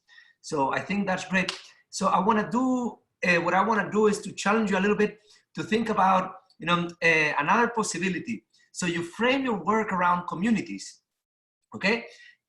But at the same time, sometimes, we tend to be organized around communities until events happen. And when you have sometimes like events that generate some sort of rupture, like people have the opportunity to connect with people that usually they did not connect before. I've seen this several times recently. I see it now in the case of COVID, like a lot of people are generating new connections with people in different, domains that they didn't know before in ways to try to find solutions or to help, with relief or response, I saw it, back in Chile a few months back when there was big social unrest. These are moments in which networks reconnect. So if you were to think about your data visualization, not around communities, but around events that synchronize people, not based on who you know, but based on kind of like some sort of common shock that a lot of people are trying to adapt and it's going to make people connect differently. How would you try to use visualization to help, create this positive social change that you want to try to do in the context of an event rather than a community? Yeah, I think that's incredible feedback. I think definitely the events, you can't separate communities from an event that affects multiple communities. So I think that's an incredible way to think about it. Thank you for that feedback. Let's take one more. Rahul had a question too. Sure. This is great work, Elizabeth. So one of the things I want to push on here is that there's an assumption in sort of the examples that you're taking on, or at least the two case studies. And the assumption is that, that these are two examples where it's a community itself is gathering and representing itself for its own sort of understanding, but also perhaps maybe external understanding. The inspiration, I think the W. Du Bois work is really a community reflecting on itself to re-represent itself and reframe itself to an external audience. These are already sort of like the 10% or less of the larger scope of how data works. Generally, it's an external body collecting data about a community to understand something or make some decisions about something. Do you have some thoughts about like is that a necessary precondition for things like building community cohesion and changing perspectives? Does it have to be a community? Is there a chance to have community cohesion come out or perspective shifts in situations where it is an external body observing through data a community? Okay, so I want to make sure I understand your question. So you're saying, is the requirement that there needs to be an external body that has a view of the community for the community to work to change their own vision of itself? Not quite. I was kind of saying the examples that you're looking at are, or at least the two case studies, are really like internal cycles to me. They look like stories where people are collecting data and sharing it about themselves to themselves. Mm-hmm. Is that a precondition, a necessary precondition to have lots of outcomes that are community cohesion based or outcomes that are positive in terms of perspective shifts? Or are there examples that don't look like that are more like a third party gathering data about another community that also can produce those outcomes? Yeah, I think that that's not a necessary precondition. I think that third parties gathering data about a community, even if it's not starting from internally, is imperative. I think that us as a university, I think we're an example of a third party that's collecting data about all these communities that we're not in on a daily basis. Maybe there's one of us or two of us within that group at the university that's part of the community, but usually it's not every single person in a lab or a group that's within that community. So I think that especially institutions of power have a special responsibility to be curious and want to collect data and frame about these communities. I think that collecting data takes a lot of resources. It takes a lot of time. I think it takes a lot of these sort of networked favors and computational power as well to even compile data sets. So yeah, I think that it's not a precondition for it to start internally. I think it has to start externally just as much as happening internally. And I think that there's really beautiful spaces where those sort of internal communities, external communities can meet so that the project is true and it's truly representative and actually can lead to a sort of perspective change that the community wants, and so that they're getting it right. But yeah, I think that it's not a necessary precondition. I think it has to happen internally and externally, if that gets at your question. Great. I mean, it looks like there are a lot more questions, but I think in the interest of time, we probably have to move on. But thank you very much, Elizabeth. Thank you so much, everybody. I appreciate your time. And as Ben is getting ready, I'm going to use this moment to plug Colloquium for a second. Just mention that Catherine, whose work is related to this, is going to be talking just this coming Thursday. And make a second plug, which is to say that, and then a week after that is Lily Bui, who's a not too long ago graduate of this program. And so one, I'm encouraging everyone to hear her talk, but I'm also encouraging everyone who's presenting today to think about in the coming year or two, as your work evolves, thinking about coming back to us and pitching, doing a colloquium on as your work evolves, because I think future students would love to hear about this stuff as it develops. Anyway, Ben, are you ready to go? Yes. Great. Okay, can everyone see? Great. Okay, so my name is Ben Silverman. My project is called Fursonas, Furries, Community, and Identity Online. So what is furry? The furry fandom is a subculture of fans devoted to anthropomorphic animal characters. Initially a tiny outgrowth of the science fiction and underground comics communities of the late 1970s, furry has grown into a massive subculture with a membership estimated in the hundreds of thousands, primarily spread via the internet. Furries are not necessarily fans of specific media properties, but instead often create their own media. Typically, furries will create a fursona, a portmanteau of furry and persona, an anthropomorphic animal character to represent themselves in the community. The furry fandom is now primarily an online subculture, but furries also meet up in person at furry conventions, wherein makers sell their wares, artists take commissions, and furry costumers, or fursuiters, wear their fursuits freely. So I'll begin with a bit of history. The origins of the furry fandom can be traced in part to the origins of anime fandom in the United States. In 1977, anime fan Fred Patton organized the Cartoon Fantasy Organization, or the CFO, in Los Angeles, often cited as the first anime fan club in the country. Patton would soon be in attendance at the very first furry parties at Worldcon and WesterCon science fiction conventions in the early 1980s, where the term furry is believed to have been coined. Mark Merlino, another founding member of Patton's CFO, would go on to organize Conference, the first ever dedicated furry convention. Here's a flyer and a photo from that convention. The proto-furry era of the late 70s and early 80s was marked by a split between two camps: the sci-fi and anime fans of the CFO and the underground comics, that's comics with an X, artists of Judy, an exclusive underground self-published comics magazine focused on anthropomorphics, or funny animals as it was known then, that only allowed its own artists and contributors to receive copies. It styled itself as the fanzine of the Funny Animal Liberation Front. After Woody's end, a new zine called Rauerbrazel was founded, and its publication continues to this day. Patton, who himself served as editor-in-chief from 1989 to 2005, cites the creation of Rauerbrazel as the waypoint for the beginning of the furry fandom as a singular entity, the moment when these two camps coalesced. Meanwhile, activity was beginning to spread online. Although the early 80s was the start of the furry fandom proper, it found new audiences in the early 1990s, with the advent of text-based MUDs, multi-user dungeons or dimensions, one of which is pictured here, such as Furry Muck, and Usenet groups such as AltFanFurry, both founded in 1990. At some point during this online activity, the term fursona became commonplace. It is difficult to trace exactly when this occurred, though I have managed to track down a Usenet posting from 1994 using the word. Here it is surrounded by quotation marks, which suggests that the word may have not achieved a critical mass of popular usage at that point. The mid-2000s saw the introduction of furry archive websites, such as VCL, Fur Affinity, and Ink Bunny. At the same time, Web 2.0 giants, particularly those attuned to fandom communities such as DeviantArt and LiveJournal, were aiding in its growth.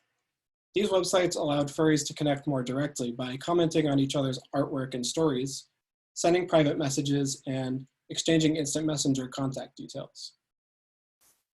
The crucial inflection point for the fursona's centrality to furry culture may have occurred with the wide adoption of social media platforms, Tumblr and Twitter. With these platforms, furries began interacting in daily conversation through their fursonas. Whereas previously a fursona may have appeared as a character in artwork or an icon on a gallery profile, it is now the sole visage through which everyday mundane communication, from the personal to the political, is conducted. This shift also coincided with an exponential uptick in the growth of the furry fandom, though this is difficult to measure due to the fragmented and decentralized nature of social media platforms. One metric we could use to measure the growth of the furry fandom is convention attendance. Not all furries go to conventions, and individual conventions fail to reflect the global interconnectedness of the furry fandom. Still, it is a useful metric to show just how much the fandom has grown. So this graph goes up to 2018. It was produced to show that Midwest Fur Fest became the most popular convention, outpacing Anthrocon, which had been for over a decade at that point. And it shows pretty much all of these are on an exponential path of growth or are plateauing as others grow in their place. So what is this project? I have over a decade of experience in the furry fandom.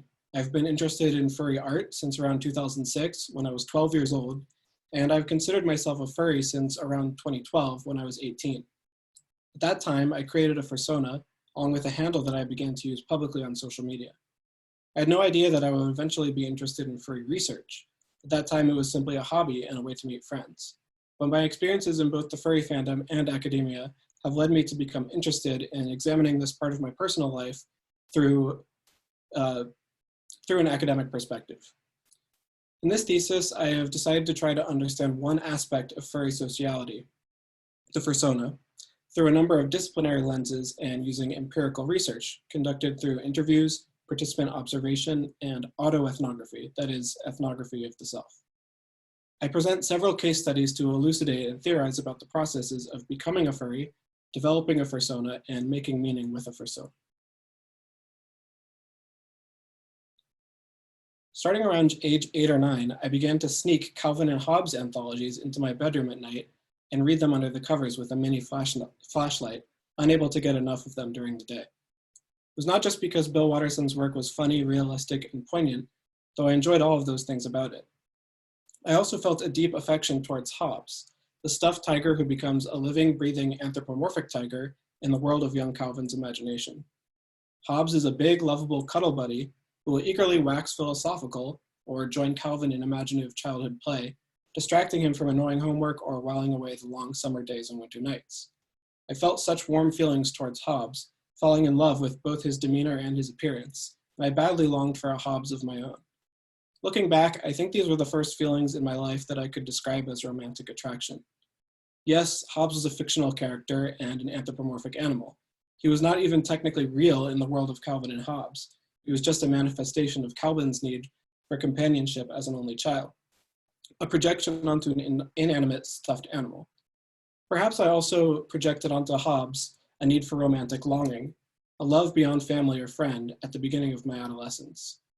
I nonetheless felt a yearning connection with this idealized character, this fiction within a fiction. There's some cultural precedent for this phenomenon of romantic or quasi-romantic feelings towards fictional characters. The phenomenon of moe, imported from Japanese otaku or anime fan subculture. Popular culture scholar Patrick Galbraith defines moe as an affectionate response to fictional characters, most often from manga, anime, and games. Moe means to fall in love with fictional characters. Love and affection alone fail to capture the specific longing of moe, but Galbraith correctly points to a felt response in seeing certain imagery or coming to know certain fictional characters. Anthropologist Ian Condry helps bring this out by pointing to moe's unfulfillable nature, as it is a fundamentally one-sided relationship. Galbraith and Condry both situate moe as the domain of adult men. Moe is as much about men embracing and surrounding themselves with cuteness and escape from traditional gender roles as it is about attraction to fictional characters. Furry is not only about men, and is especially not only about straight men. Roughly 65% of furries identify as men, and only 20% identify as heterosexual. Thus, furry is not strictly the same as moe. Rather, it queers moe by allowing for an embrace of cuteness and a love for fictional characters among women, non-binary people, gay men, and more. These feelings of moe attraction are what drove me and several of my interlocutors into the fandom in the first place. In fandom lore, moe is the origin story of the every furry, as depicted in this comic by furry artist Blue Balls, which has become widespread as a meme among furries. So you can see these people are discussing who was their first crush. The first two people say Bruce Willis and Britney Spears, and the third person is a bit embarrassed that his was a Digimon character with a bit of an extreme clothing design. As my interlocutor Jesse explains, in the late 90s, I saw a werewolf movie on TV. And when some people see a werewolf movie, they think, that's a powerful metaphor for growing up. And when other people see it, they think, wow, I want to fuck that werewolf, unquote. This led him directly to looking up werewolf pictures and stumbling across a furry website. Jesse also demonstrates that the feelings of moe affection can be sexual in nature, though this is not universal. Unlike Hobbes, werewolves are not exactly cute, and furries in the bara and muscle sub-fandoms within furry seek hypermasculine sexuality in their furry fantasy. But for several of my interlocutors, adopting a fursona is a way to return to that feeling of affectionate cuteness, or at least escape the seriousness of adulthood. My informant KK writes that furry gave her, quote, the option to be an animal person and not be so serious all the time, unquote. While Roger discusses encountering a bunny role player in a Dungeons and Dragons chat room. Quote, it was a cute character in a big field of characters who were more like cool. I grew up in the 80s when all the male role models or sort of like G.I. Joe or He-Man or something, unquote. Thus, when young adults encounter furry and see others with fursonas, they are also seeing a way to escape the confines of adolescence and adulthood. My own archive has proven spotty when it comes to tracing back the early history of my online furry fandom. I've had to rely primarily on memory and small digital traces, such as the creation date of my first Fur Affinity account, which was February 2007. I can recall browsing some furry websites well before that time, such as the Villain Central Library, a furry multimedia archive founded in 1995. That is why I placed the starting date at 2006, but it likely extends further back than that.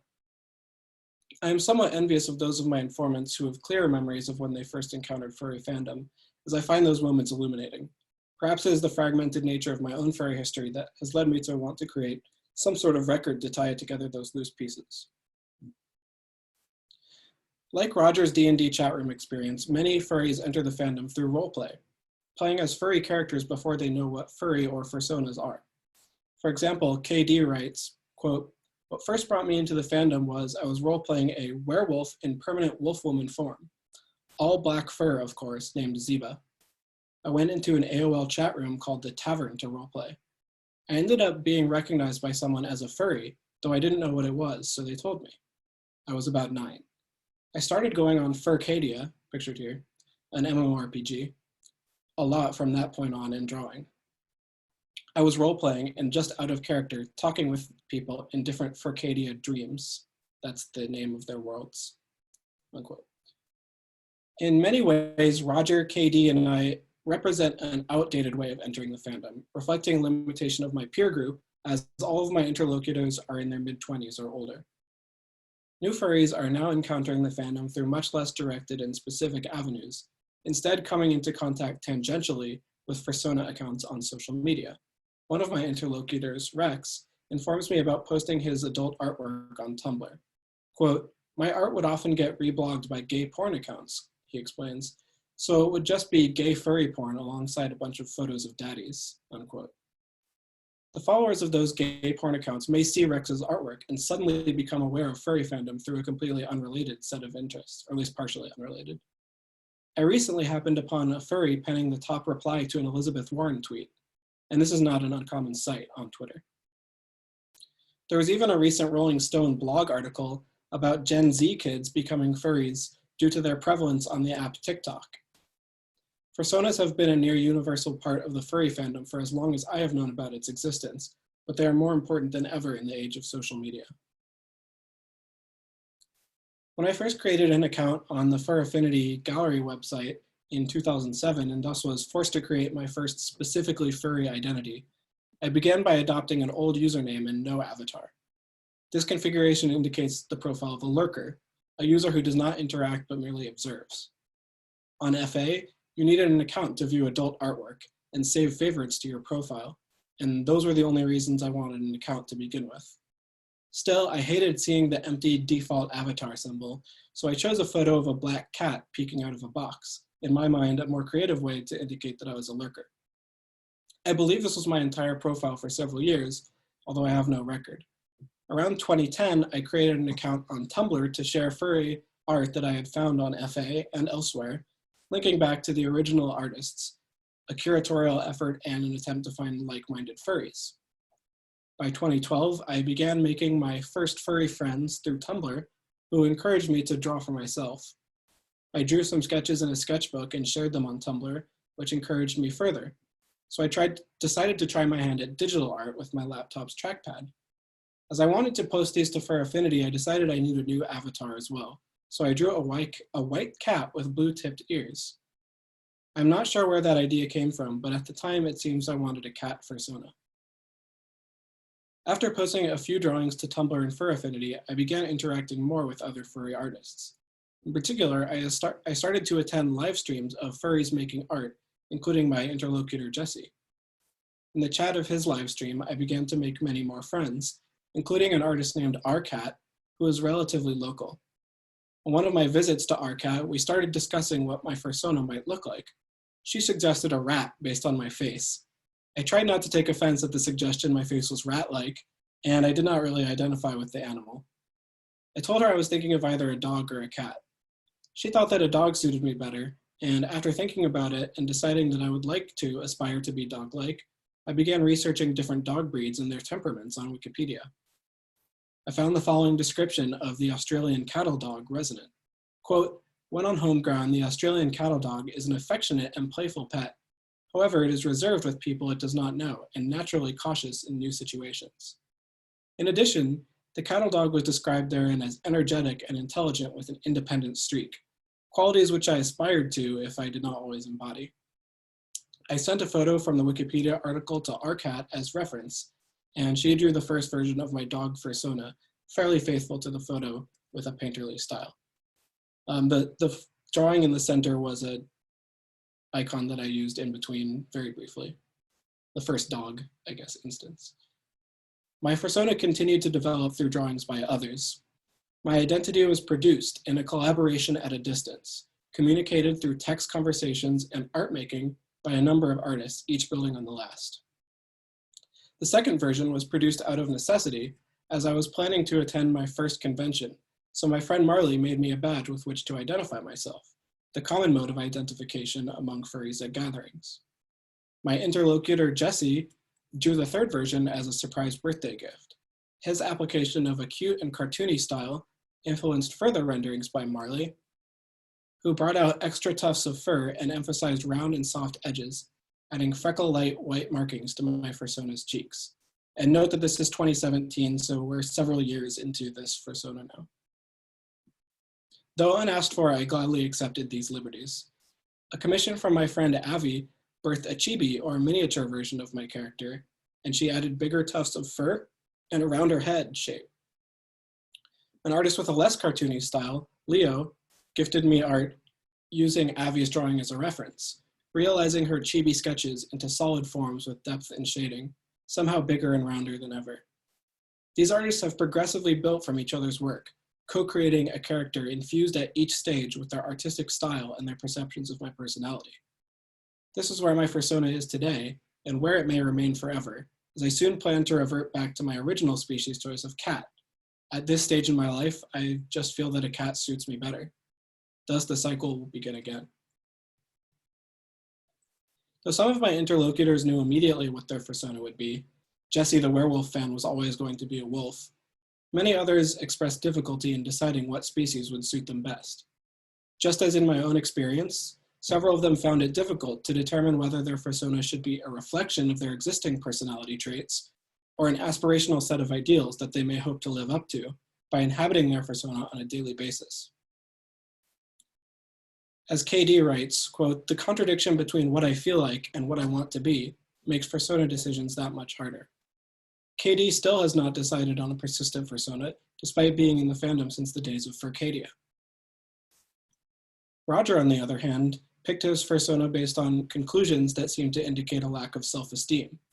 Quote, "Moles are kind of potato-shaped, not very cute. Most people aren't that interested in them, and that sort of reflects my feelings about myself. I think I'm not very cute, and I don't think people are interested in me at all. If I were to design a character to represent who I think I would like to be, rather than who I think I actually am, then I'd pick a cat. I think cheetahs are sleek, cool, cute, and really interesting," unquote. Perhaps due to the pervasiveness of fandom lore, or simply due to a self-motivated desire to be faithful to his own personality, Roger feels that he's unable to choose a more aspirational Fursona, instead restricted to a perhaps pessimistic reading of his self-image. Informant Roomba builds on that by questioning where those traits are actually rooted.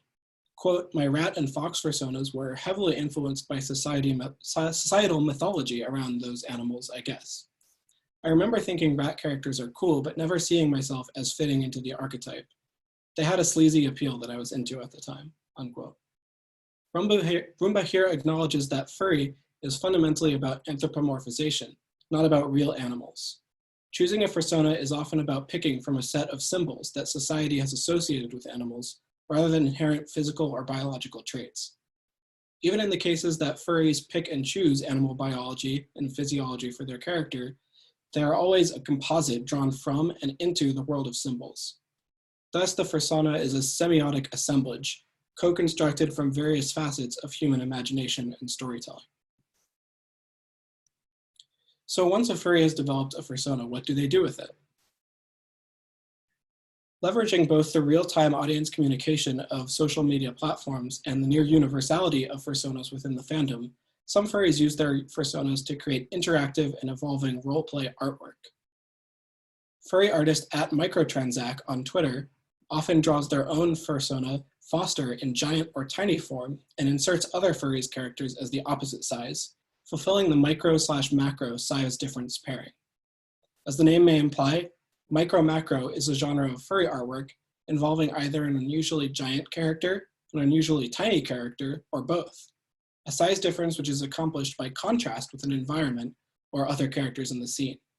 Sometimes this artwork is of a sexual nature, and the genre is often referred to as micro-macro fetish, but Microtransac and others frequently draw non-sexual micro-macro artwork. Due to the inherent need for contrast in micro-macro artwork, this genre lends itself particularly well to the use of the fursona as an interactive agent. I've chosen a recent example of Microtransac's works that exemplifies this phenomenon, an art piece in reaction to social distancing and self-quarantine procedures introduced as a result of the 2020 coronavirus outbreak. This drawing consists of a sketch of Macro Foster straddling a high-rise apartment building, crouching down to peer into a balcony where an anonymous micro, or perhaps average-sized, furry character is taking a cell phone photo. The micro furry in the balcony, along with several other characters peering out of their own windows or balconies, are all silhouetted anonymous figures. The caption accompanying the sketch reads, quote, "Toss me refs, I may add your OC into this quarantine drawing," quote. Refs here is short for references or reference sheets. OC stands for original character, a category encompassing both fursonas and non-fursona characters. Foster, at Microtransac's fursona, acts here as the primary subject of the work, but their action only becomes fully realized through interaction with the various OCs supplied in the replies. Though the work has not been completed as I write, a later tweet informs us of the progress. Quote, "This file looks nuts right now," unquote.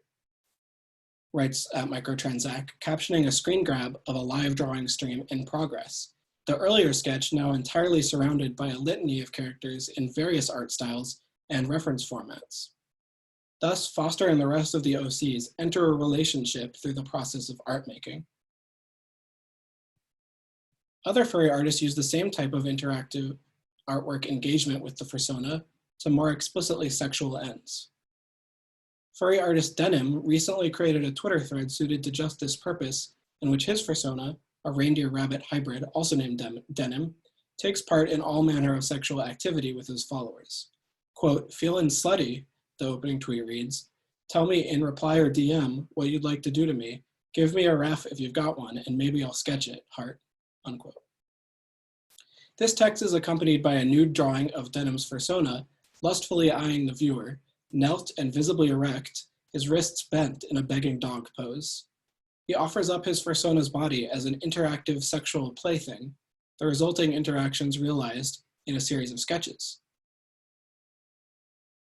Unlike at Microtransac's drawing, the other characters are not only being slotted into predetermined positions, rather they are spelling out exactly what they want to do to or with Denim. Scrolling down past his initial tweet, one can read of each resulting liaison and view a sketch of each fursona engaged in raunchy sex with Denim. The series runs from four-way upside-down fuckfests to a clothed peck on the cheek over a slice of pizza, reflecting both the variance in respondents' tastes and the range of acts Denim is willing to be subjected to. Denim here playfully blurs the line between oneself and one's fursona. Is it Denim the artist who feels slutty, or is it Denim the character? Moreover, is there a meaningful difference? Certainly a sexual encounter in which Denim is role-playing as his fursona, quote, "what you'd like to do to me," unquote, can lead to a materially embodied sexual response. In my conversation with Denim, he told me, quote, "That's definitely how I see a fursona, like an avatar through which to play with other people in a virtual world," unquote. So are fursonas an avatar for roleplay or a representation of the self? In only one conversation did one of my informants explicitly tell me that their fursona is them. Kiss Me Karma stated that she liked being, quote, liked being Psy more than anything since she is me, unquote. That was also in the context of discussing fursuits, of which Kiss Me Karma owns several. My informant KD explains their rationale. Quote, my characters are always intended to be me, but I get bored easily and always want to play around. It's almost like wanting to change outfits for me. Some people take Fursonas really seriously, and so what I do is really against that unspoken furry code. I never change behavior, I just change my icon. I usually decide based on how I feel and how I want to represent myself, unquote. Here, KD both desires and rejects self-actualization through their Fursonas. They may begin with an intent to represent themselves, but find themselves indecisive, frequently switching Fursonas on a whim. Once again, fandom lore, or the norm of a singular Fursona that represents oneself, is upended in actual practice, a rupture that KD recognizes and acknowledges. Another of my informants, Roomba, explicitly states that his Fursona was never intended to represent himself. Quote, I guess I stopped caring about actually representing myself at some point, or never cared to in the first place. It was just an avatar, unquote. The degree to which one identifies with one's own Fursona influences the way they use their Fursona and how easily that will change. The final case study I will discuss is the story of Dibs. Dibs was the Fursona of an Australian friend who I met online around 2014. The character of Dibs is an orange dingo with a cartoonishly large snout, nose, paws, and haunches. My Australian friend, a professional cartoonist, commissioned a custom fursuit of Dibs from More for Less, who is a prominent on-demand fursuit maker. Around mid-2017, my friend began to change his username on various platforms and change his icons to a lion character, then a puma. That May, in order to fund a move, he listed the Dibs fursuit and full rights to the character up for auction. I was surprised to see him selling the Dibs to Dibs, but it was not entirely out of the blue as he had already adopted a new Fursona. After the auction was completed, a new Twitter account called @DibsDingo was opened by the character's new owners, two furries who live in the United States. The former Fursona was now merely a character with a new personality and new owners. It is perhaps akin to an intellectual property in the media industry continuously reinvented by new producers. Though I was not able to get in touch with the original owner of Dibs, I did reach out to one of the new owners, Kiss Me Karma, who informs me, quote, I had seen the suit vaguely in con photos online, but I didn't really know too much about the character or the suit. I'm only 5'2", so finding suits more on the smaller range is difficult. And at the time I went in on it, it was a really low price. Judging from what I received from the character and the images used to post it for auction along with the design, we usually portrayed him as a big old toon. We got silly props for him and everything. The other owner has defined him since I didn't end up wearing him much. I had 3 other suits at the time, LOL. Kiss Me Karma reveals that while she was initially interested in the promise of a suit that fits her frame at a low price, she and the other owner still wanted to remain faithful to the character as previously imagined. The identity that was once a person's Fursona becomes abstracted into a set of character traits, reconfigurable and rearrangeable for performance, and even, as the photographs show, physical modification, such as the tank top here and the eyelids that were added after the auction. I also include the detail that Kiss Me Karma owned 3 other suits, all pictured here in kind of a packing bundle before a convention, to drive home the fact that Dibs had become one of many in a collection, cooperatively owned and inhabited. Internet studies as a discipline has, especially in its infancy, focused on anonymity and identity. Discussion of the avatar is nothing new. The Fursona presents a special case of online identity that is often rife with contradiction and variance. Is it an online icon, a representation of oneself, an artistic medium, a costume character to inhabit on a whim? The Fursona can be many of these things to any number of furries. To conclude this talk, I want to present a couple examples of an emergent genre of fursuit videos in which the Fursona is a vehicle for familial affection. Let me know if there's a problem with the sound or anything. Let me see. Oh Can you hear that? I brought you some. Oh my god. You like it? You look like one of those characters from Disneyland. Oh I my am. god. Could you all hear that? Yes. Okay, great. And then, whoops.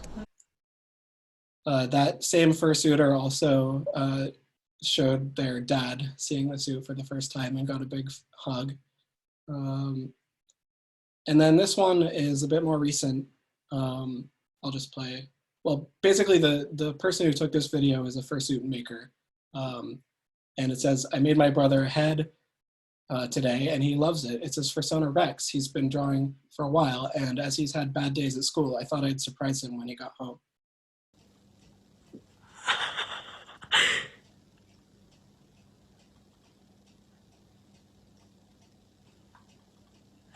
Do you like him? Yes, I actually love this. Try him on. There we go. And he's yours.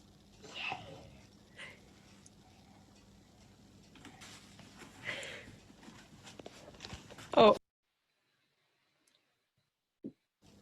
So, Fursonas are co-created Moe. Oops, I think the video is playing again. There we go. Fursonas are co-created Moe, playful, mundane, interactive identities. Whether it is to greet one's mother with a flower or to feel better about a bad day at school, inhabiting a Fursona provides affective and relational states that many furries find transformative. Born of the desire to create, elicit, and inhabit these states, the Fursona affords new ways of being online and being IRL. Thanks, and I want to thank my committee, Ian Condry and T.L. Taylor.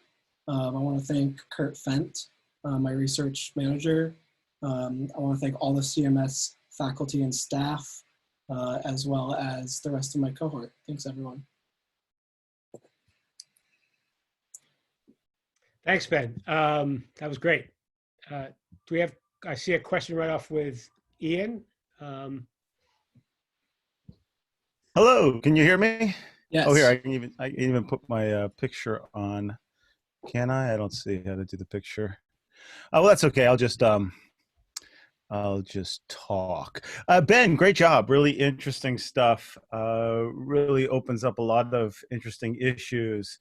My question, as you were talking, I was thinking about cosplay and fandom, which I think is where a lot of this, I don't know what to call it, alternative identity analysis has gone on. And I'm familiar with the anime and manga worlds and cosplay conventions, anime conventions, manga conventions.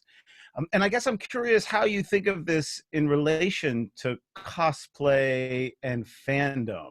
Because on the one hand, it seems different than fandom to me. It's more performative. It's almost a kind of performance art, and this distinction we make between cosplayers who are just fans of something else, some original thing, is maybe operating somewhat differently here, where people are making something of their own collaboratively for this IRL online liminal space.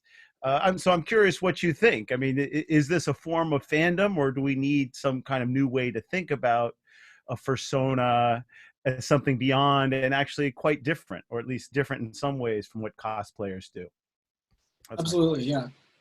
So I think part of, you know, the relationship there is that, as I mentioned, furry started as an outgrowth of science fiction anime fandom. And I think those historical precedents have carried a lot of norms with them, but that maybe as furry has grown over the past several decades, that they've kind of diverged. I think the fursona is maybe the best example of that, where it's an identity that's not only, you know, your profile online, your icon, your username, but it's also something that you can become through costuming. And the phenomenon of like becoming myself by putting on a costume is something that is not really, doesn't really happen with cosplay. It's becoming someone else. Now you could argue that you know, what is myself in this case? Is that someone else from the self that I use outside of costume, and therefore, is it just a form of cosplay? I don't really know the answer to that question, but I think, you know, the parallels are absolutely there. And, you know, I think that this sort of totalizing identity and yeah, the creativeness of the character that's not from an existing property are the main things that differentiate it from cosplay.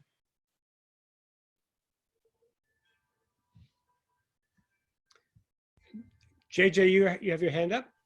Yeah. Can everybody hear me okay? Just checking my audio. Okay, cool. So thanks, Ben, for your insights and also for sharing this part of your life with us. I had a question relating to the development of a fursona. It's really interesting to me to hear about the process and how similar it is to the process of creating a D&D character.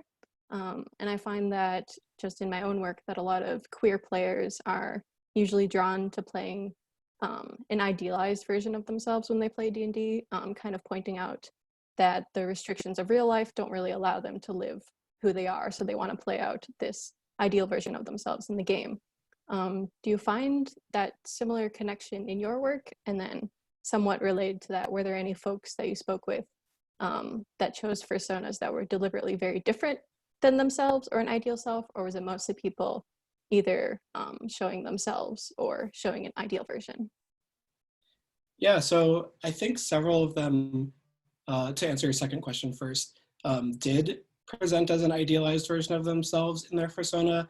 Jesse, for example, the werewolf fan, told me that it kind of, I don't have the quote, but it basically, you know, allowed him to inhabit this giant cuddly creature that he feels that, you know, masculinity doesn't afford him the ability to be in real life. And I think that is common as well.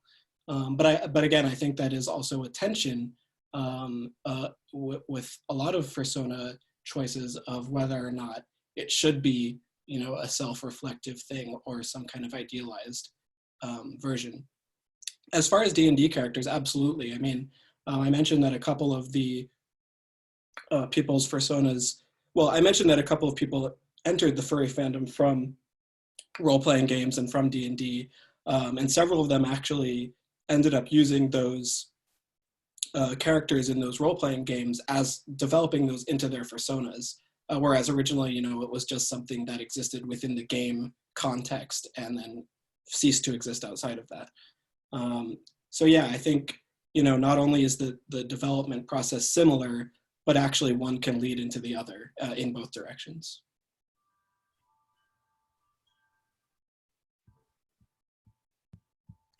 Ben, thanks very much. I think we're up to Judy, who is our last presenter. Is that right? And whenever you're ready, Judy. Yes, I'm just setting up the screen share.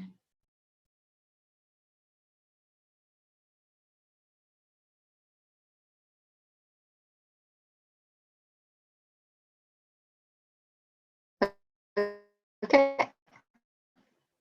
Can you see the screen? Yes. Okay. And can you hear me?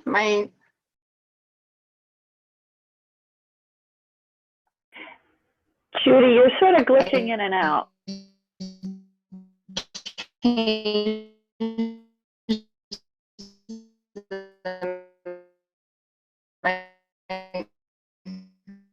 Microphone set up, so just want to double check that. Okay, cool.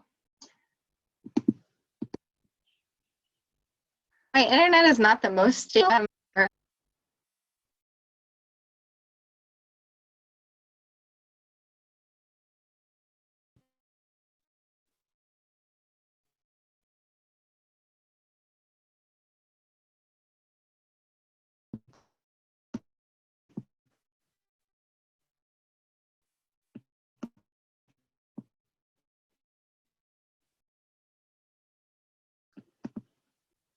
Oh.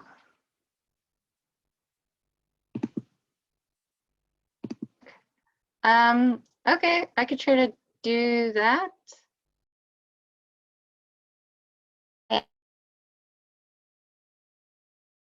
I'm still here. You still can't hear me? Mm-hmm. Can you hear me now? Is that an improvement at all or no? Keep talking. It's hard to tell.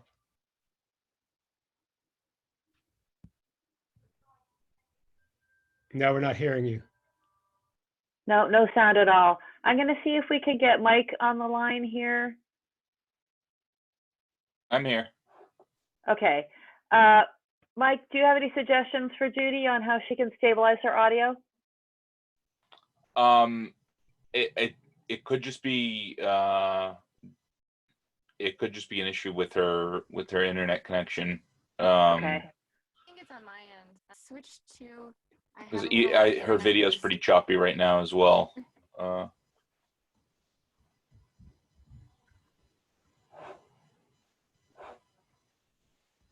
Is there another network to connect to by any chance? I can hear you then, Judy. Yeah, I just connected to, I have like a booster, a couple boosters, and I connected to the other one because my Wi-Fi is not super stable here. Is that better? Audio is much better. Yeah. Okay, good. Okay. All right. Is it good enough to get started? I think so. Okay. Thank you for bearing with me for that. And thank you for making it through the entire day.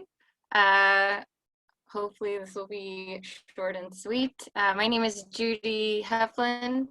I am also part of the CMS class of 2020 at the Trope Tank that holds a very amazing collection of computer-generated books, some of which I'm going to talk to you about today. So my talk is called The Poetics of Latent Space, Computer-Generated Literature, and the Vectorized Word.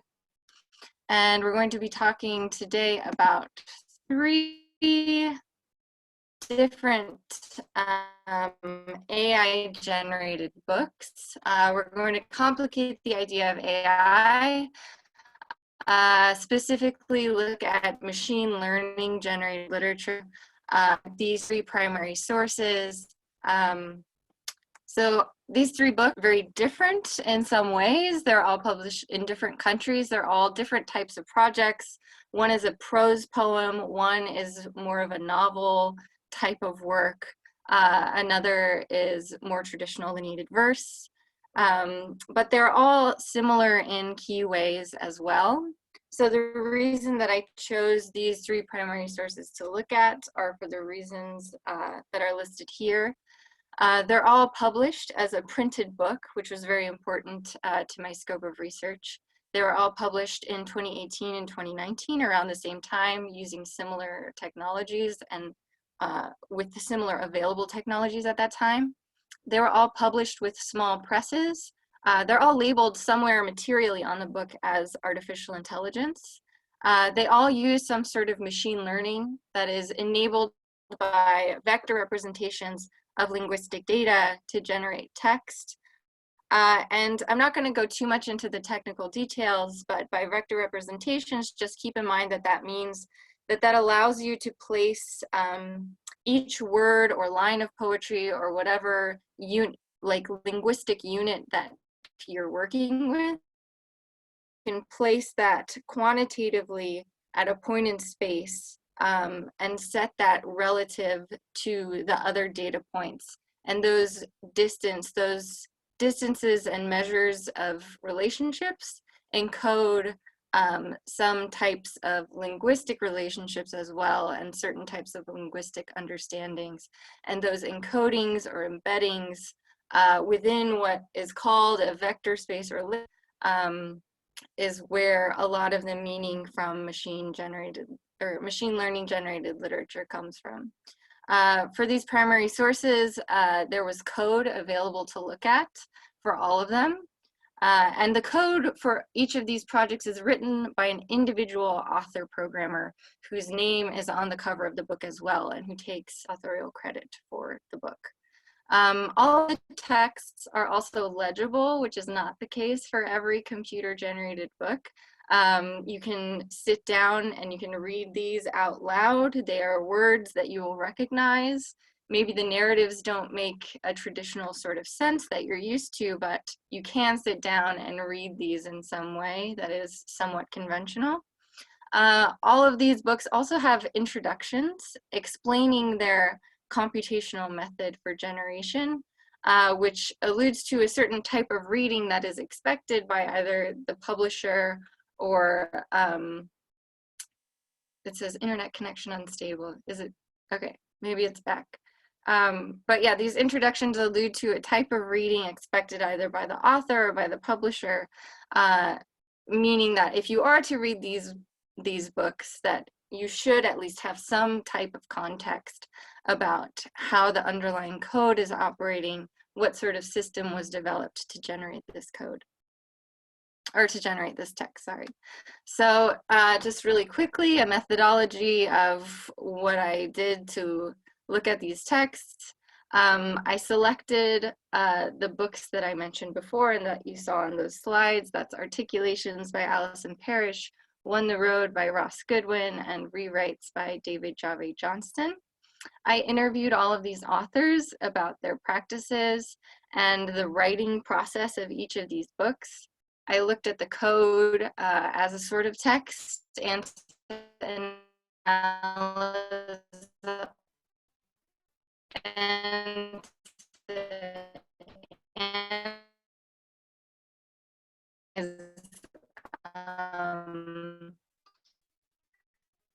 what actually happened in the generation process. A material analysis not only of the code but the grammar, and then ending up ultimately, oh no, are we back? Okay, all right, so sorry about that.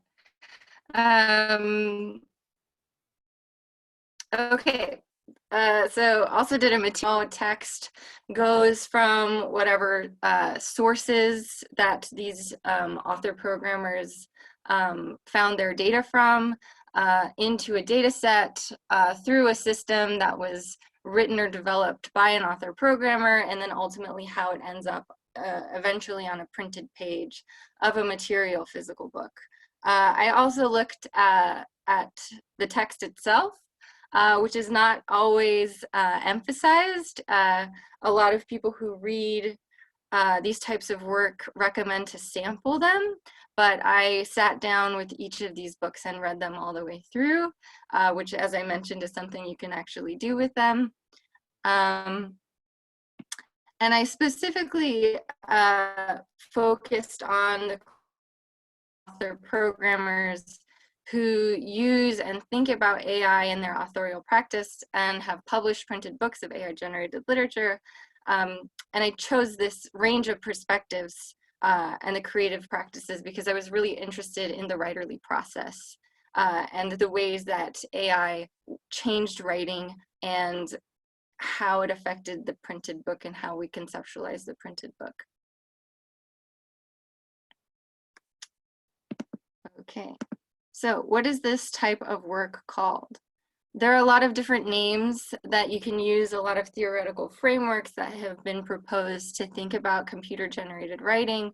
A few of them are listed here, but for the purposes of this presentation, I will just be calling them computer-generated books, computer-generated literature, although I will mention the sort of schema of pre-processing, co-processing, and post-processing as kind of different ways to think about the main writerly interventions being made on these specific pieces. So writerly work that happens as the text is generated, and then post-processing writerly work that happens after the text is generated.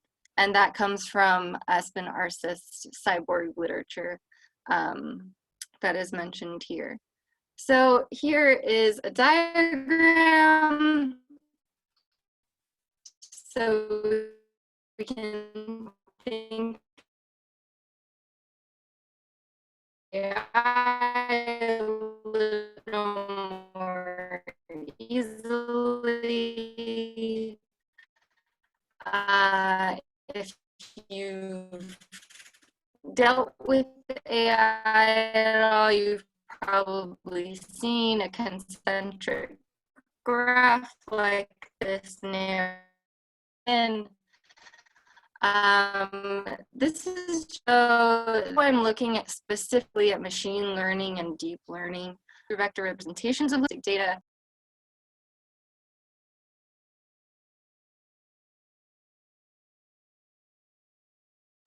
It looks like she just got dropped. Oh, and here she is again. Judy, you're back. I'm so sorry. I don't know what it is about today. Okay.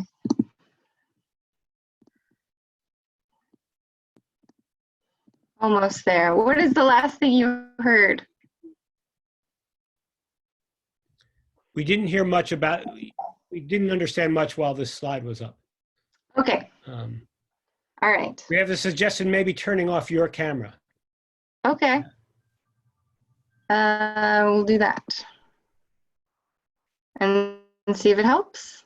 All right, so I'll just keep going on this slide. So sorry about that. So if you've thought about artificial intelligence or looked into it at all, you've probably seen a graph like this.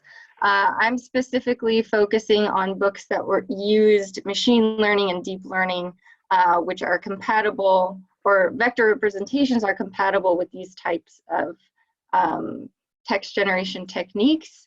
But that's not necessary to have some AI text generation system, especially with books that are either older, that used sort of like rule-based AI techniques.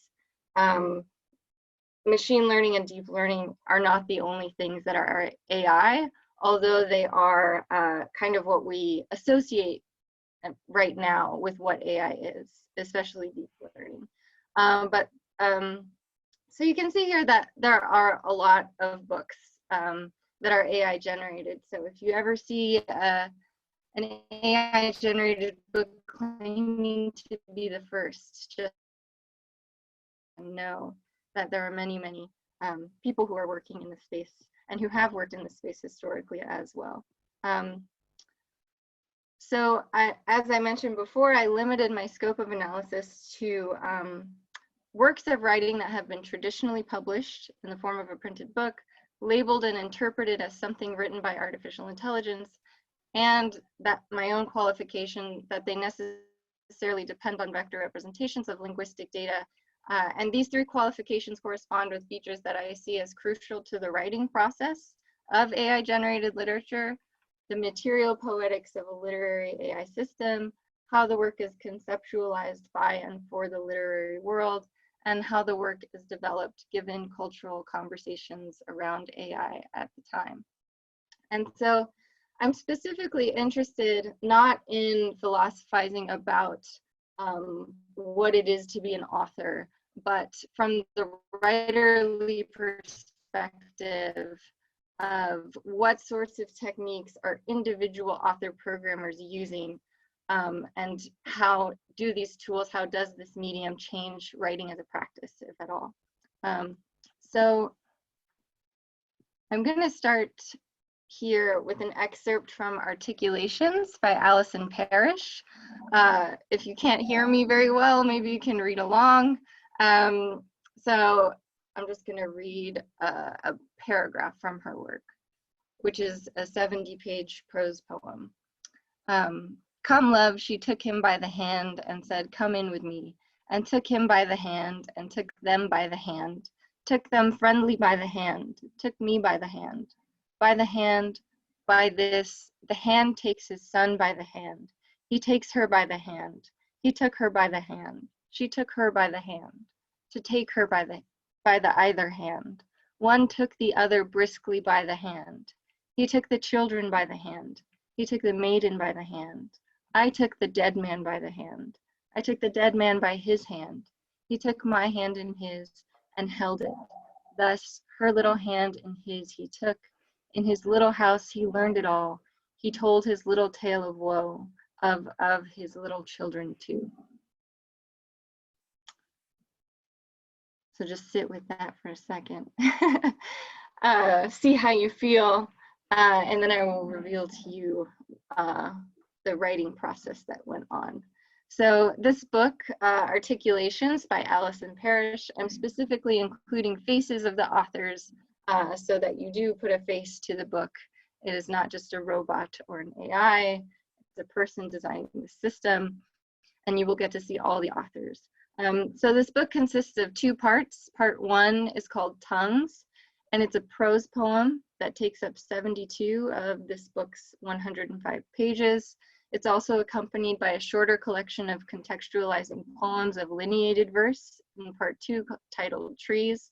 But Tongues, the main part of this book, is the output of a random walk through a vector space of over 3 million lines of public domain poetry collected from Project Gutenberg, which results in this kind of phonetic gradient. So Alison collected lines of poetry and embedded them in this vector space that I was talking about before.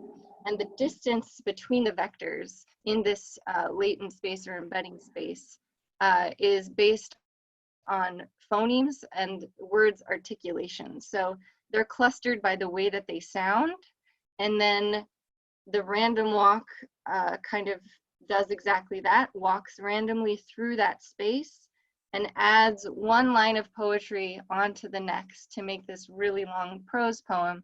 And you can see that, and here in that paragraph, and took him by the hand, and took them by the hand, that these lines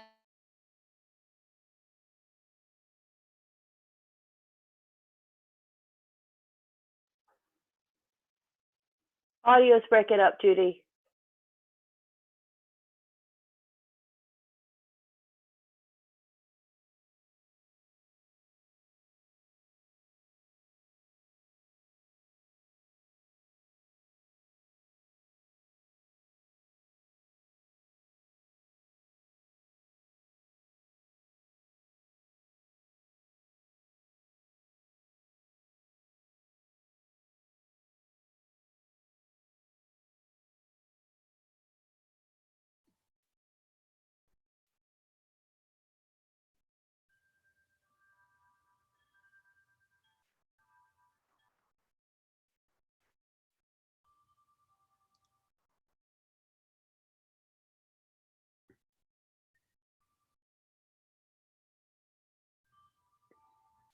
Judy, we'll give you a moment to try to reconnect, maybe.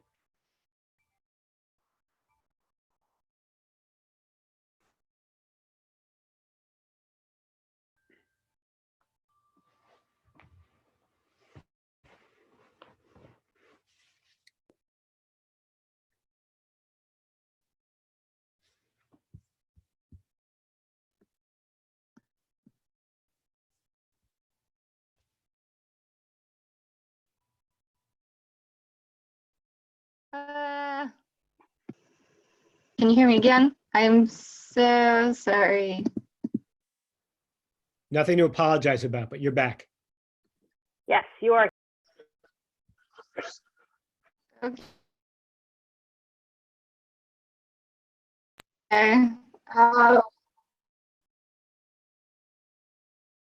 This worked when I tested it earlier.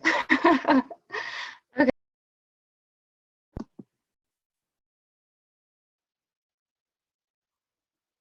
I think when we tested it, it must have been on a lighter internet use day.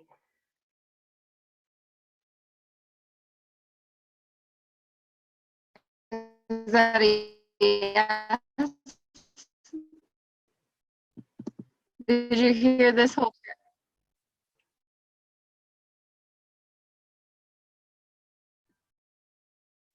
We haven't really heard you since you've come back. Only briefly. Okay, that's fine. Judy, I wonder if we can have you call in on just a regular phone line. Okay. Hang on, let me see if I can find the number.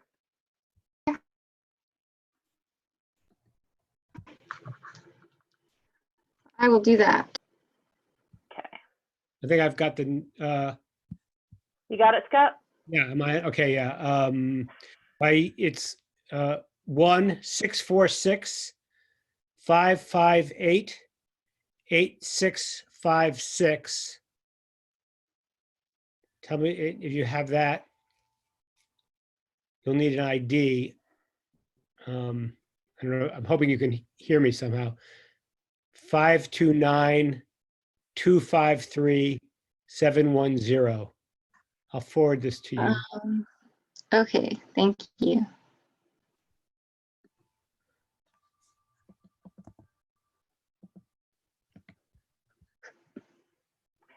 And then, Judy, if you have access to email, could Yeah. you either email or Dropbox me the slides, and then I can share the screen while you Okay. talk? I will do that, yes. Okay. Okay. Thank you.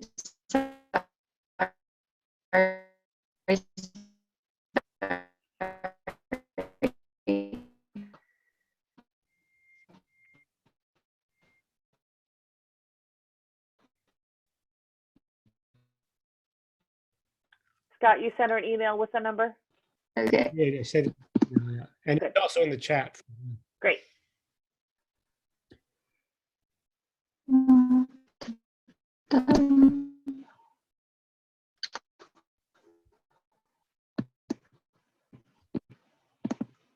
Export.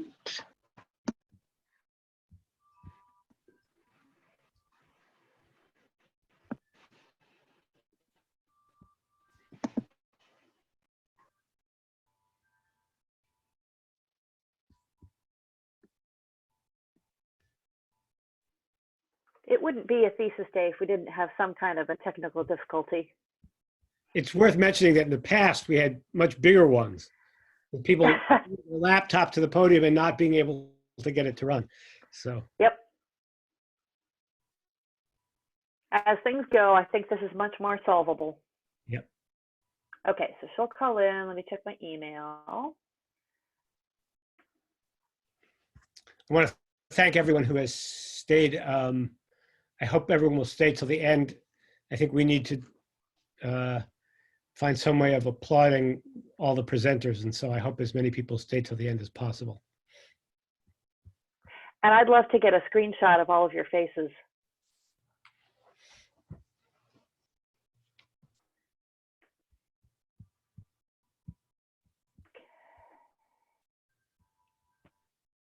Is that Judy who just phoned in? Probably. Can you Judy, hear can you me? hear us? Yes. Yay. Yeah, you can. Okay, I'm sending you and got the slides.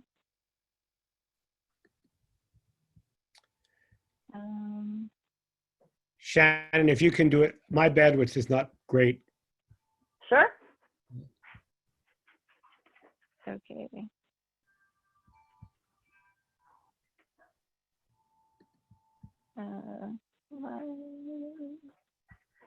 Are you doing email or Dropbox?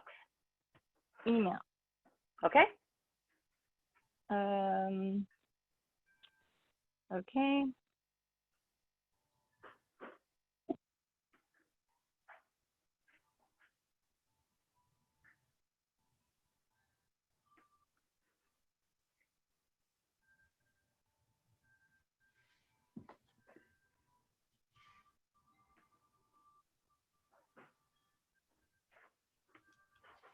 Just gonna sit here clicking check mail until it shows up. It's just waiting to attach. Okay.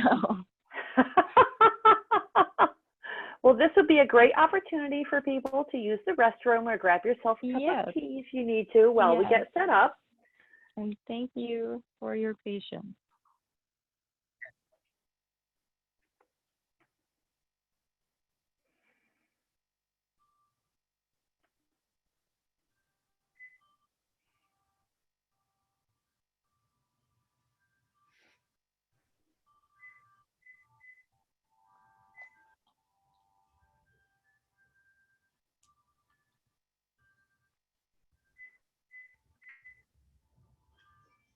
I'm going to pause the recording. The majority of articulation.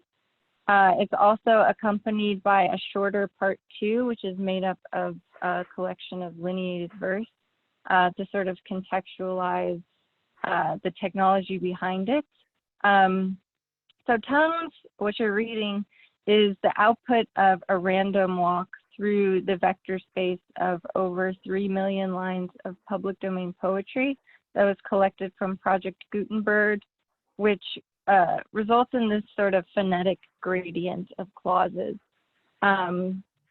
So you can see that it's sort of very similar. Each clause is talking about taking her by the hand. So what this is Allison took lines of poetry and embedded these lines of poetry in a vector space. As I mentioned before, this means that you can put whatever unit of linguistic data you're working with. So in this case, a line of poetry, you can put each line of poetry quantitatively to a point in space, and then the distance between each line of poetry encodes some sort of meaningful linguistic relationship. And in this case, all of these lines of poetry are encoded based on their phonetic similarity. So how the clause sounds, how it's articulated as you speak it out loud. So this kind of phonetic similarity and phonetic filter also acts as,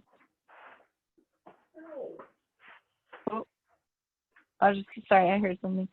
So this phonetic filter also acts as a kind of context filter as well, because the clauses that sound the same often have the same vocabulary, or at least a similar vocabulary in them, because it's the clause as a whole. This isn't the case for words, as we know. If words sound the same, that doesn't necessarily mean that they have a semantic similarity, but because the clauses are embedded as a whole, it kind of acts as a context filter as well, which results in this sort of emergent narrative also. So there is a little bit of a narrative arc in this, although it's definitely not like what you would read if you're sitting down to read a fiction novel or something like that. So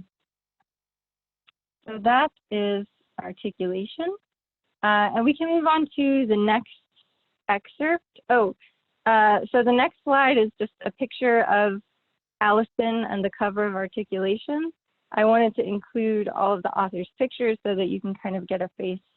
And again, I guess I'm kind of pushing this image of the individual author because I am interested in the individual practices of authors and their writerly practice, again, as opposed to like theorizing about the broader author function or something like that.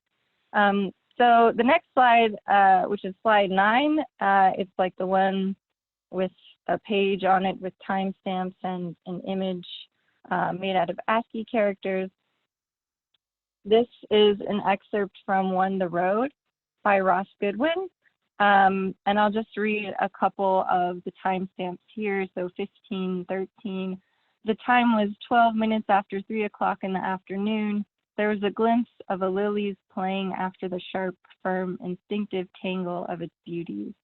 1513-21, Mark Williams Collision Center, automotive shop in the Goth, which had proud to the tender series of spaces between the station and the town.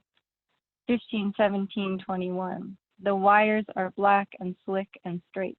The stars of the sky were still and dark, which is an interesting thing to say at, I guess, 17 minutes after 3 o'clock in the afternoon. And then you can see an ASCII image here.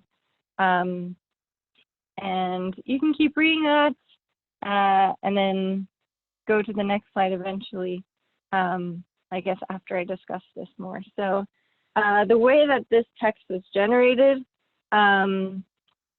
basically, Ross Goodwin likes to say that he used a pen or a car as a pen. So he had a Cadillac, 2017 Cadillac XS, and he outfitted it with a surveillance camera, a GPS unit, and then he had his laptop inside, which used its internal microphone and clock. all to have data go into this text system that had pre-trained neural network models that would then generate some sort of the text. So when you see the time was 12 minutes after 3 o'clock in the afternoon, that sentence was not generated by machine learning. It's all framed by this kind of rule-based, all these rule-based contextualizing information based on all of the sensor data. And then the sentence following, there was a glimpse of a lily's playing after the sharp, firm, and instinctive tangle of its beauties, was generated by a neural network. And Ross in the car had a bunch of pre-trained models that he would then sort of act as a DJ, flipping in between based on how he was feeling, based on sort of like how he felt the output was. If it was too monotonous, if he wanted to change in tone, he would change to a different model that was trained on different styles of text. So if you go to the next image, which is the One the Road, Ross Goodwin, you can see him there with the Cadillac, and then there's an image of the surveillance camera and the GPS unit and his laptop. And then there was also a printer inside and every sort of timestamp. So a sentence or sort of like capturing of a moment based on all of this data happened every 30 seconds throughout a road trip from New York to New Orleans. So it's kind of like a road trip novel written with this surveillance car system. So it was printing, materially printing throughout, and then the scroll that you see was then cut up and put into the form of a book, and parts of it were taken away due to some editorial decisions by the publisher. So both Ross and Allison in their practice really emphasize the poetic decisions that happen either before or during the generation process. They don't want to edit any text afterwards, even though in articulations, Allison ended up reading through and finding one line of poetry that she didn't want to be in there and taking it out.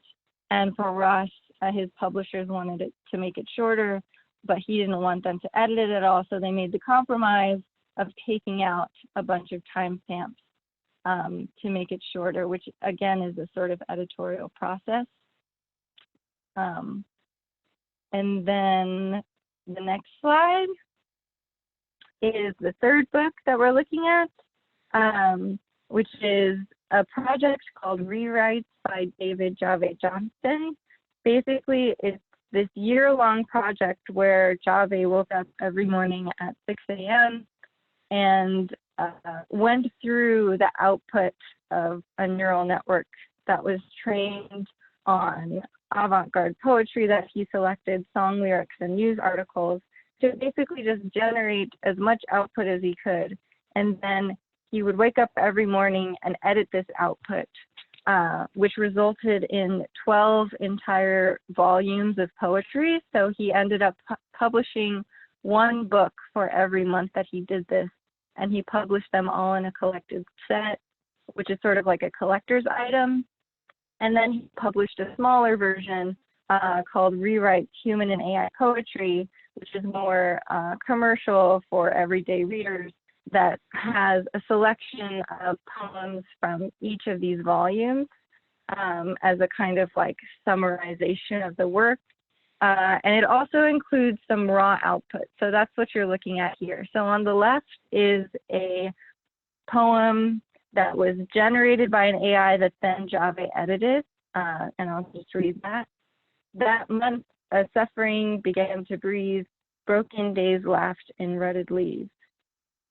And then on the right, to contextualize this further, Jave also published what he calls the raw output, or the unedited text. So his entire practice is the post-processing, is the collaboration and editing, this sort of almost nonsensical and surrealist stuff that his model generated on the right, which you can see here. And just to read a small bit of that, near old green details adored the vanished thing, rise on an rat. They never herbivorous, the cathedral and jovial in the rafters. So you can see that that doesn't make as much sense as the nice, neat poetry on the left. So Jave went through, every morning he would kind of look at this stuff on the right and then take away, again, this process of taking away, which he calls carving, the carving of the text, to result in these sort of more conventional poems on the left.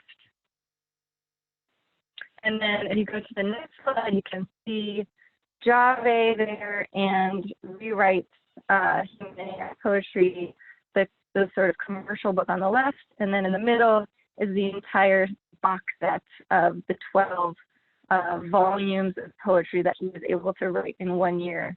So it's also this sort of visualization of the endurance of the machine and how much you can get done with this kind of automation and assistance. So to go to the next slide and sort of draw some conclusions and similarities about these projects. I want to emphasize that there is not one practice of AI-generated literature, but emerging practices that sometimes fit with each other.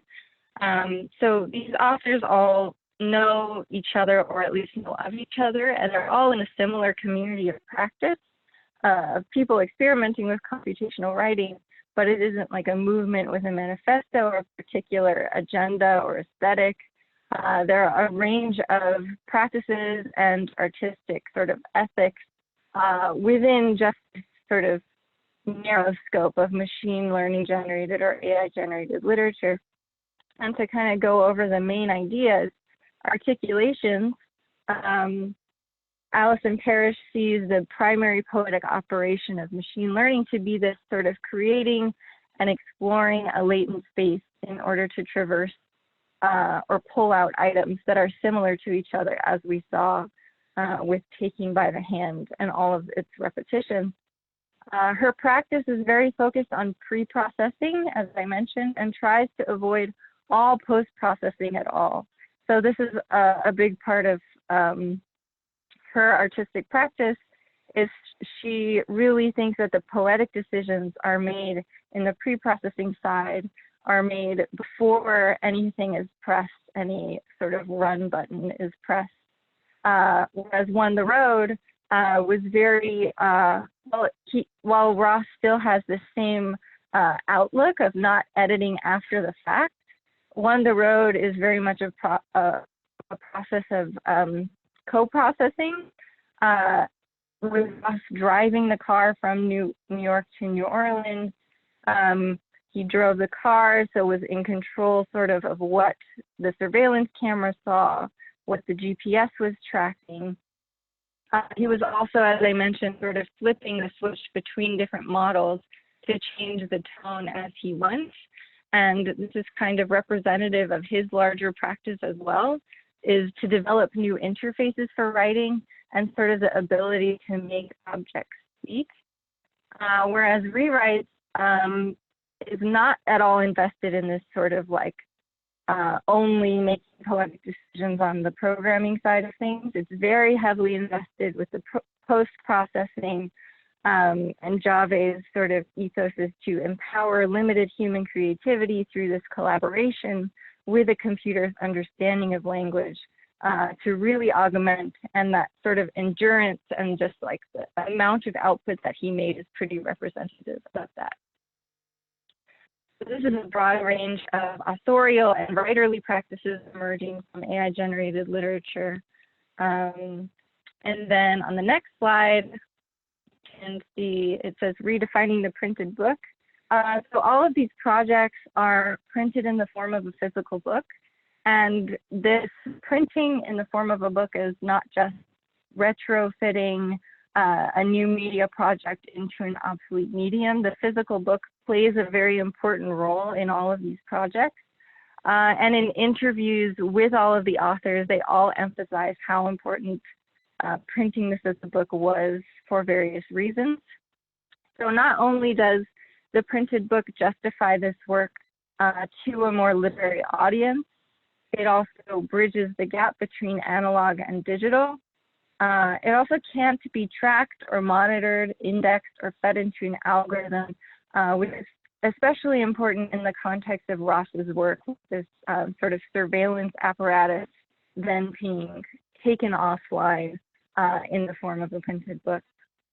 All of the authors said that they like that the printed book also grounds the reader in a familiar material experience, and they found that once they're told that, or once a reader is told that something is machine generated, it immediately creates this kind of distance, and something that is printed out either sort of on the receipts that you saw with Ross and his car, or in the form of a printed book, really grounds the reader in something that they will then understand as literary. They all mentioned that it brings a finality to the piece. So with especially with rewrites and the endurance and just the amount of content generated, you can see how these projects can sort of go infinitely or to an absurd extent. And they all liked that the printed book not only forced them to kind of frame their work and finalize their work, but also to let them know that they're done with it, that it's been printed and their work is done on this particular project. They also said that it was easier to archive and maintain. And while there are a bunch of initiatives to archive and maintain electronic literature, those practices are still not yet as solidified as the bibliographic and archival practices of the book. It also brings the focus to the text itself, which all of these writers are very invested in. All of these people do consider themselves writers and poets, or that they're creating poetry. Ross Goodwin particularly calls himself a writer of writers, but he definitely considers what he's creating literature.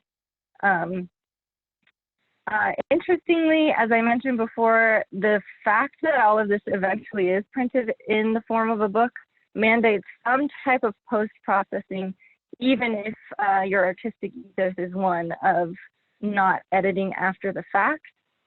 So both with Allison and Ross, they both had to make some kinds of editorial sort of collaborations and sacrifices ultimately to end up on the printed page. So slide 15, if you can see the numbers, thanks for listening. And in conclusion, AI-generated literature is not a monolithic practice that erases the author, but it encompasses a range of emerging writerly practices and reconceptualizes the printed book. And feel free to ask me any questions, and if we don't have time, you can reach out to me either by email or Twitter, and I will be happy to talk to you.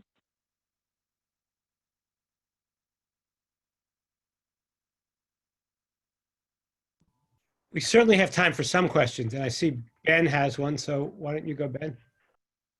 Great. I think Yeah, someone will have to read me the question. Oh yeah, or say them out loud. Can you hear me? Can you hear me, Judy? Yeah, I can, yeah. Okay, great. Great presentation.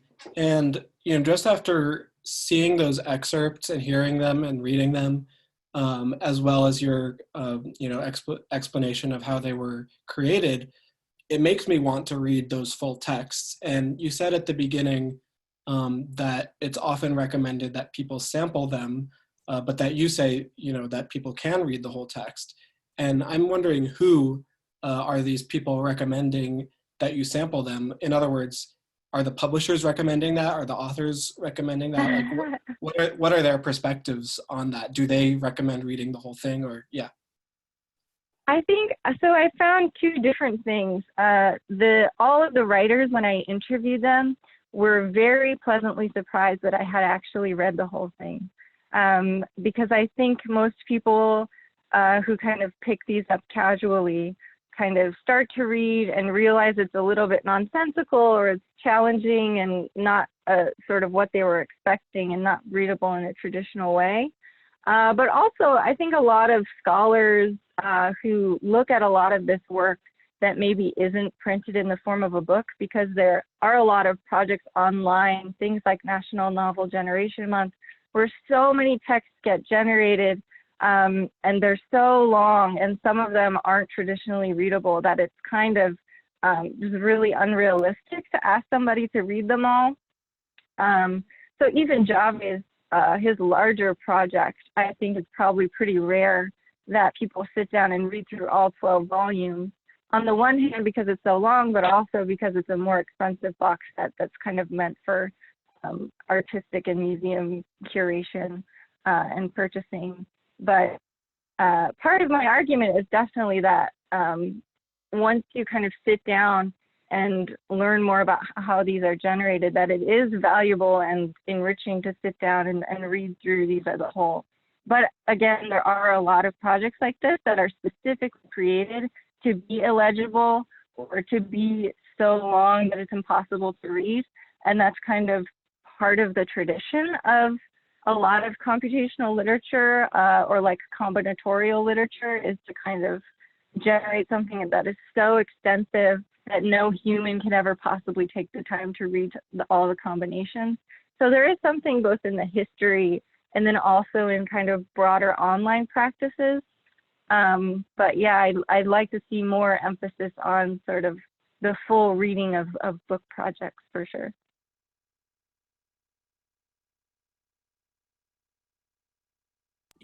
Judy, you can't see in the chat, there's lots of compliments and applause.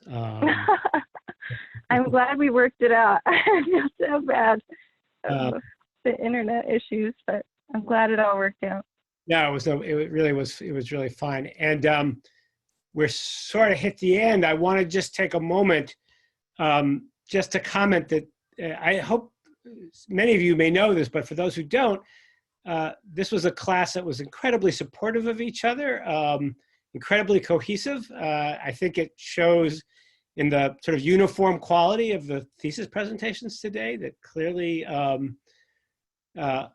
you must have had each other's support to have done so well. There's a lot of people in the chat applauding for you. I think it's worth acknowledging the sadness that after having had such a good run that we can't all be together, and that you can't be together with each other. I think it's worth acknowledging that little bit of sadness. But maybe if you all turn on your cameras, we can see your faces. We can all sort of, I was going to suggest that Mike and Shannon and I, who all have microphones, we applaud audibly, so for everyone else who's listening as attendees. So we want to do that right now? Let's do it. Sure. I'm also going to grab a screen cap of everyone who's got their camera on, because you guys are awesome. Everybody smile. Yay, Judy, we know you're smiling. Yeah. I am. Oh, wait, now Han's on. We have to do it again. Sorry. One more. Everybody say cheese.